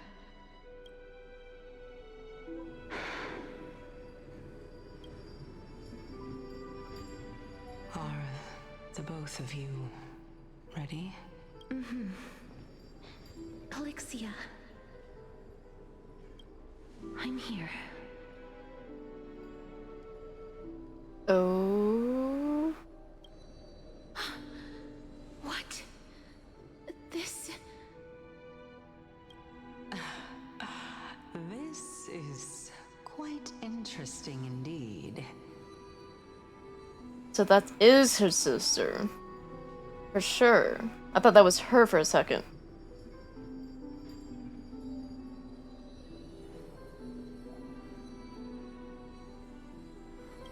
Is this... Polixia's sister? Is it... me? Now, it's time for us to fulfill our promises. How could you? This is the Thigh-high house. I would let you know. Thigh-high house is crazy. That's funny as hell. Are you afraid? What are you afraid of? That I won't be able to do it. shall wither, and through that, the dead will sprout again from the remains, and be reborn with the dead flame. As foretold in the prophecy, and according to our vows, once it all ends, we must face our fated moment head on. We butlers even wear them too. So true. You guys have to be as fashionable as me. That's the law around here.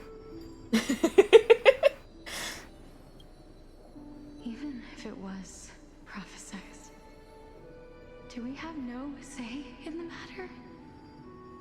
It's so unfair. Why are we the only ones who are forced into mutual destruction?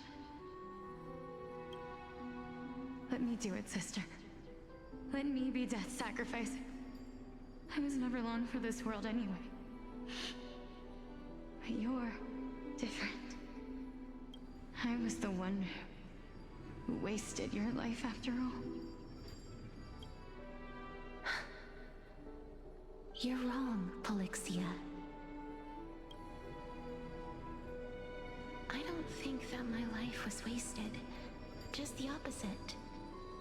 When I finally arrived at this destination and looked back at the journey I took, I discovered that flowers had long since bloomed along the path I walked.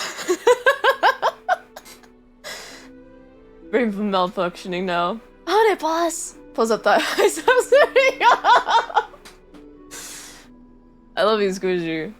You know, that would make a cute fit. Like, imagine, like, butler shorts, but, like, you wear thigh highs and you cute little shoes, like, little bows. Oh my god, that'd be so cute.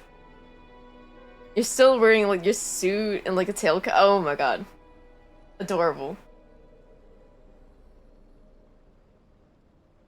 Fabulous.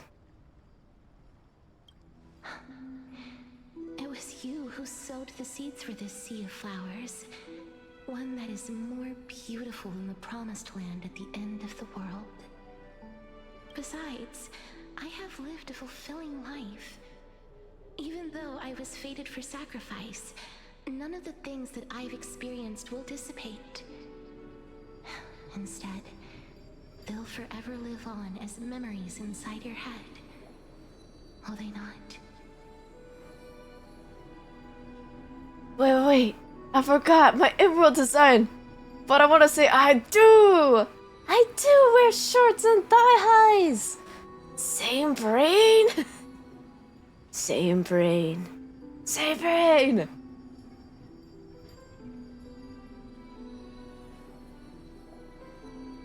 Wow. How could my memories of you ever compare to the actual you? Well then, tell me, what exactly are we?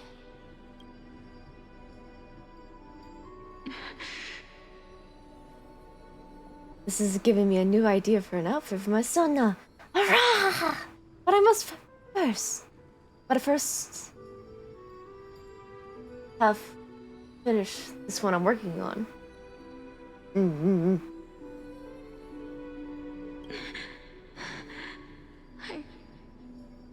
You can have multiple outfits. I wear multiple outfits. Doesn't mean you can't. I don't know either. But regardless of what the answer is, regardless of how we're shaped by others, or even by this world. In world design, I'd love to see y'all's characters if they post somewhere.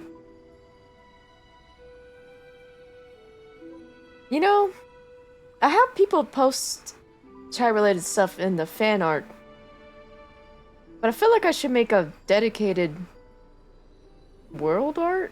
Would that go in the same channel? I haven't really...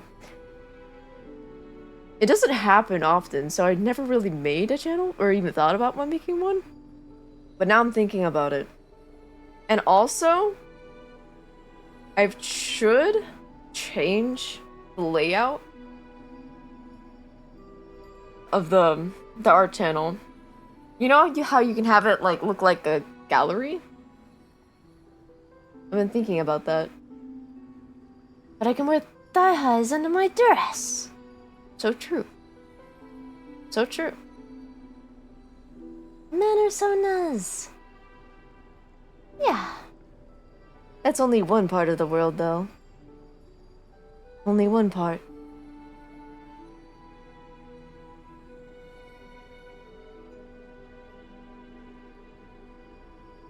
Ever since we were born, the fact that we existed was predestined, and nothing could erase it.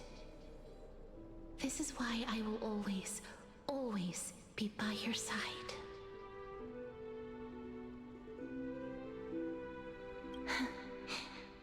We're twins, after all.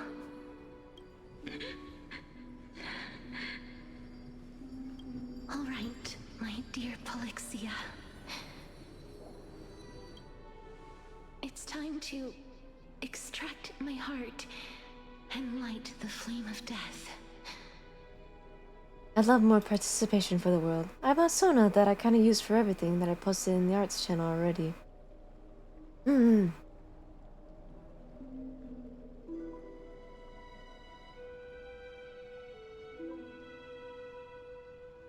After that, use it to plant the first bud in the prophesied new world. I will say I'm still developing mine.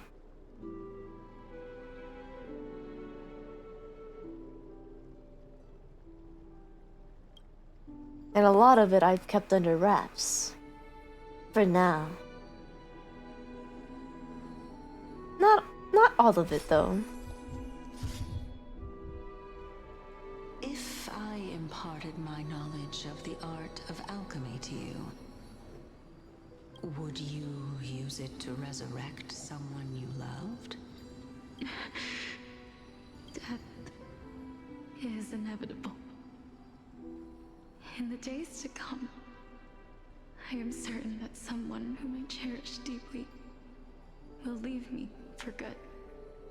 It's okay, even if it's a work in progress. My own is a forever work in progress.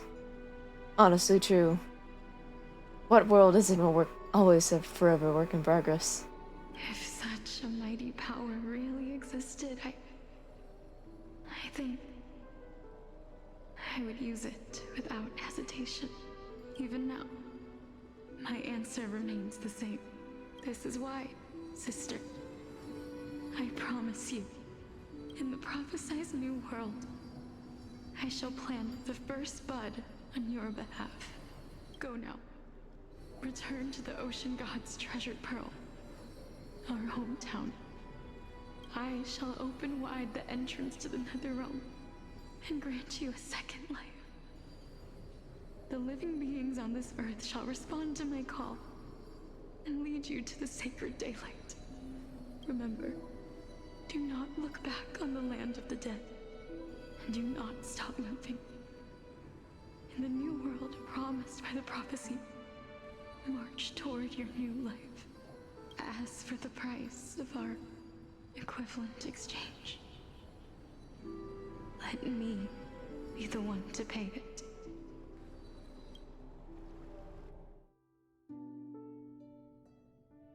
Everybody, we've come to the end. Unfortunately, I am not compatible with the Supreme Being, so I was unable to completely fuse their soul into my own body. However, being able to glean all this from them is exciting enough. I'm certain of this now. Before the Titans that we are well acquainted with were born, a group of heroes roamed the land. These heroes followed a prophecy and took possession of divine authorities one by one, until they eventually became the pantheon of the new world. Just like the flame chase journey of today, Amphorius's history is cyclical in nature. Huh. What a startling revelation. This means that the demigods, who bear the core flames, will also become the new Titans at the world's end, thereby shaping a new world? I believe that this is the truth behind the Era Nova, as mentioned in the prophecy. This is utterly unbelievable. Besides, those twins in the past, even if they really are Thanatos, their whereabouts are still unknown even today. Are their whereabouts truly unknown? Didn't Polixia mention that seaside town? The birthplace of alchemy in the tale of the dragon. In our world, there exists a city which perfectly matches that description. Styxia. But the people there worship Fagusa and bear no relation to Thanatos. I have also never been to that place, as in the time of Idonia, it had long turned into underwater ruins. Take this. This is... the Nusporist masterpiece, the Philosopher's Stone. It was made by transmuting all of the sages' wisdom into a single entity, with their flesh and blood as its foundation. Remember? I've mentioned before that the art of alchemy is all about conversion, tempering, and ascension. This process also applies to the pursuit of truth. Regardless of how unbelievable this sounds, the truths of the world have been refined from the impurities. Think about the story of the dragon. This stone will lead you to your real hometown, allowing you to reform the door to the Netherrealm and discover Thanatos' fate. You still look as confident in your victory as ever. But what if your conjecture is wrong? Simple. I shall merely admit to the entire world that my experiment was a failure. However, my line of thinking will not fail because I have already planted the seeds of doubt into the hearts of the masses. Actions speak louder than words, Castoris. With the assembly about to begin, don't forget the promise you've made. I've already searched for so long. I'm willing to try one more time. While we converse, his life is also slowly slipping away. But before I leave, I have another question. What exactly did we witness just now? That was the world imprinted in Kefali's soul. If we are to prove its existence, you must take the final step. Go. Do not disappoint me. I understand. Hey, child of humanity. Don't get antsy. I still remember the question you posed to me. As a scholar, I do not wish to offer up ambiguous conclusions. Let's discuss this topic again when she manages to find the evidence. I merely wanted to ask, was that stone transmuted from your heart? If so, rebirth is no longer an option for you. Why not? When I was a child, I lost someone dear to me. When I was a teenager, I lost my faith. A while back, although you saved my life, I also lost my soul in the process. Now I'm merely forsaking my body. What's the big deal? Why are you always finding ways to die? Isn't it good to be alive? This is but a necessary sacrifice on my path to transform into the purest of them all. Can someone who's dead even claim to be the purest of them all? Furthermore, if your hypothesis is proven correct, does it not just confirm that the myths are true, and thereby invalidate all your theories? Break started. Break time. Wow. Can't believe it's already been 5 hours. That's insane.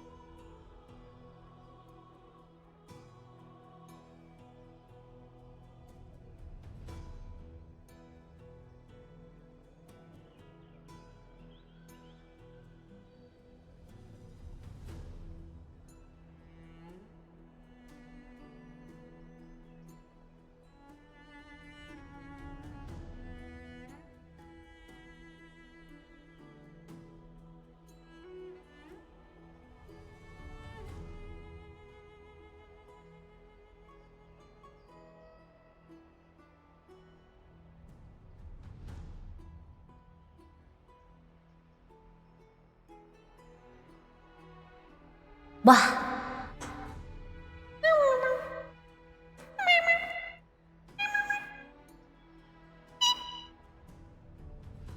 No. Ah. Ah.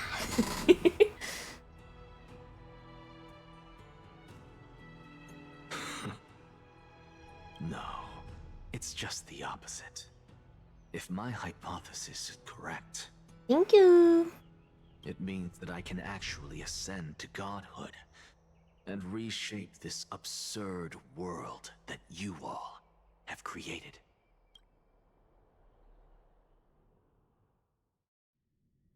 I like this guy. He's crazy. That's a lot to take in at once.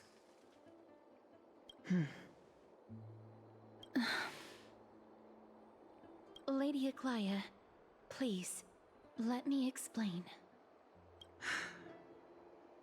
Go on.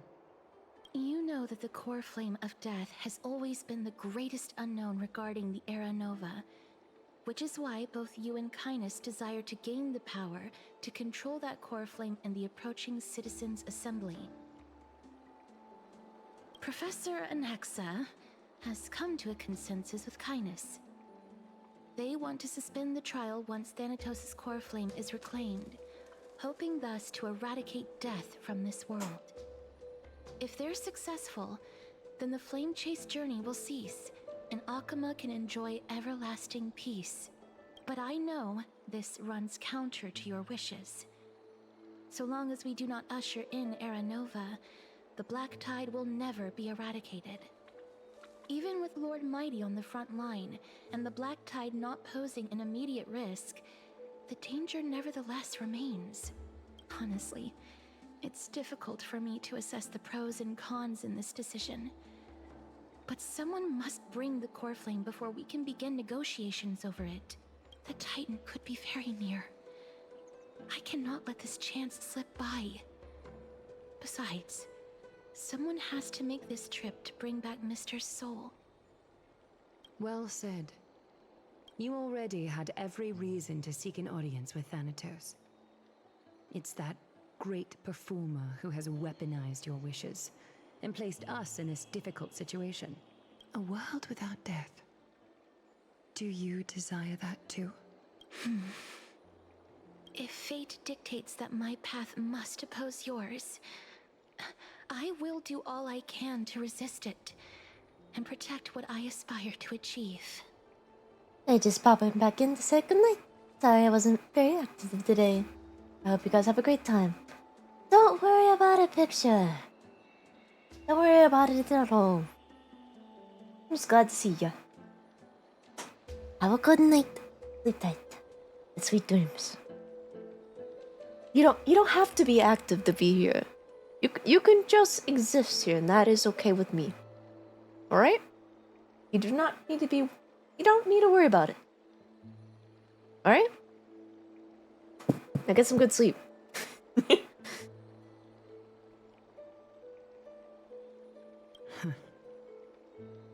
Lord Mighty showed me that without taking the first step, all talk of what follows is moot. Moot? Moot? Mutual? Moot? She said moot. M-O-O-T. Hold up. Moot? Moot.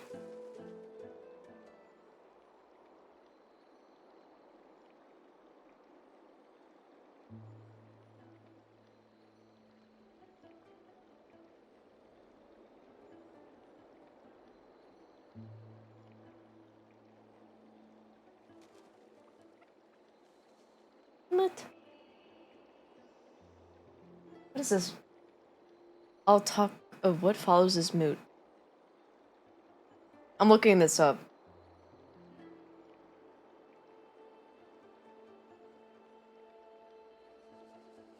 Debatable?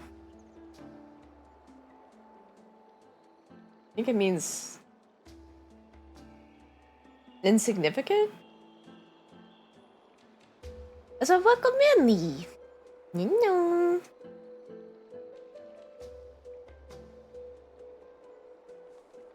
I think it also means irrelevant. Moot. What a strange word. Hi.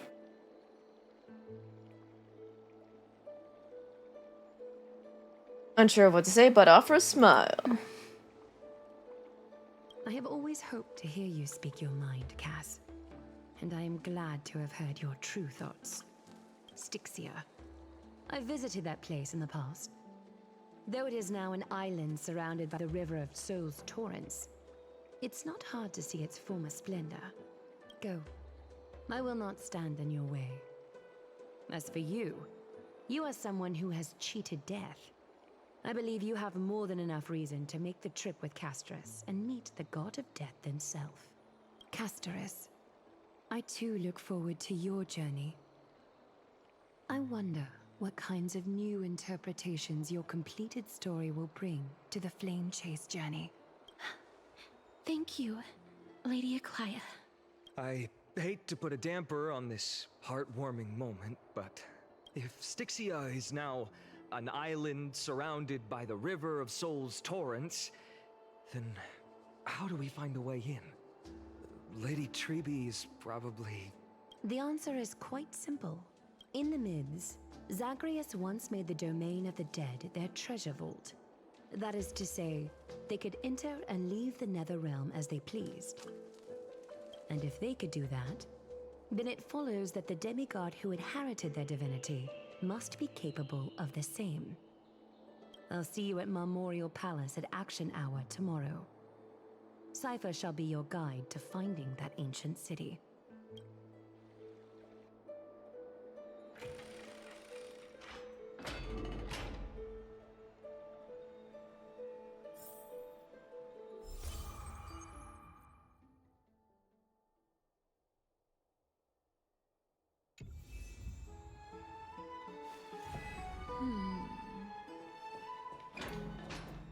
Hey, friend! Is the debate finally over? Did you win?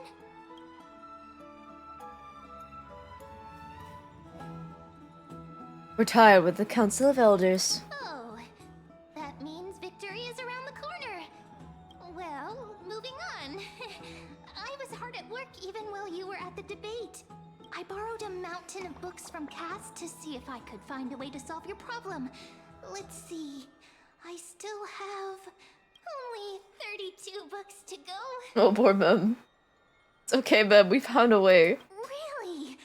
Oh, that's fantastic news. I knew it. Hard work always pays off. Especially if you're as diligent as Mem. I feel like a huge burden has finally been lifted off my shoulders. Why are my eyelids so heavy all of a sudden?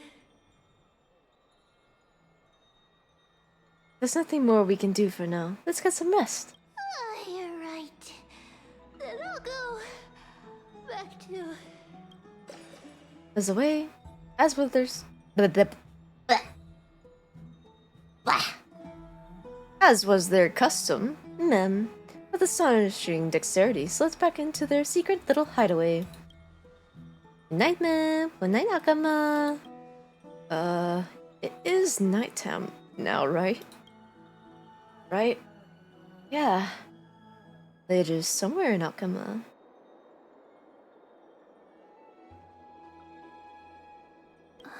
Cass?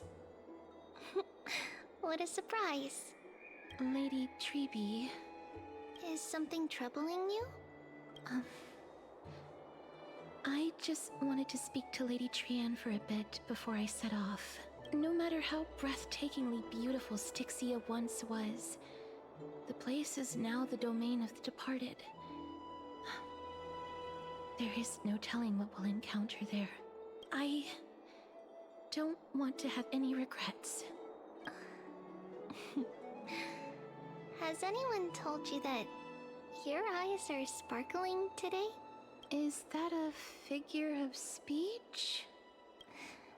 In the past, when you did smile once in a while, all of us could see that your heart remained troubled even as you smiled.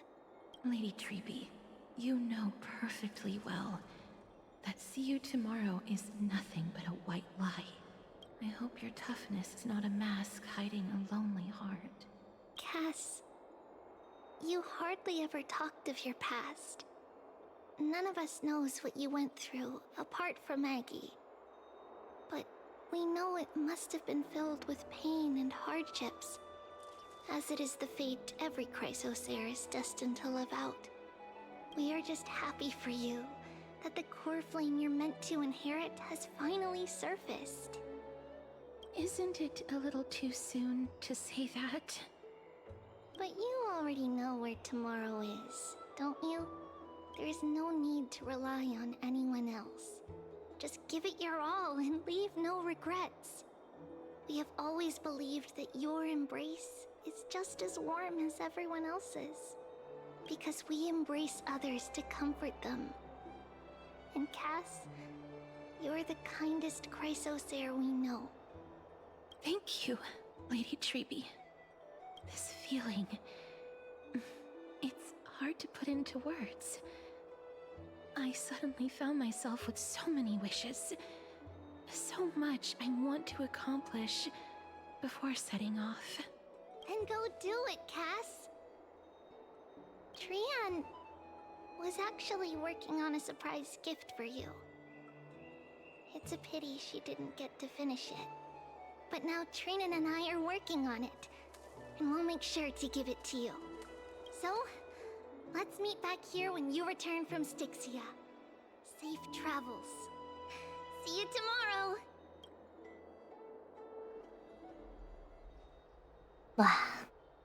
At the same time, I can't sleep.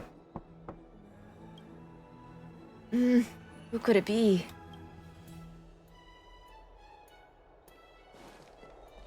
It's me. Gassers!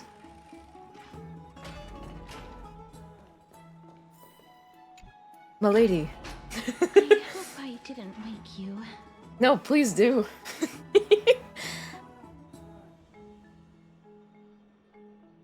Is it another mission from Aglaia? Huh? No. No. I'm here because of private matters, actually. Wow. If it isn't too much to ask, I'd really like it if you could come along with me Yes. to retrieve something. The answer is yes. Sure, let's go. Aren't you going to ask me what it is? I don't need to ask. Let's go. It isn't a long way from here. Shall we? Yippee! I'd love to go in and take a look. Have you heard?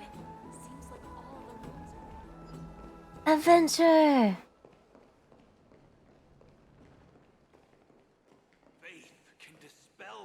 Whoa. Whoa. I just saw the entire world for a second. The streets are packed. It seems the vote to pause the flame chase journey has begun.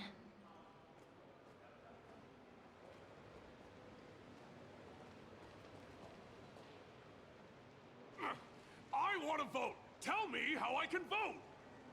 Take your ceramic shard, engraved with the Kefali rune, select the Council of Elders in your heart, and pray silently until the shard registers your choice. Then toss it into the Dolium.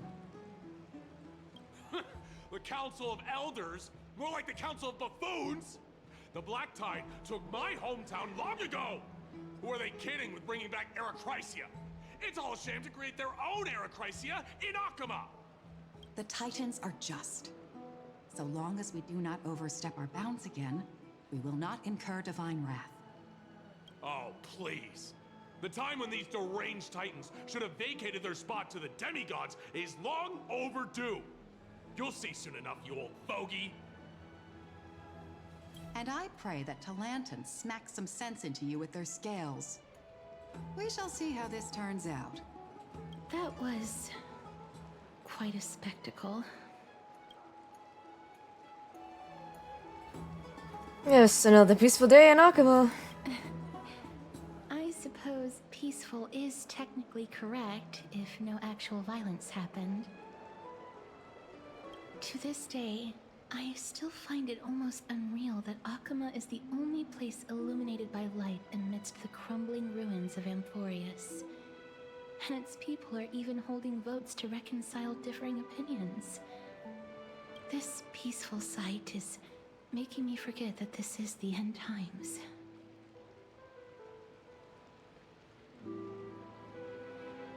You look very confused. Before coming here, I had lived for many years in Idonia, a city of rime and frost. The people there were devotees of Thanatos, and were well known for their unique burial rites and traditions. Traditions that I played a major role in. Because of the curse on you. Yes. You now know me as the Mortician of Akama, but back in those days, I was Idonia's Maiden of War. I was trudging across the frosty plains on my own when the Idonians found me. They saw the curse in me as a blessing from Thanatos, and believed that my hands could correct the Aracrisia's mistake and lead them to meet the great god of death. They provided me shelter, but in return, I was expected to grant merciful deaths to war captives, prisoners bound for execution, and heroes alike.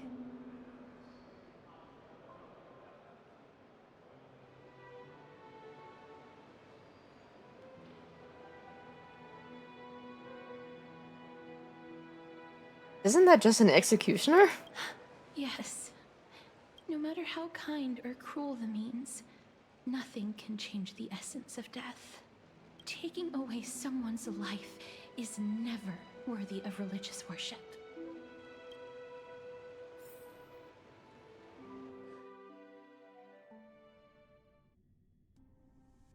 I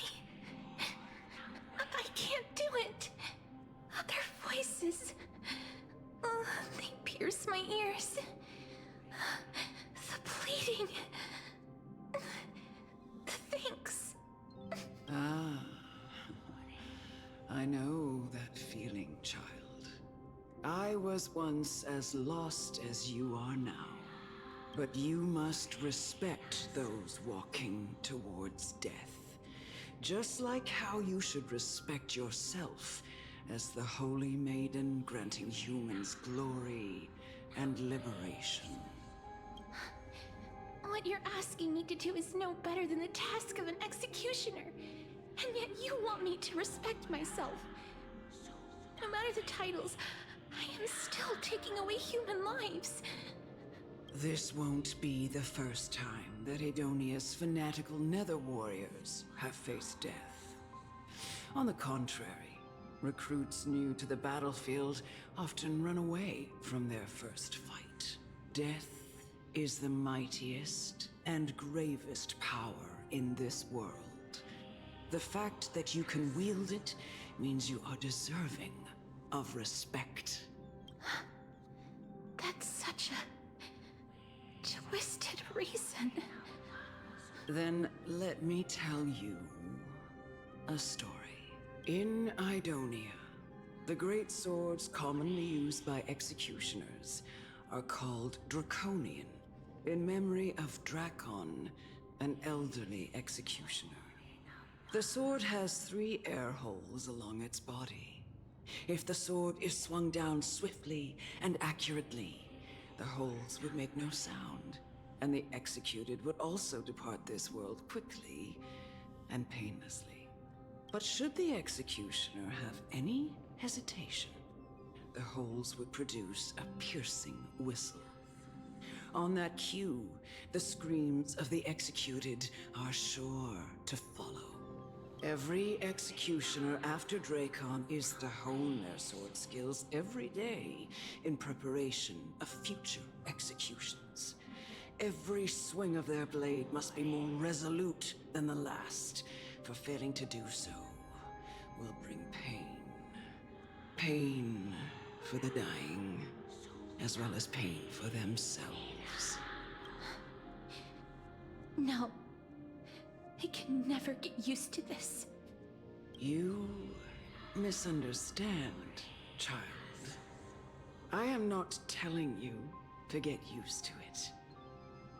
I'm asking you to consider the source of the dead's suffering and use that knowledge to fortify your future touches with more and more determination. Go, walk with the dead and love them as you love life. Then you'll no longer hear those noises.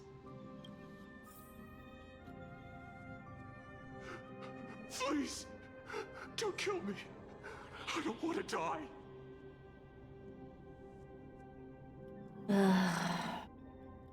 I can't do it. This is your duty. Remember, consider the source of the dead's suffering, then give them the respect they deserve. Thank you. I beg you, don't listen to her. I can't. If you cannot learn to accept death, then Idonia has no place for you.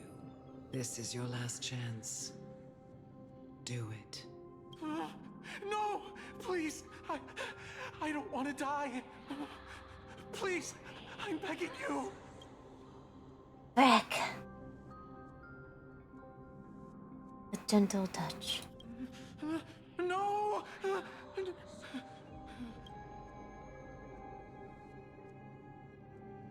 You gently touch the prisoner's forehead with your finger. His face is pale, his eyes flicker with fear, and his body trembles uncontrollably. Is it because of fear, anger, and hatred? Or is your so-called merciful touch of death simply a lie? Dark purple, mottles spread like petals across the death row inmate's face. Then, seemed to be submerged by spring water, flooding his body. His trembling ceased, and the cries that had once begged for mercy slowly turned into a sigh-like whimper as he murmurs to himself.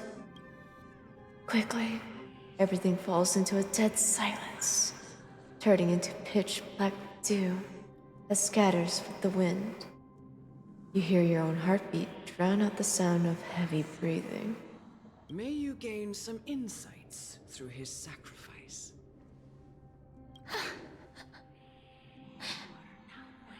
Is this all?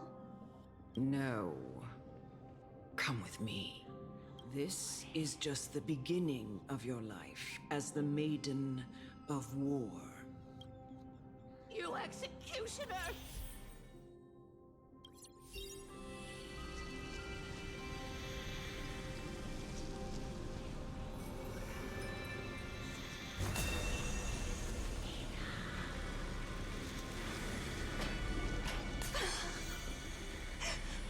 Holy Maiden! Go. Grant her glorious death.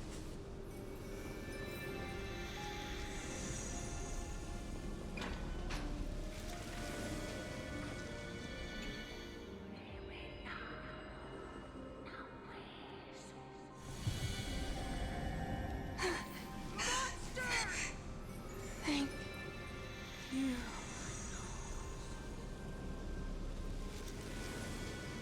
Do it then, executioner. You heard him.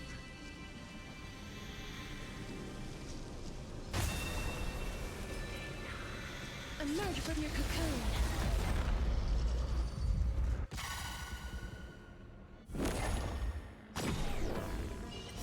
Word cleansing dragon.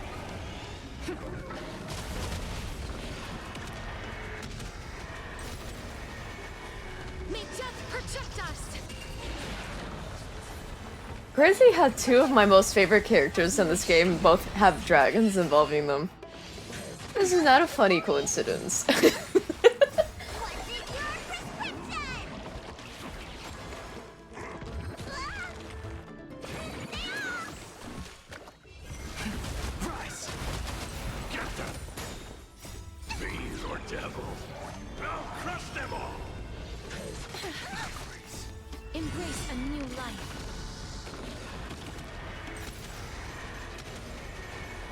May death protect us! Do it then, Executioner.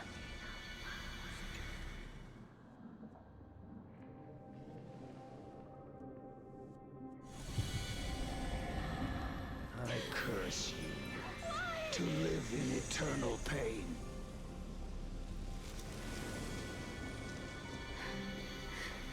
Please, grant me release. You know what to do.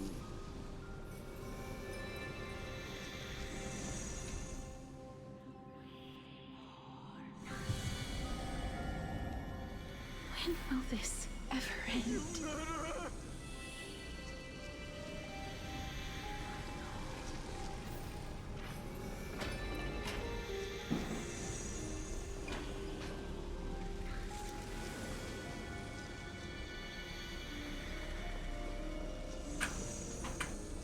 Come.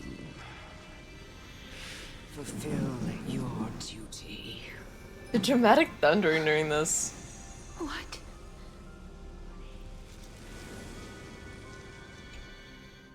What are you trying to do with me?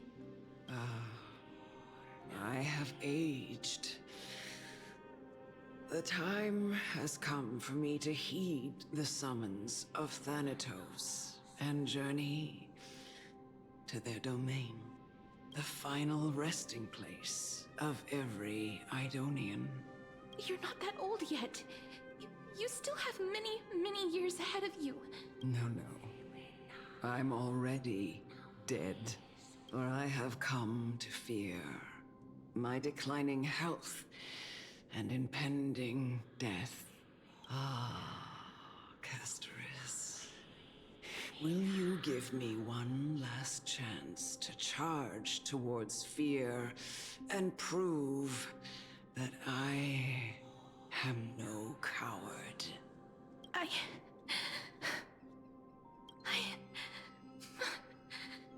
can't take this anymore! It was I who brought you here, from the frosty plains, and set your farcical fate in motion. It was also I, Chief Executioner of Idonia, who forced the heavy duty of executing others onto you. I've always known that you have doubts, and even anger about my faith, and about me. I never had a choice. Indeed. We essentially abducted you. Yet you can end any sinful life with just a touch of your fingers. Shouldn't it be easy for you to escape from here? I'll never do that. It doesn't matter how lightly the Idonians take death, or how readily they accept it. I simply can't do it. I knew I was right about you. What do you mean? I've taught you and cared for you as my own daughter all this time because of this blessing that's been with you since your birth. I know no one else in the world would understand the weight of life and death more than you do. In the eyes of an Idonian, death is the end of all life. A destination we will all eventually reach. Humans should not resist it, but learn how to face it. You can only live your life to the fullest after understanding this principle. And when you do, even if you eventually leave Idonia's protection, even if you must carry the curse forever, you can live with your head held high, like everyone else. No! How can I? Come now. It's time. I've already taught you all that I know. Show me that you are a fitting holy maiden. Or at least, that you possess the resolve to become one. Come now. It's time. I've already taught you all that I know. Show me that you are a fitting holy maiden. Or at least, that you possess the resolve to become one. Emerge from your cocoon.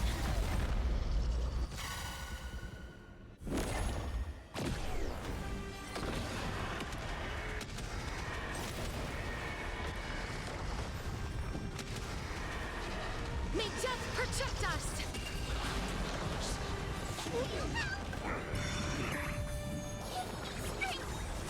Wilt here.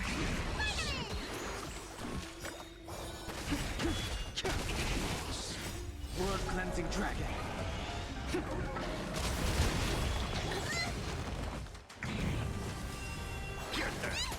As you wish. Embrace a new life.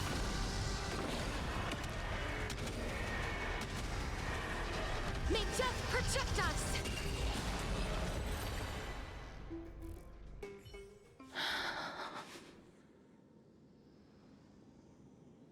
This was the last time I followed her command.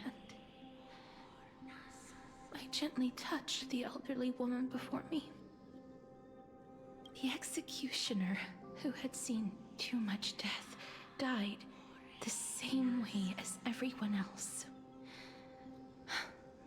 A gasp for air, a wistful look in her eyes, and a barely perceptible tremor in her fingertips. Elder Amunet, the person who tried to teach me about death, ultimately vanished like dew in the morning mist. She spent her life embodying the beliefs of the Idonians, and when death finally came, she embraced it exactly as their doctrine had taught. I have nothing but respect for her. I erected a cenotaph in her honor in the marshes outside Idonia's city walls with the others I had laid to rest. Then, I set out once more in search of Thanatos. It was a long, long journey. I heard so many discussions about death along the way. Life finds meaning in death. The world improves because there is an end. It seems the most terrible darkness in this world. Everyone talks about its heavy weight. Some resist it, some worship it, and some even revere it. How did a disappeared titan become the deepest fear of humankind? And why do they haunt my dreams? I continued my travels to seek an answer. Initially, I was running away. Then, I started searching for it. And now, at the end, I just want to know if my touch, if my embrace, can do more than taking things away. Can I make anything? Can I leave anything behind? I don't want to die. Oh. Please, I fucking you. Okay, animation. I don't want to die. Please. Okay, we got a fun. Like this. Just let me go. I need him. I don't.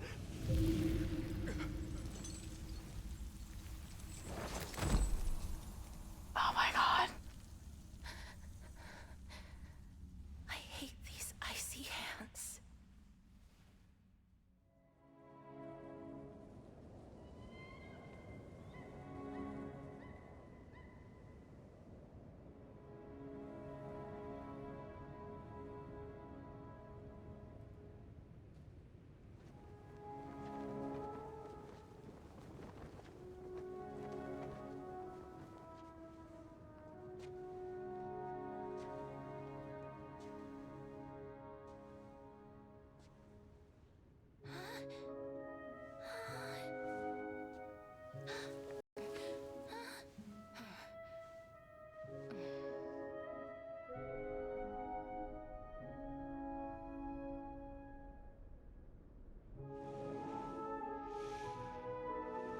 over with.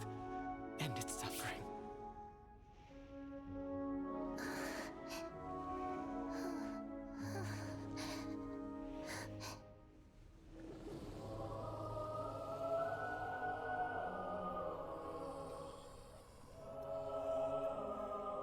The Reaper has blessed your hands. Only you can grant them peace.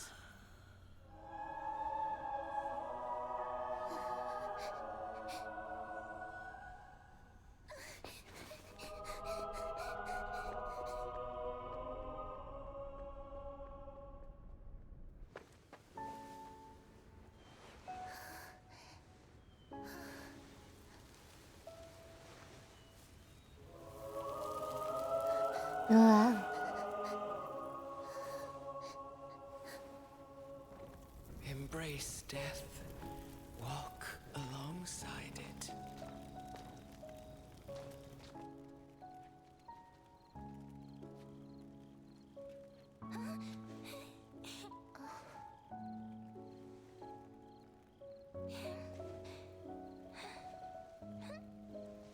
Holding a twig. Oh.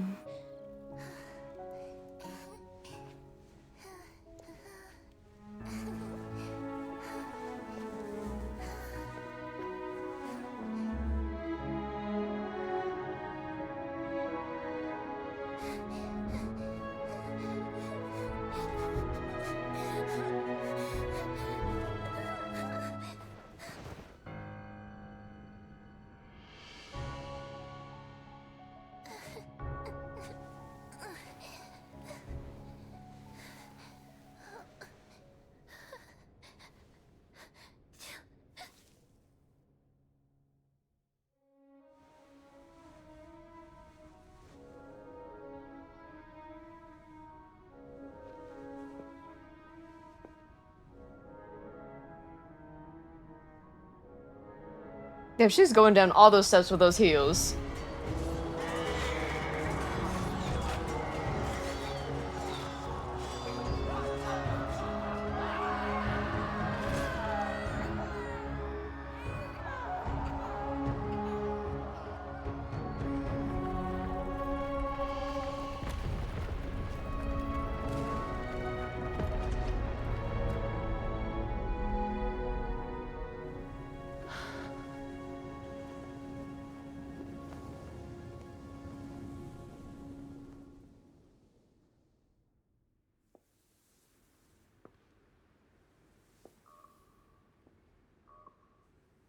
Are her hands lighting up to the gravestones? You, Castoris.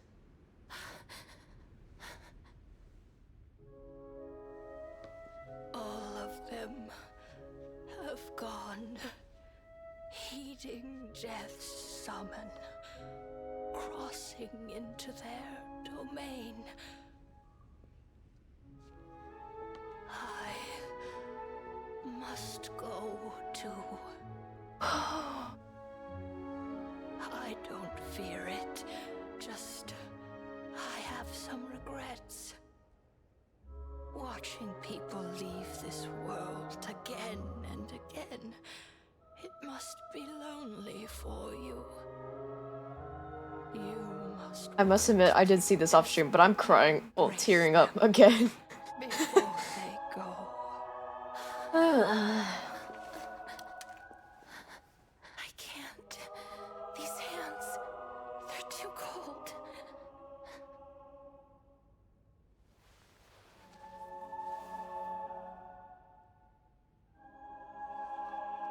But Big Sister Castoris, your hands are so warm. Just like anyone else's. So go on. Don't hold back. Give me a warm hug.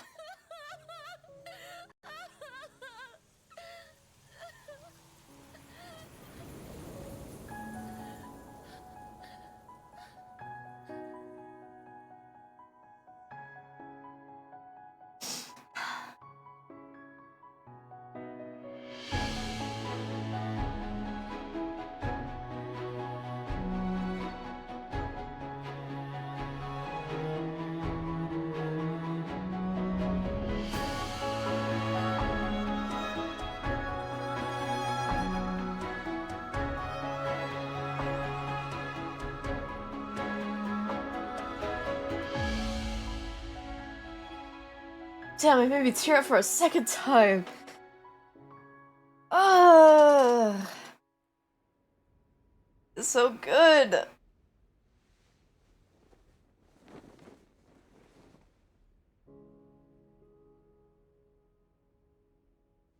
Can hands like these really be warm?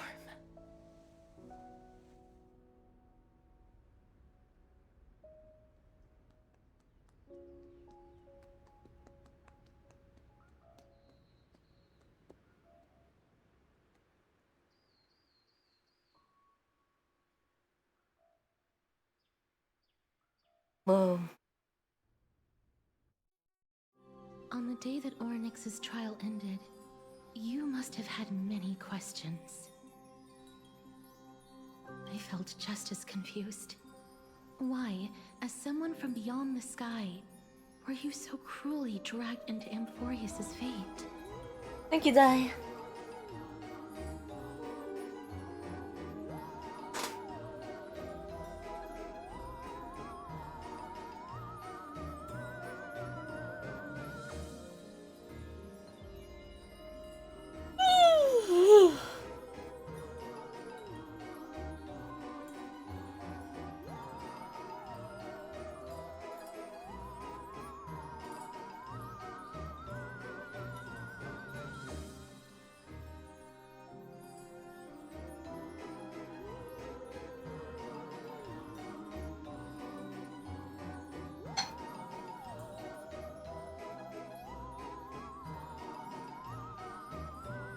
Damn. I can't believe you got me a second time. Rick. I wished I could take action, but no matter how hard I try, I cannot simply interact with the living as ordinary people do. Even when we brushed against each other unintentionally in the grove. And it was obvious that nothing had happened. When an almost unattainable hope finally welled up in my heart. When I thought that perhaps my touch would no longer bring sorrow, fate declared to me. It wasn't that the curse of death had finally been lifted, but that your soul no longer belonged to this world. And there was nothing left for my hands to take. Nothing. And did I really think this time would be any different? It's not that I don't understand this reality, just that I'm unwilling to accept it. Having walked such a long road, I am still unable to find the answer to life and death. I am resigned to eternal despair. Anything I wish to hold on to, death will inevitably wrest from my grasp. From that moment on, I lacked the courage to confirm it again. Until Orynyx laid bare the cruel truth before us.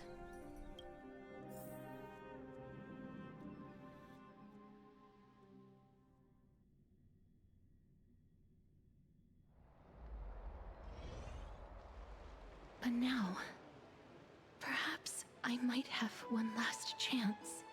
Long ago, Trinan read a prophecy to me. At the end of the Sea of Flowers, the souls of the living shall warm thy fingertips, and after an embrace, there shall be eternal separation. I found no surprise in it, for her words sounded not like a foretelling, but a perfect reflection of my past. Embraces in this world are born of reunions, yet my touch speaks only of farewells. In that moment, I had no doubt that this destiny would weave itself through the entirety of my life.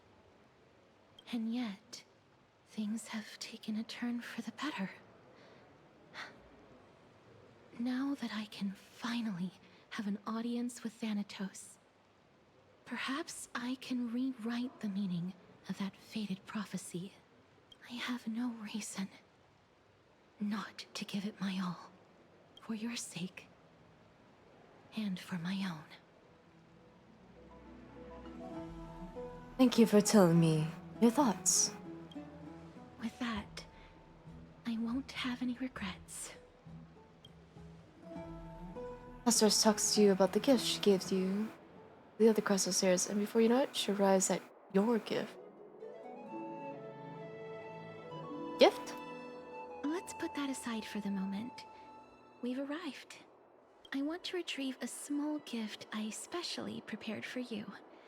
I made it myself, like the trinket I gave Lady Trianne. I want to leave something for everyone, if possible. The journey to seek an audience with the Death Titan cannot be an easy one. I want to make full use of every moment I have before we depart, so that I don't have any regrets. That sounds kind of ominous. And cute. Perhaps you can have a look at it first. You don't have to take it if you don't like it. Look, it's right there. Huh? Where did it go? What's going on?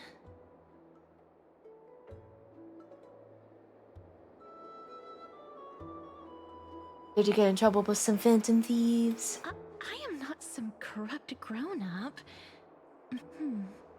What's this? Ooh. The coin of Zagreus and a slate. So it's her. Who?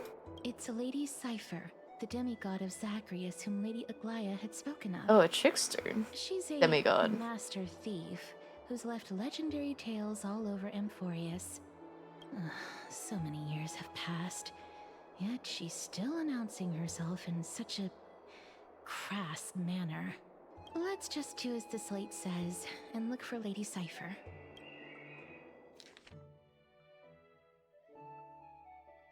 Dear Princess Homebody, walking through the busy garden, I discovered the remarkable gifts crafted by the Princess Homebody.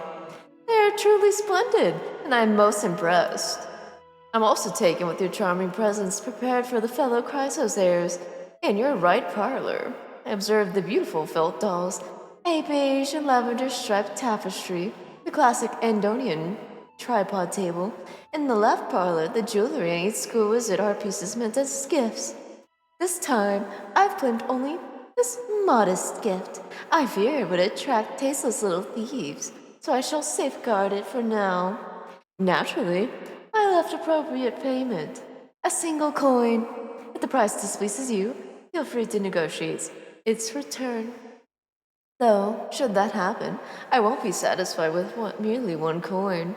Should you wish to find me, visit the Memorial Market. There lies a golden short sphere I left. You know what to do. I shall guide you to me. And before you ask, I won't accept any questions. Please forgive this small intrusion. Accept my highest regards. P.S. Who displays biological specimens at home? They're quite unsettling. You might want to store them away when entertaining guests. P.P.S. Despite your considerable investment in the Endonian ossuary hanging in your parlor, I regret to inform you it's a fake. The original was craftily switched by the cunning scholars of the Grove of Epiphany. The full story can be found in the yet unpublished memoirs of Sephira. Sincerely, the Kitty Phantom Thief. Meow.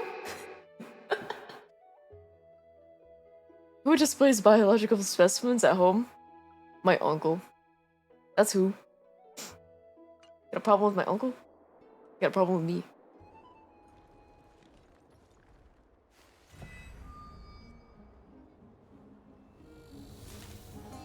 Look, it's right there.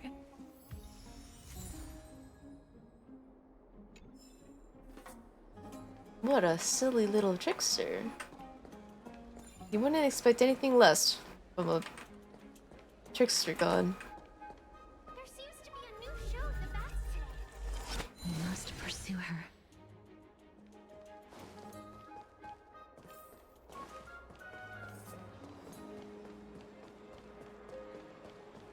Huh?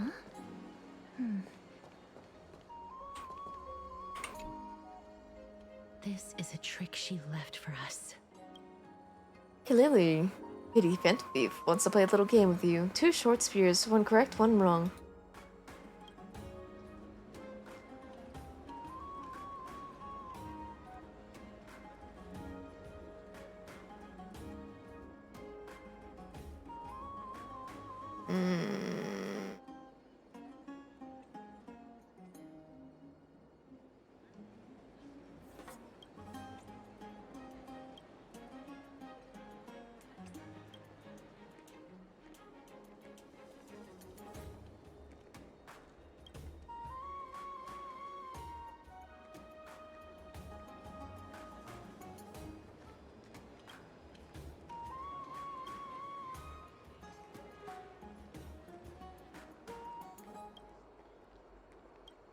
The words on the scroll should be true, so which short spear do you want to repair?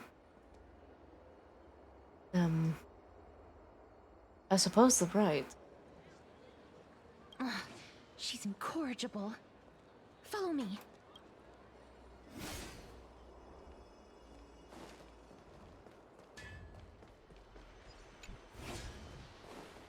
Never save for tomorrow what you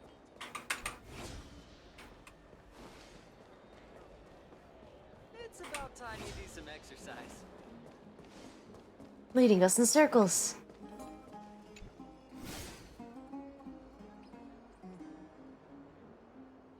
Exactly the kind of thing she would do.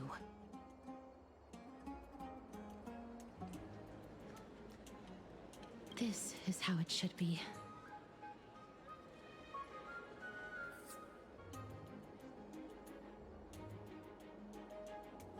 We must pursue her.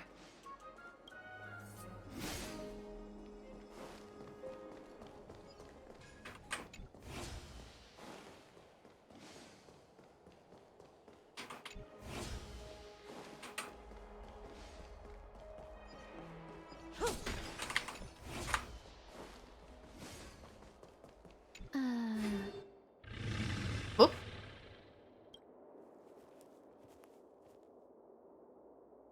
Cypher, if this drama truly is her, appears to be quite content. Her gaze filled with 3 parts sincerity, 3 parts approval, 3 parts triumph, and 3 parts, aha, your mystery. You've lost if you take this seriously. I see, so Dromas is a cat. Wow. He seems to be saying, right, oh no, yeah, yes.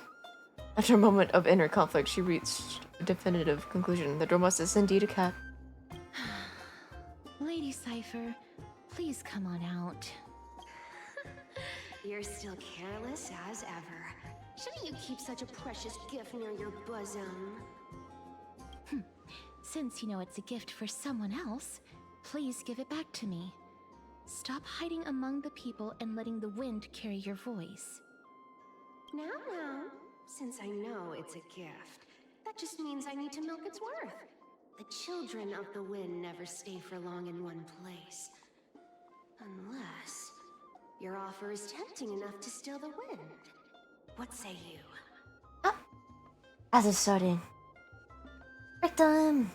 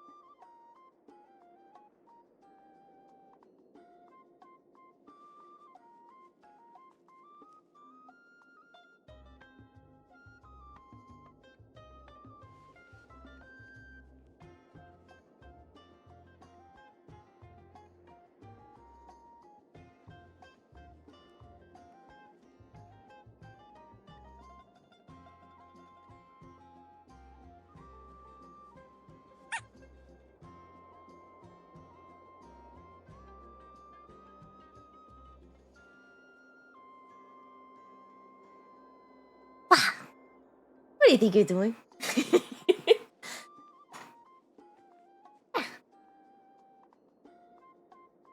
Hello. Don't forget to your school. You guys are cool.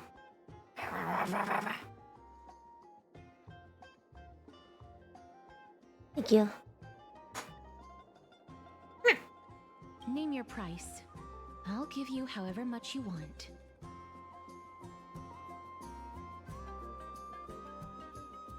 Huh? Hmm? What's wrong?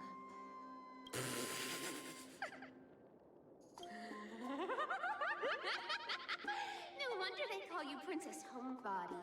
Why don't you two come over to my place? It'll make a better venue for proper business discussions.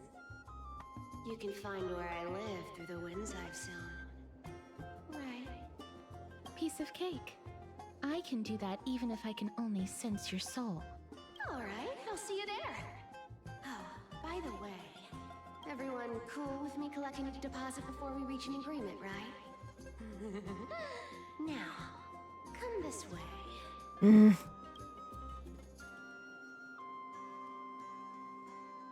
Where did my duo of divine blood go? She's incorrigible. Follow me. He's having an Uno reverse card? Well, oh yeah? Well, I'll eat your own Uno reverse card. That doesn't work here.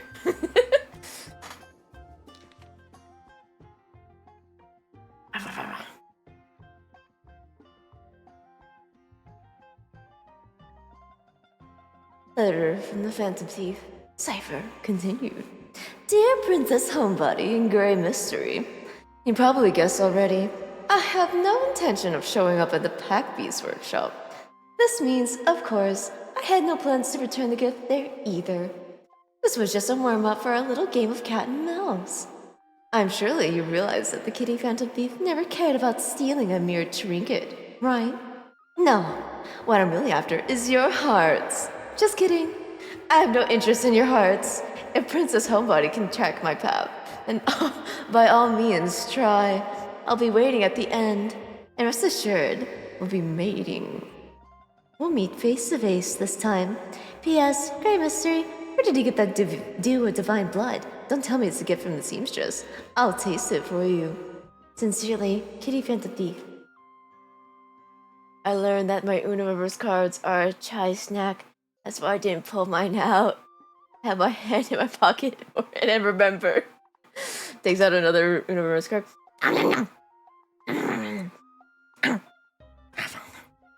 Tasty snack. It tastes like your defeat.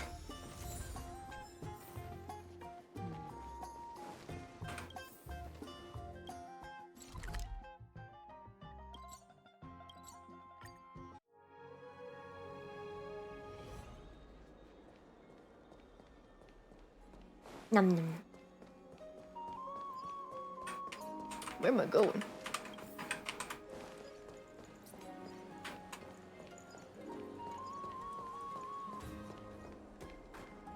I cannot jump. This is so sad. Every day I play this game, I remember I can't jump, and this is the worst feeling.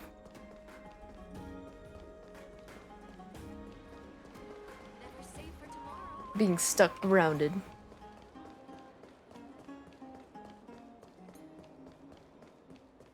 It's about time you do some exercise. What the hell?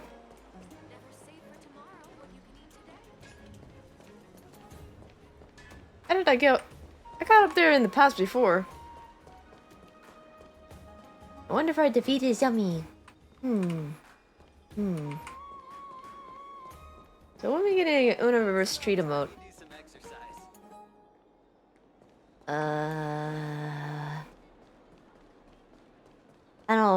I don't know about that one. Frick! How did I get up here? Was it? It was this, wasn't it?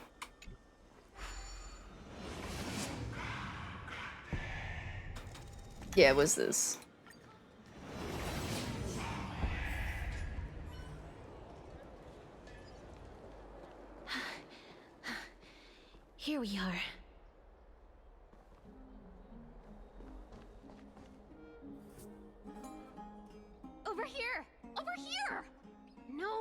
way!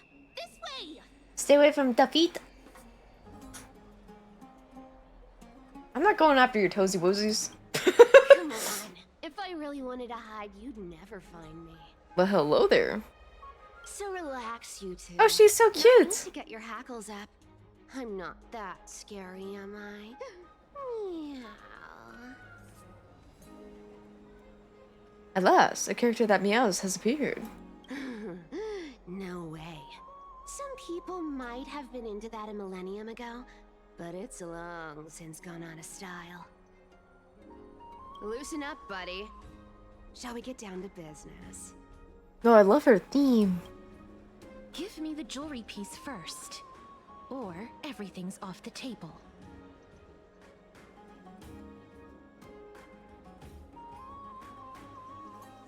The gift is a piece of jewelry?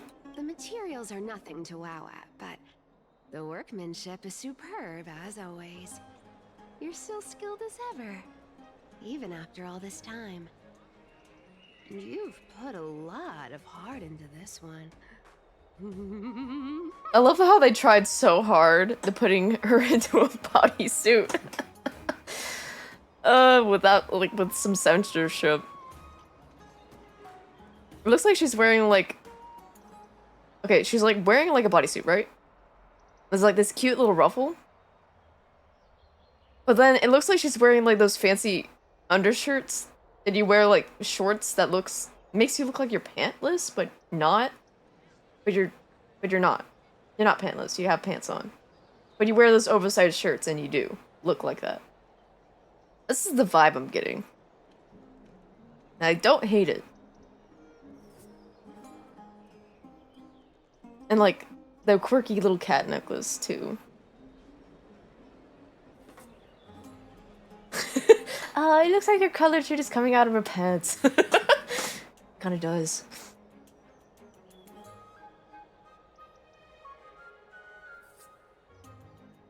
The eyeball. She's got very unique eyes, that's for sure.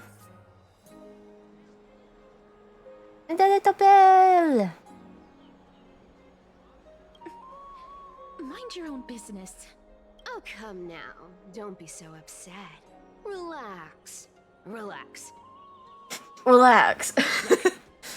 Isn't the view here just great? You can see what everyone is doing and where they're going. Her teethies! They won't even know you're here. Finally! Fang reputation. Now that we've broken the ice, let's get to the point. Everything I've said so far has been a joke. I'm inviting you two here for 3 things. 1. The seamstress found me and wants me to take you to Styxia to look for the Death Titan. 2. The Council of Elders also found me and wants me to make sure the core flame of Thanatos ends up in their hands.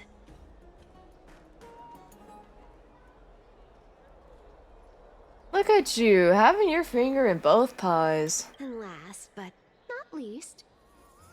Bah! Welcome in, Kyo. Hi. Hello! How'd you find us? And we're doing good. Having a lot of fun. Doing pretty well. I'm telling you that I'm not interested in doing either of those things. Don't go look for the Death Titan. The end.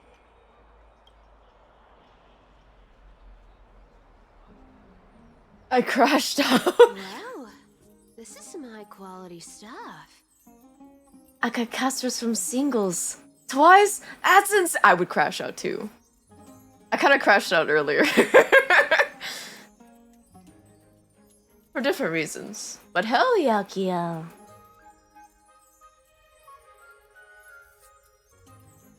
And this room is full of it. How much are these worth, Did you get all this through that Aranova gimmick? Some of it is family fortune, while the rest came from my business as a dressmaster. Don't liken the flame chase work to your shady dealings. Wow, I should have busted down your door instead of going around like a thief.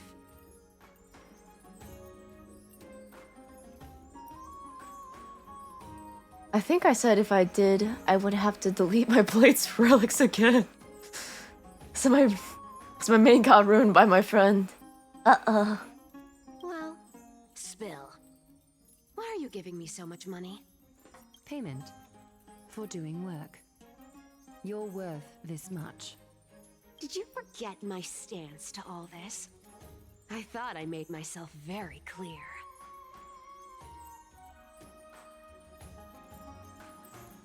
My Blade's ratio was 90 over 250 with 9.5k HP.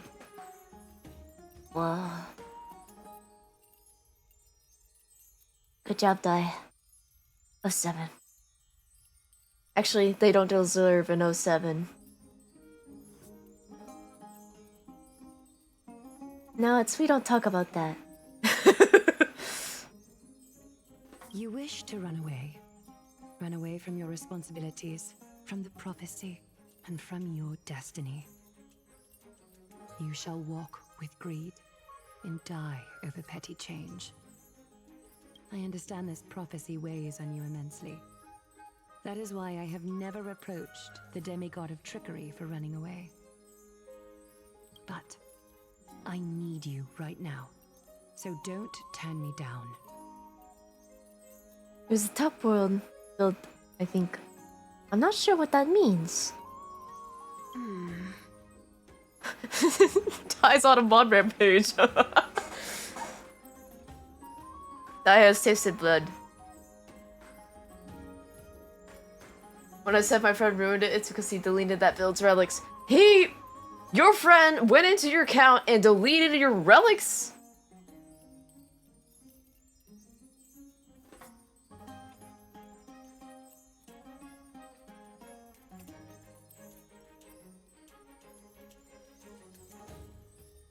I mean, it's like he's top 2-3% in the world. That's crazy. You know, maybe the gods got your tongue with their golden threads, Aglaya. I'm not hearing any sincerity in your words. Give me a reason why you're bowing your noble head to me. We lost Trian. Oh. The divine power of passages is running out. I need another demigod to escort Castoris and help her fulfill her lifelong wish. Oh, I get it now. You're sending Castoris to her death. And you want me to die with her.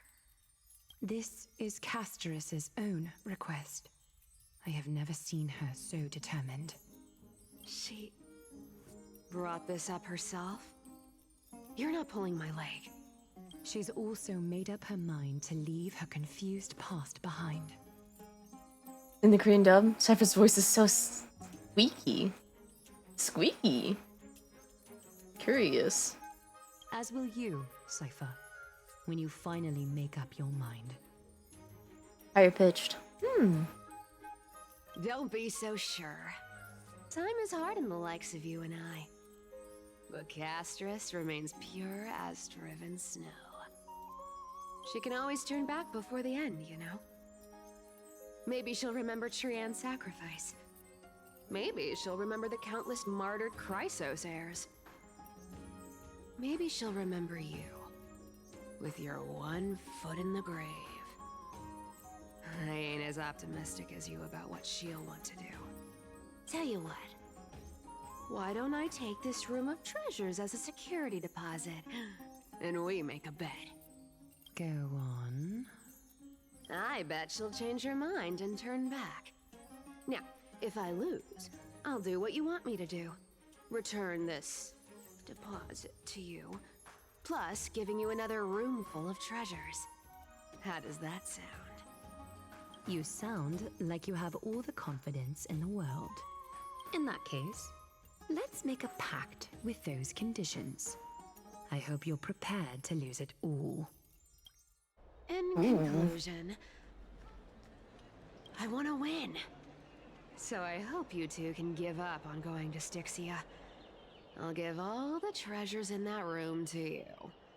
and you can split it between yourselves however you want. Treasures are meaningless here. What do you think? Tempting, right? They're meaningless because we are about to die as well. I'm almost dead. What use do I have for money? Exactly. I'm almost dead. What use do I have for money? I decline. If we don't find the Death Titan, his soul will... Oh? I can't go into the details, but we have to go to Styxia. I really don't get how. Demon! Oi! What do you mean? What's up? How have you been? Princess, homebuddy, you keep talking about needing to find Thanatos, about getting rid of your curse, and you don't care about anything else. But did you ever live for your own pleasure? Even for just one day? What are you trying to say? I'm saying, contrary to your beliefs, Aglaia didn't take you in just so you can die for her Aranova. The flame chase journey walks hand in hand with sacrifices. Isn't that why you're always running away from Lady Aglaia? Fine. Never mind. We all have our own problems. I ain't gonna say anything anymore. It's not like I was gonna honor that bet anyway. But listen to me. Styxia is no tourist destination. Sure, the treasures buried in there are 10, no, 50 times richer than Aglaia's vault. Yet, I've never been there. And I never plan to. Because even a demigod can't be sure they can walk out of that place alive. And now I'm supposed to escort you to Styxia. Sure. Pay up.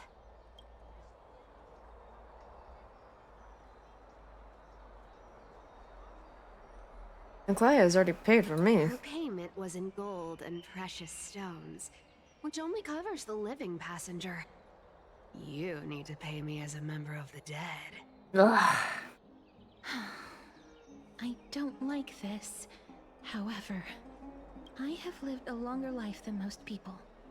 Though I'm not as good at doing business as Lady Aglaia, I still have some savings. I can give them all to you. Then how are you going to live the rest of your life? Then I'll give you 90. No, 80%. Well, don't mind if I do. 80% of Castrus's savings and a bottle of dew of divine blood. Not a bad trade. Don't forget to give Castus's jewelry back. Okay, okay. I didn't know you hold grudges. Great mystery. Here, catch. Be careful with that. That's a lovely ring. That was the gift? Oh my god. Okay. It's a ring.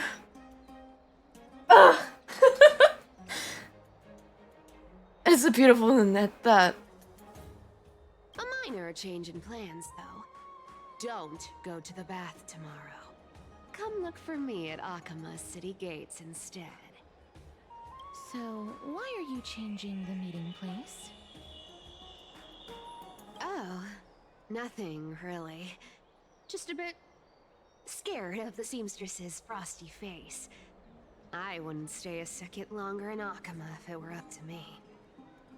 Well, now that we've struck a deal, why don't I give you guys a lift back?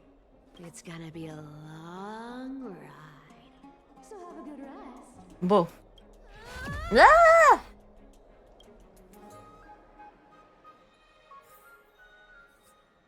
Next day, Akama. Where am I? Is this my room? How did I get back here? This is a coin. It was Cypher? And she even tucked me in? Never mind. It's getting late. I better get going. mystery. These formal addresses at the start of the letters are such a hassle. And you've already read these 3 useless Phantom Thief letters. I left Princess Homebuddy's gift here. Take good care of it. Remember, skip the paths and come straight to the Akuma City Gate to find me. You know I have no patience. Come late, and I'll leave you. Come late and I'll leave without you, clear? P.S. Guess I'm the one who tucked you in. You're welcome. Sincerely, Kitty, Phantom Thief.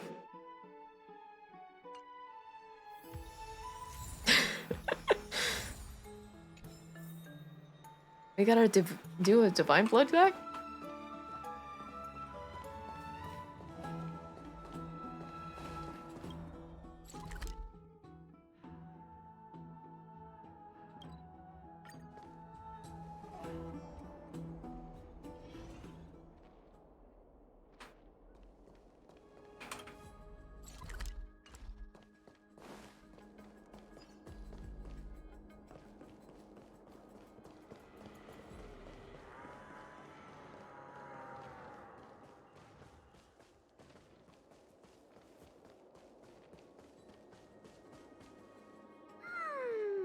Bright and sunny. Just the weather for farewells. Well. You're here. Really? Just the 3 of us? Totally. The trio team is the best set up to reach the finals. No need, I already told her. She's fine with it. You sure know how to put me in a spot, Casterus.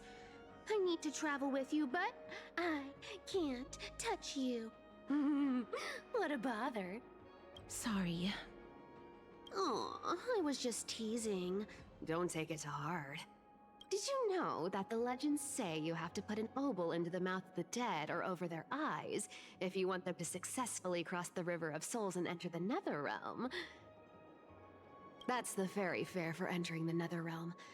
However, I honestly won't ask you to pay this time. I'll pay. And then we'll just have to go through the motions.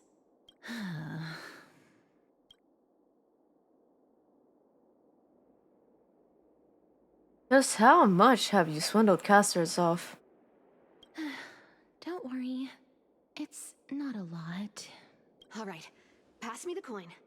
It's time to get the gods' powers going.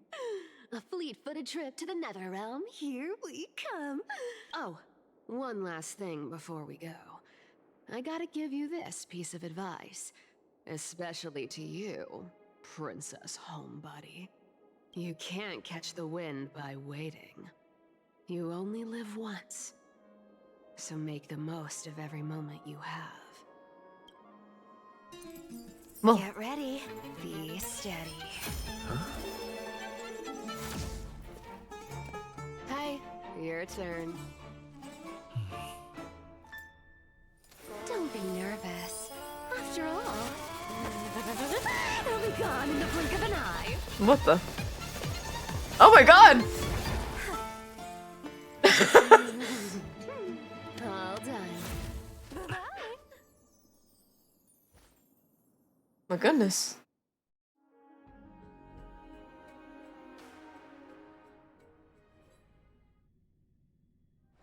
You just twirled us. Right.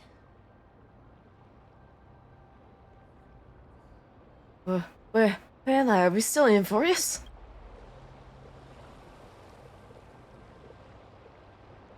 She's the demigod of trickery. When she flips the coin of whimsy into the air, she gains incredible speed that lets her travel anywhere in an instant.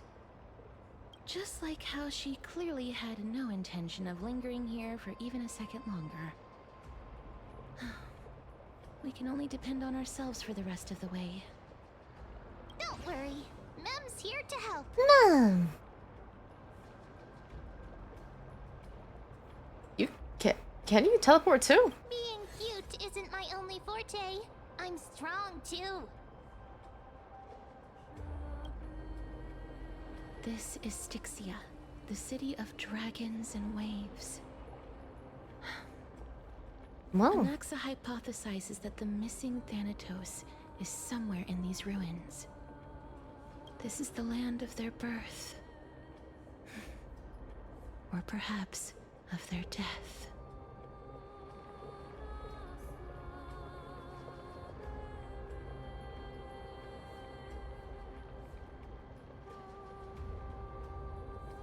Are there any other clues? Anaxa had used a secret alchemical art to temporarily fuse his soul with Circe's and Kephae.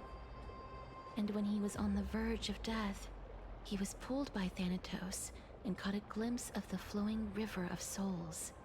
This alchemy, considered a sacrilegious act, might actually make the souls of mortals and titans attract each other. Even though Thanatos has been missing for 1,000 years, and even their followers haven't been able to find them. Perhaps that special attraction could summon them here. Oh, so are we going to use that Philosopher's Stone to conjure the Titan? I guess that's the only way. The only leads we have now are the name of this city and the fairy tale about the dragon. Thanatos is even more mysterious than I am. Indeed. Even one as erudite as Anaxa could only point us to this place, and no further. We will be entering the unknown as soon as we take our first steps. But that won't be the first time in my long journeys.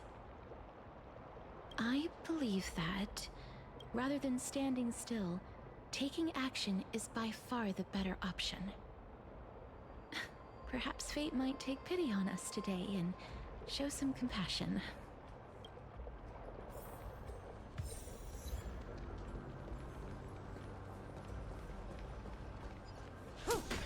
Go back whence you came. Go back. No. I don't think so. Ahead lies the realm of the dead.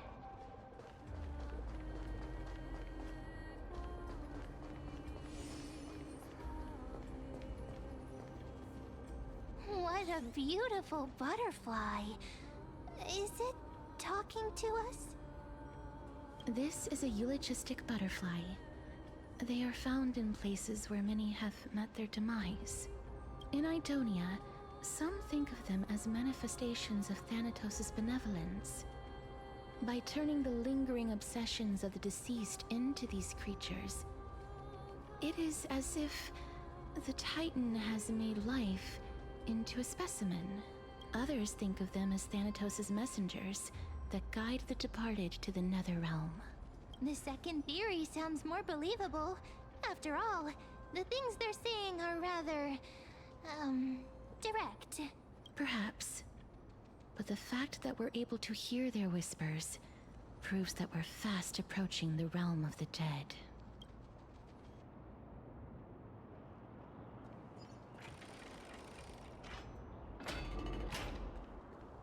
These shadowy figures... are they illusions reflected by the River of Souls?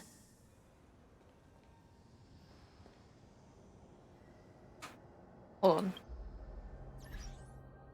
Let's get in character, shall we?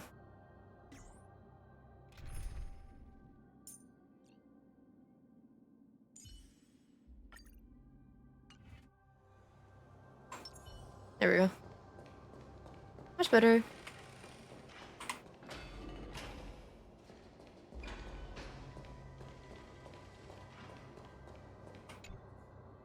Mommy told us to go ahead first, but she's still not here yet. 1, 2, 3. I don't even know how many days have passed since then. Perhaps Mommy will be back once you finish counting the days on all 10 fingers. 1, 2, 3. It's been much longer than 10 days since we left Mommy. Strange. For reflections in the River of Souls, they seem oddly animated. Do you want to buy any fish? Huh? He can see us? Wait. More living people. I'm not selling my fish to living people. You lot are too shameless. Buying fish without paying. If I ever see her again, I will...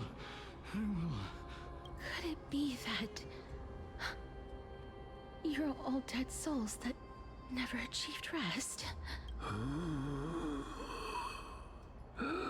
The Nether Realm does not exist.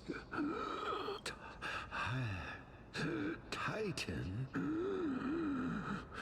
rejects you. So, do you want to buy fish? But there aren't any fish nearby. Other fish gone. The This people was so... gone too. I can only keep selling fish. So, do you want to buy any fish? Apologies. I don't have much in the way of savings, but perhaps there's another way for me to release you from your suffering. Please relax. May you fall asleep peacefully amid a gentle field of flowers. This... I knew it. These people aren't illusions. They're the souls of the deceased. They're supposed to reach the end of the West Wind by floating down the River of Souls. Yet, they have floundered upon the shoals of the stream, unable to move forward. Did Thanatos reject them? Or perhaps they didn't really die at all?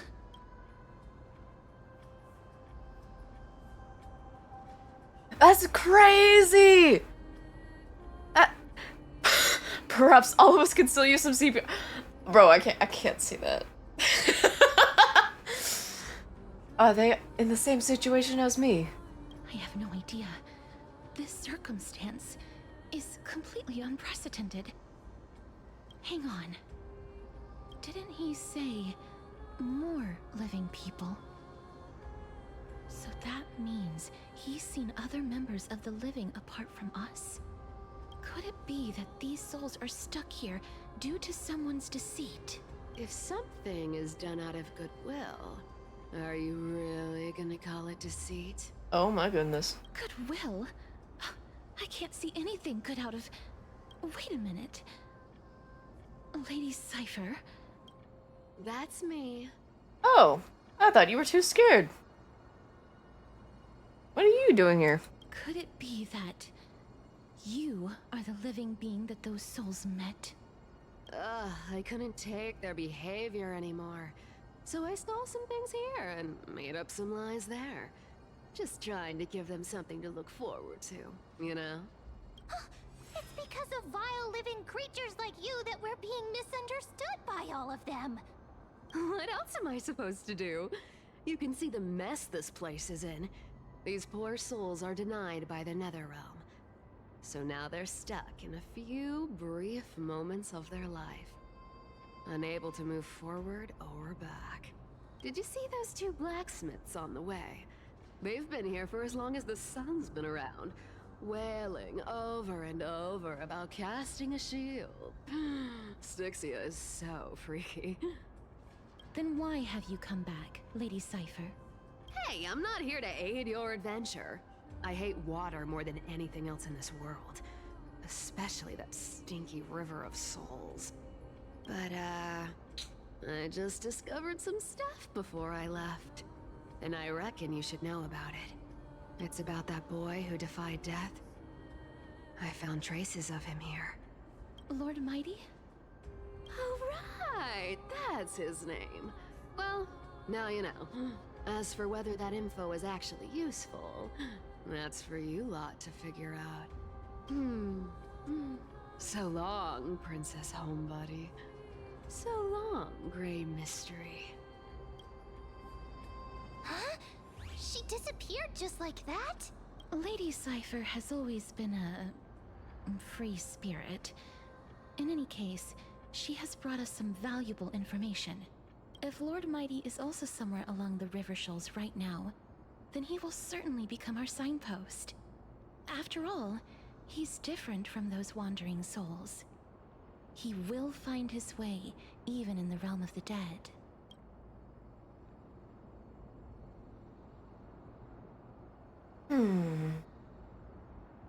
Speaking of finding the way, how are we supposed to get over there? Don't worry, it's time for me to shine.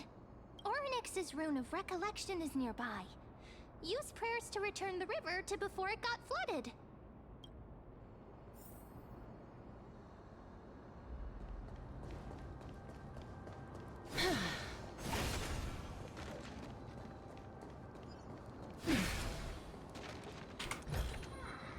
I want to make something with it. Hey, over here! What to make?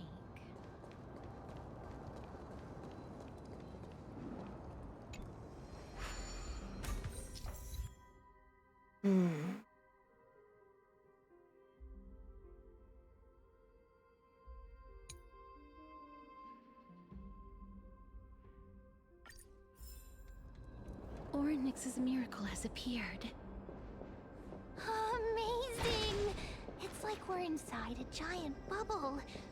Even the river got parted.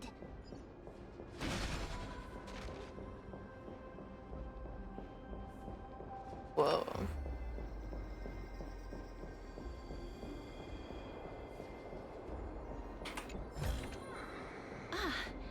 Make sure you keep it safe.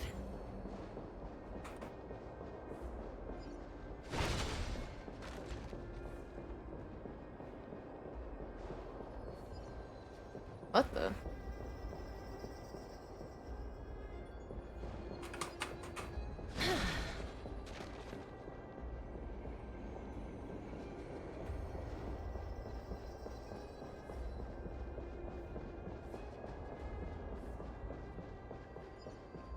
Huh.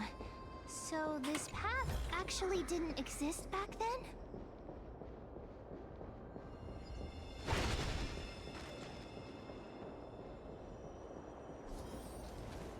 Strange.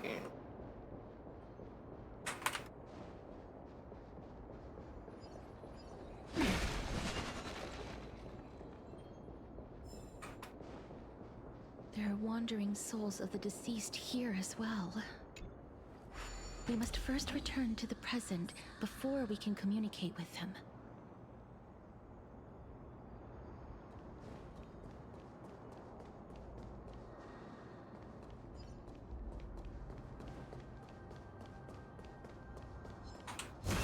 Emerge from your cocoon.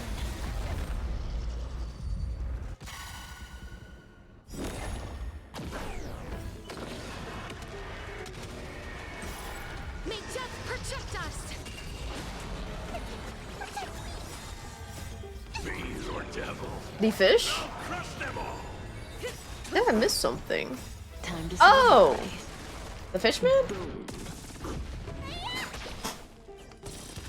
Wilt here. What's in your prescription? The fish.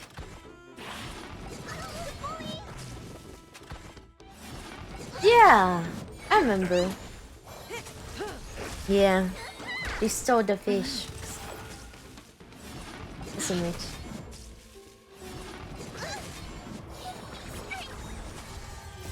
Fiend or devil. I'll crush them all. As you wish. Time to say bye. Boom. Get them. Stand still.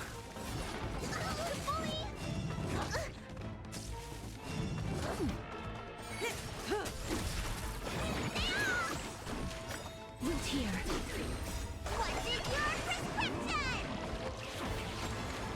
Get them. Relax.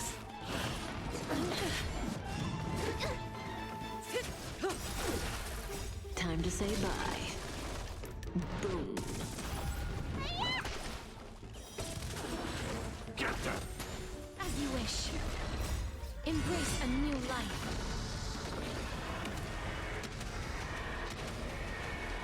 May death protect protect us!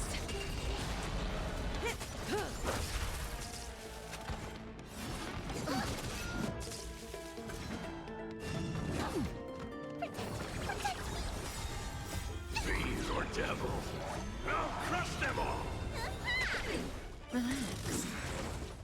Time to say bye. Boom. Wilt here. Get them! Stand still.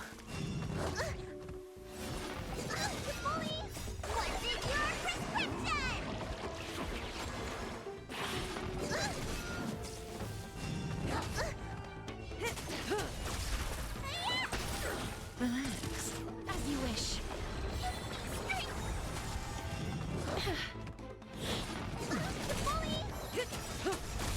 Get this, guys. Time to say bye. Yeah. Boom. I made a mistake of fighting these guys without my Lune, if you will. Fiend or devil, I'll crush them I have not built my Kestis yet. Embrace a new life. So she is very weak. May death protect us! Like a little butterfly. Tapping your shoulder.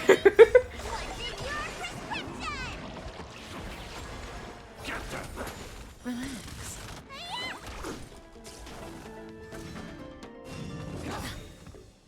Time to say bye. Boom. As you wish. She's just holding back her power to give everyone else a chance, yeah. Like a May decoy. wandering souls find Yeah, their own exactly, way out. exactly. Yeah. So true.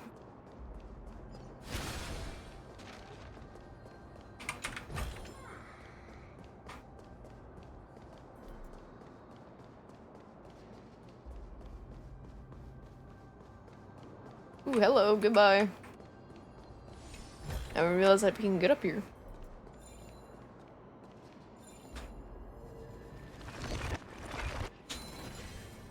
Yippee!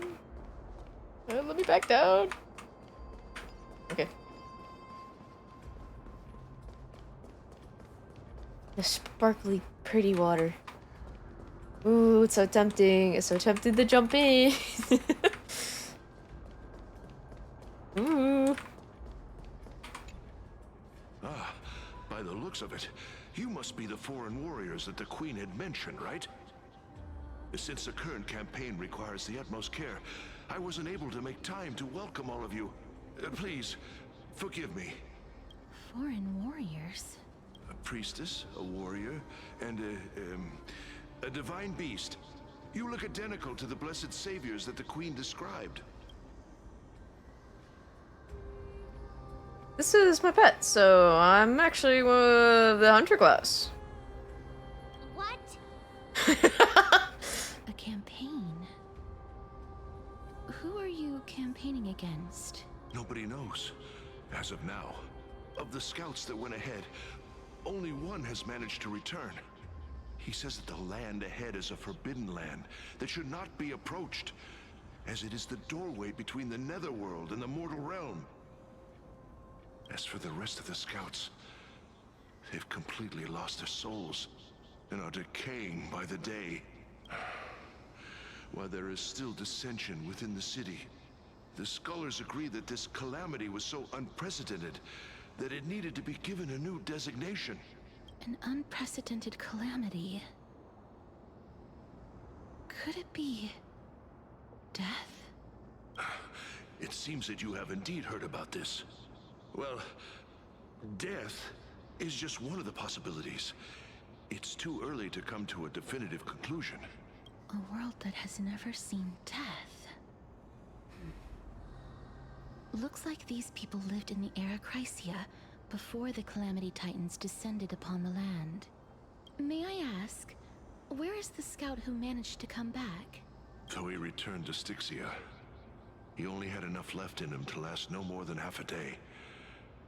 However, it was his intel that convinced us to rally together. He said that he witnessed the demonic specter of an evil dragon at that treacherous land. The apparition opened its giant maw and devoured everything in sight, and thus brought Styxia, that thing called death. Styxia. An evil dragon that brings death. It all sounds rather familiar. Wait, wasn't this part of that fable?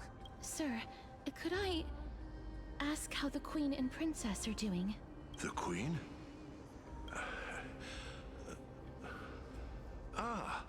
By the looks of it, you must be the foreign warriors that the Queen had mentioned, right?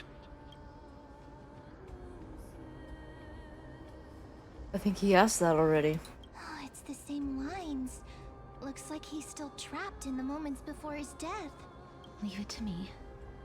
Sir, the war ended long ago. Styxia no longer exists. Styxia is no more? This cannot stand!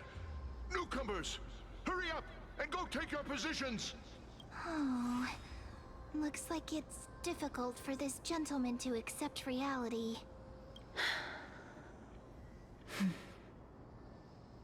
Sir, I am the Maiden of War, sent here by the Queen herself. If you accept my blessing, then today's battle will be smooth sailing. Maiden of War? I've never heard of this. There's little time to waste. Please don't take too long. Don't worry. I'm typically unwilling to prolong such a moment.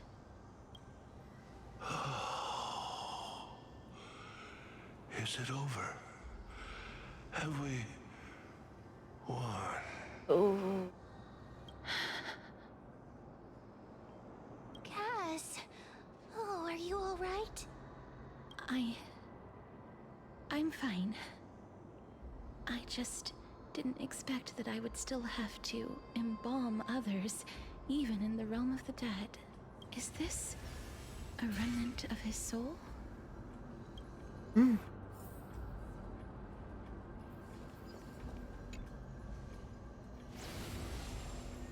Well then, why should I place my trust in you? Holy maiden from afar. Wait, this is... I don't quite understand what you're trying to say.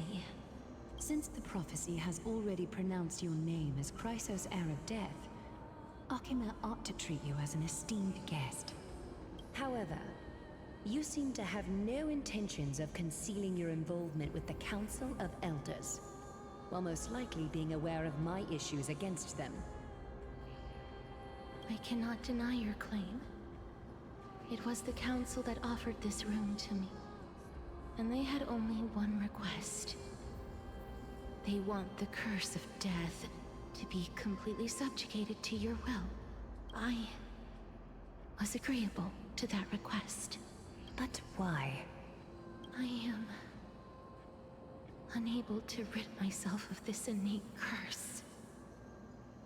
However, from this day onward, I shall use it according to your will.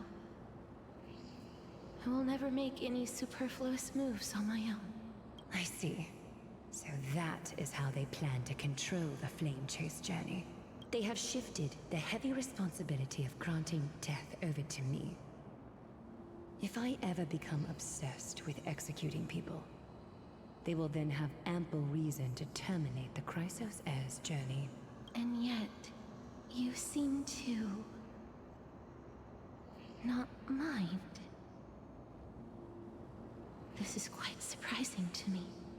That's because the fate that we were born with is a burden far heavier than that of an individual's life. I've woven many unforeseen events into the tapestry of fate. This is but one instance. Tidy up your precious garments and come with me. Arkema welcomes you, Castoris. You seem to hear a sigh of contentment, as if it comes from the mouth of the colossal being.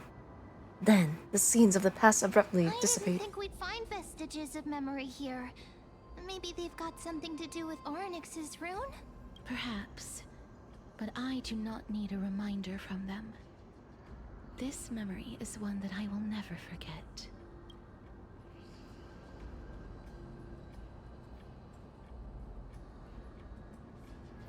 So it seems that Council of Elders has manipulated you once already.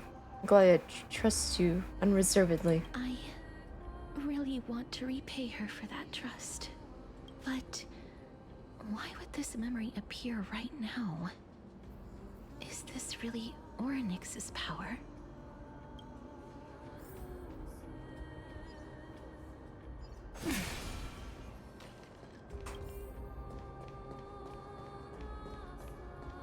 Could these dead monsters actually be...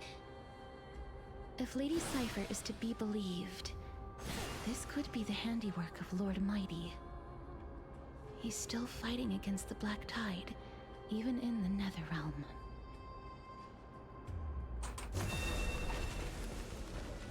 Why are the Black Tide monsters here too? Can they swim in the River of Souls? Even Thanatos wouldn't be able to accept Black Tide monsters into their realm. These traces seem to suggest that anybody who trespasses upon death will pay a heavy price.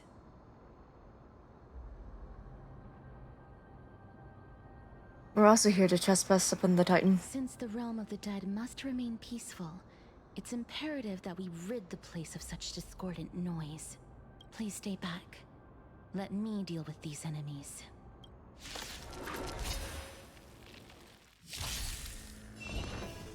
Well, I should have fixed my team before this.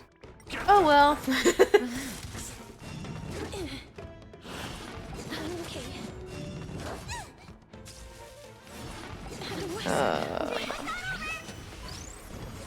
Time to say bye. Boom. Stand still. Root here. Fiends or devils, I'll crush them all!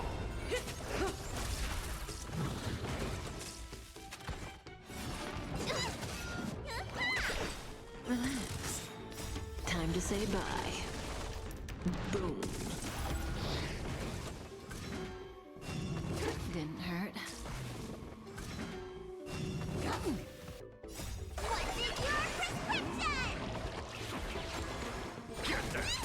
As you wish.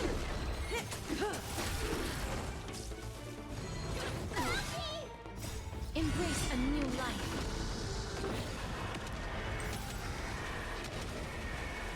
May death protect us!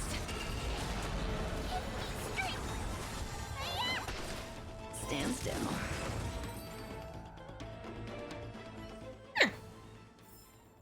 May wandering, the path ahead is blocked by the River of Souls again. In that case, let's go back to the past. This miracle sure is handy. This is yet another aspect of a Titan's divine power.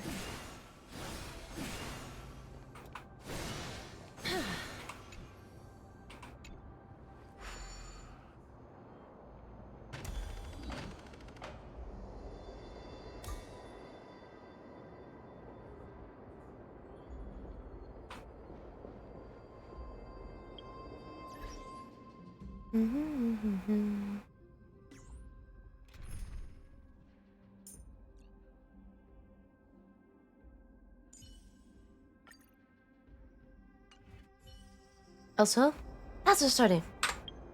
Big time.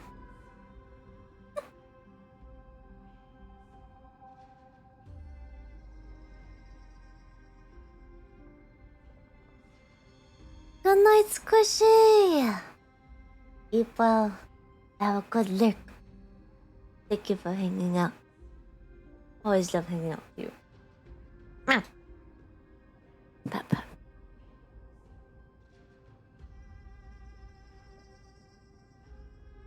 I'm probably gonna end soon. Or it is quite late. And we've been going for a while. I don't think so, Chaos. I don't know about that one.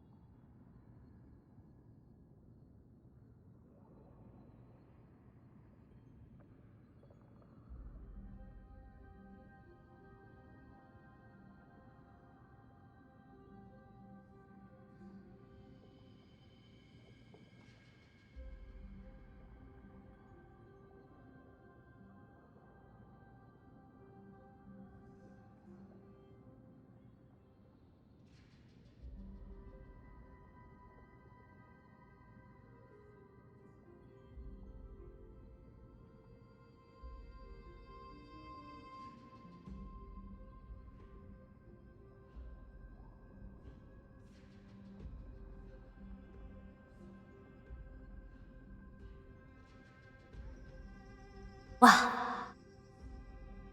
Awawa.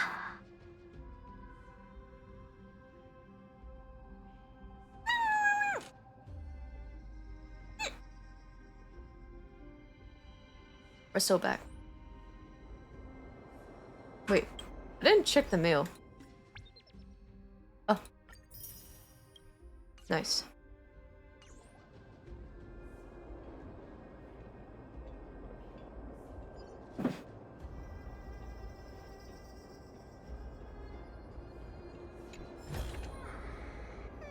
If Dan Heng was around, he'd definitely be able to raise the waters of the River of Souls into the sky.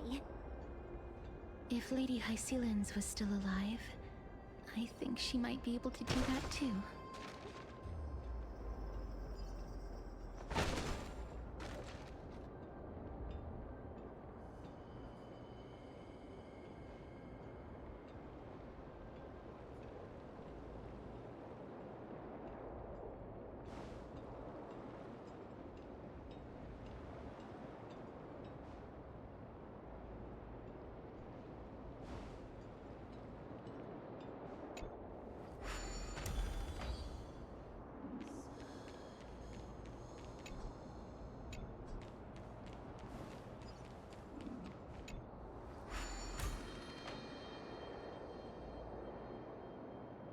But I am curious, how long of the story do we have left anyways? Do you know, Chaos?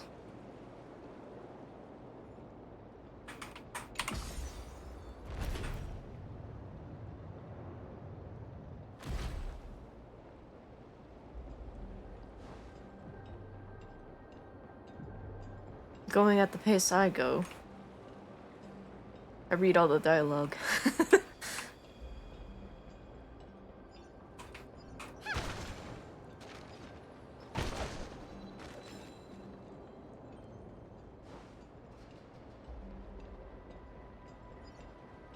We can't get through here. Let us return to the present. You seem to be able to discern both the past and the future.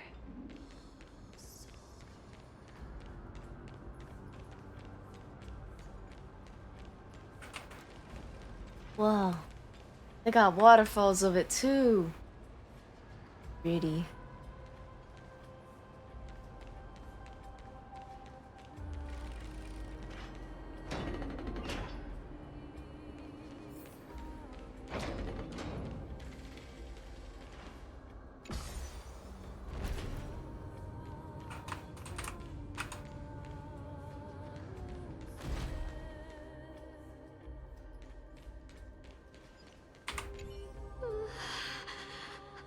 Why isn't there a god yelling in the distance?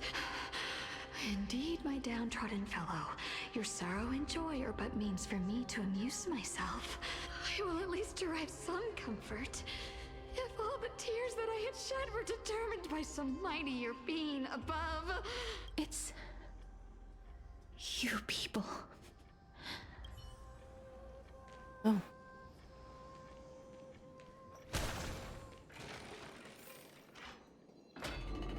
Oh, this place. Must have been a beautiful courtyard in the past.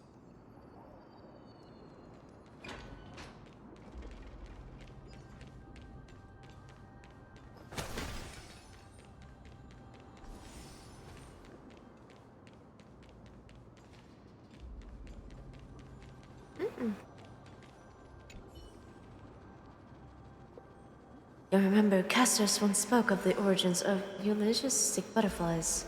Some believe them to be the final obsession of the deceased, others believe them to be Thanos' messengers. They're always found in places where many have met their demise. Lost human, we can say one last thing before leaving this world. What would it be?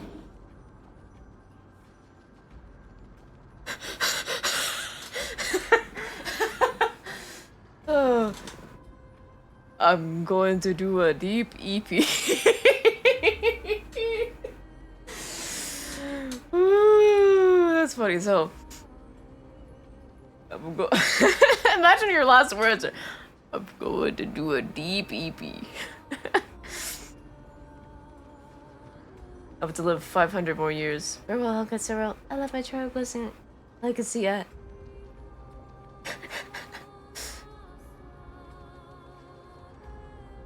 By the way, I've seen this MSQ around 10 hours for this one. I could probably save the rest for another stream. I can't go any longer. I don't want to stream till 5 AM. God. That would mean... no. I'll be responsible.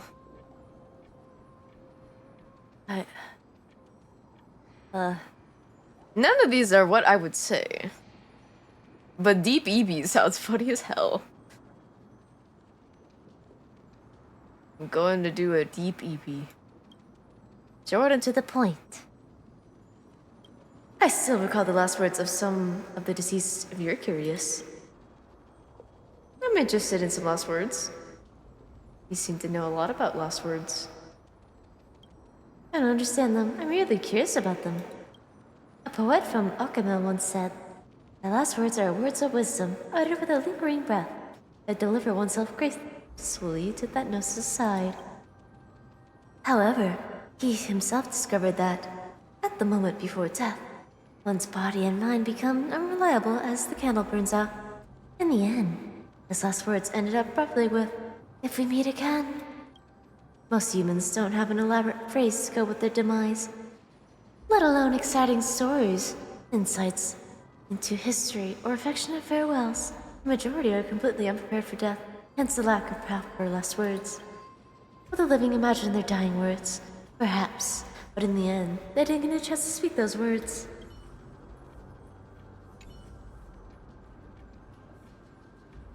I'm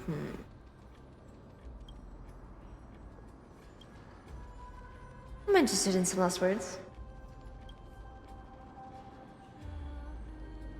Of course. Whose parting words would you like to hear the most? No, I need to go to the track in about 2 hours, so please don't stream me any longer than 3 AM! 2 hours!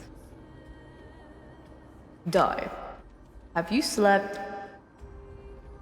Have you slept? I swear.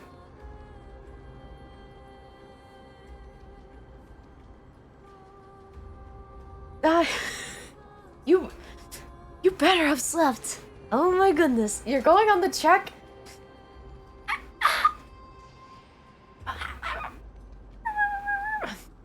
You better have slept. I'm gonna shake you. Yes, I have this time. I woke up at 10 PM. Thank God.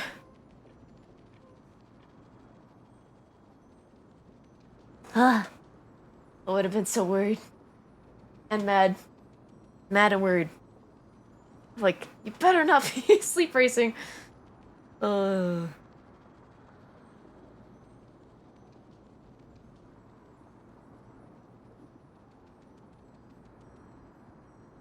We don't need to pull you out of the river, Styx, okay?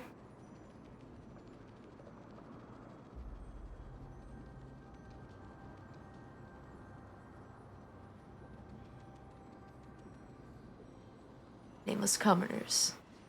That's called sand driving. There was a philosopher known as of the Grove who tried to pick some apricots, but was scolded by his wife. He said, "So what if I pick them? What the enforced profanity is going to happen?" Moments later, he died. When asked about how they're feeling, someone replied, "I feel good and comfortable. I must sleep now. Take the pillows away. I don't need them anymore." There's a person who felt a sudden headache. Their last words were, "What's happening?" The rulers of different city-states.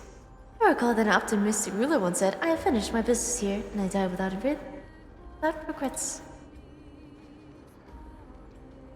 Someone asked another ruler on his deathbed who his successor would be. He only said, "The strongest." Another one suffered so much pain that he gave this order to her doctor: "Kill me, or be guilty of regicide." I remember one of the rulers once said, "Water," before dying.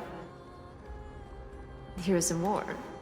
before his execution at the hands of this enemy, a soldier said, "The only thing I wish to say in this last moment is that I can only give my life for my city's sake once." Many more soldiers didn't know when death would come. One said, "Tell them that it hurts really bad." One side of my body. The old captain who traversed many seas died from illness on dry land. She said, "Please help me. Put on my clothes and armor. Let me die like a proper soldier." She was buried by the sea in the end. Poets who wrote great works. Before his death, a poet asked his poet's son, "Tell me, Alexander, on your soul and conscience, do you believe my works will be passed on after I die?" A poet spent her life pursuing new verses. At the very end, "I seek no healer in the courtyard to declare my demise, for I shall proclaim this freedom with my own cries." Another poet died during his performance. His final line was, "Manos promised me a better world." Thank you. That's all for now. You can come back at any time. Curious little butterflies.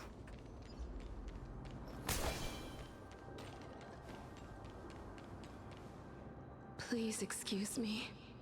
I am but a scholar from a distant land who had the misfortune of falling into the River of Souls and turned into a member of the dead. Huh?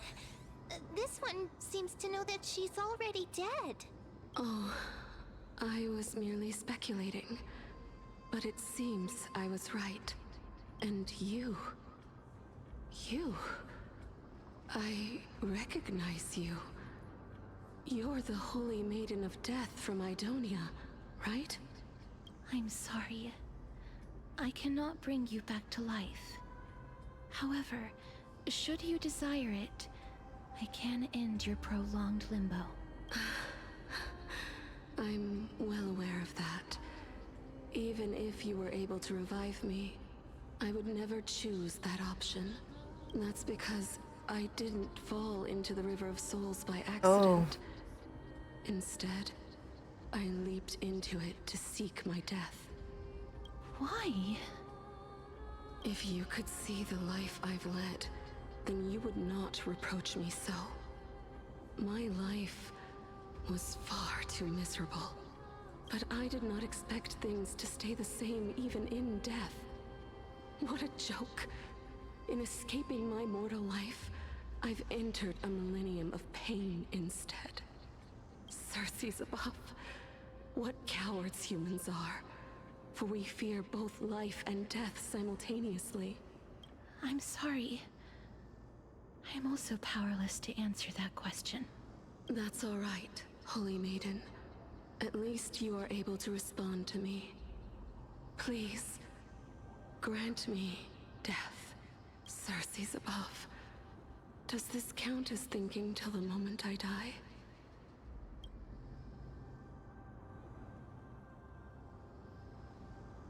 She seems free. I can't imagine what it'd feel like to roam around this void for centuries. I have seen too many farewells. Her distress is quite commonplace.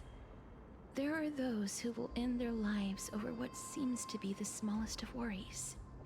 For some people, this power that I possess is a blessing rather than a curse.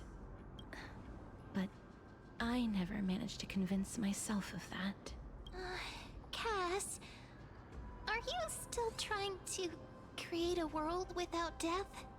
Yes, because when placed under time's vast scales, there is no worry in this world that cannot be solved. You should chat with Dan Heng about this. This is a wish that I've held for almost a millennium. My mind might have changed once upon a time if people managed to strike up a friendship with me, but I've never been more firm in my conviction. Now that I've learned about your near-death state, it is my duty to wipe death from the face of this world. Why do I low-key ship them?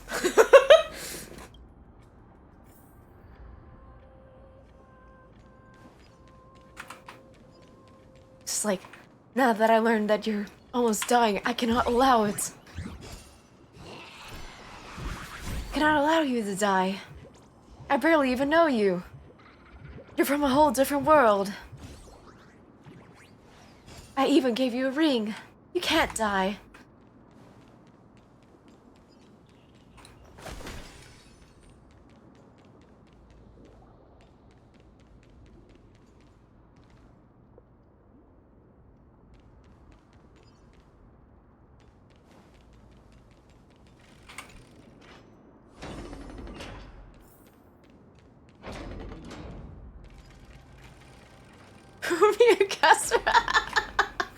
No. Wow. This place is so spacious. Is this the kingdom's vault?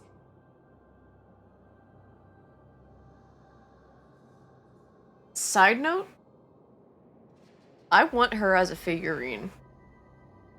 I never had a or owned a figurine, but if she had one, I'm reconsidering.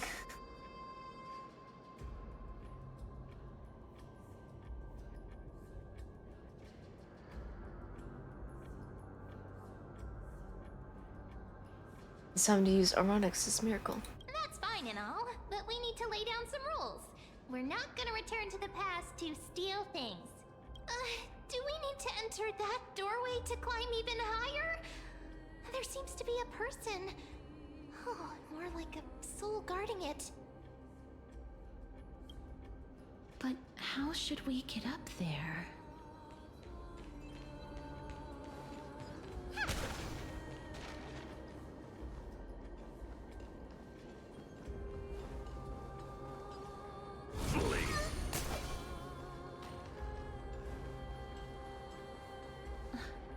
The path is blocked yet again.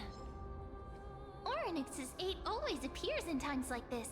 How convenient. Does that hurt?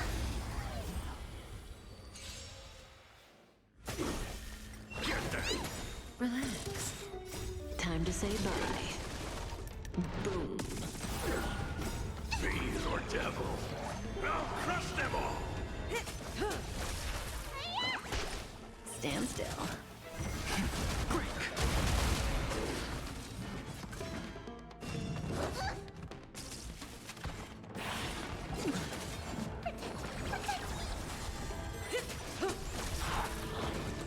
Time to say bye. Boom.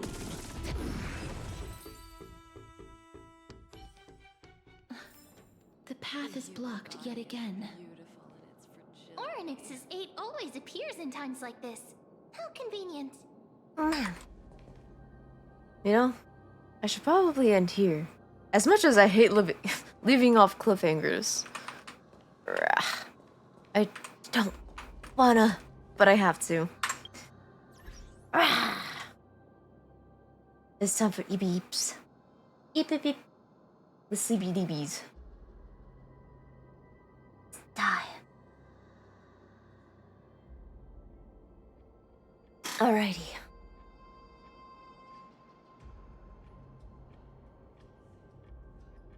Good night, everyone. Sleep tight. See you all another night. Thank you all so very much for hanging out with me. I appreciate it. And I feel like I just can't... Words are not good enough to describe how much I appreciate you guys. Thank you. Just thank you for hanging out with me. It's always a great time. Good night. Good night, Di. Good night, Squishy. Good night, Demon. Kyo. Ow, ow, ow. Good night, Chaos. Good night, everyone. Good night to all my lurkers. Sleep tight. May you have lovely dreams. Yeah. Night. Night. See you all next stream. We're probably going to be playing Minecraft, like last time. And who are we raiding? I'll figure that out. Good night.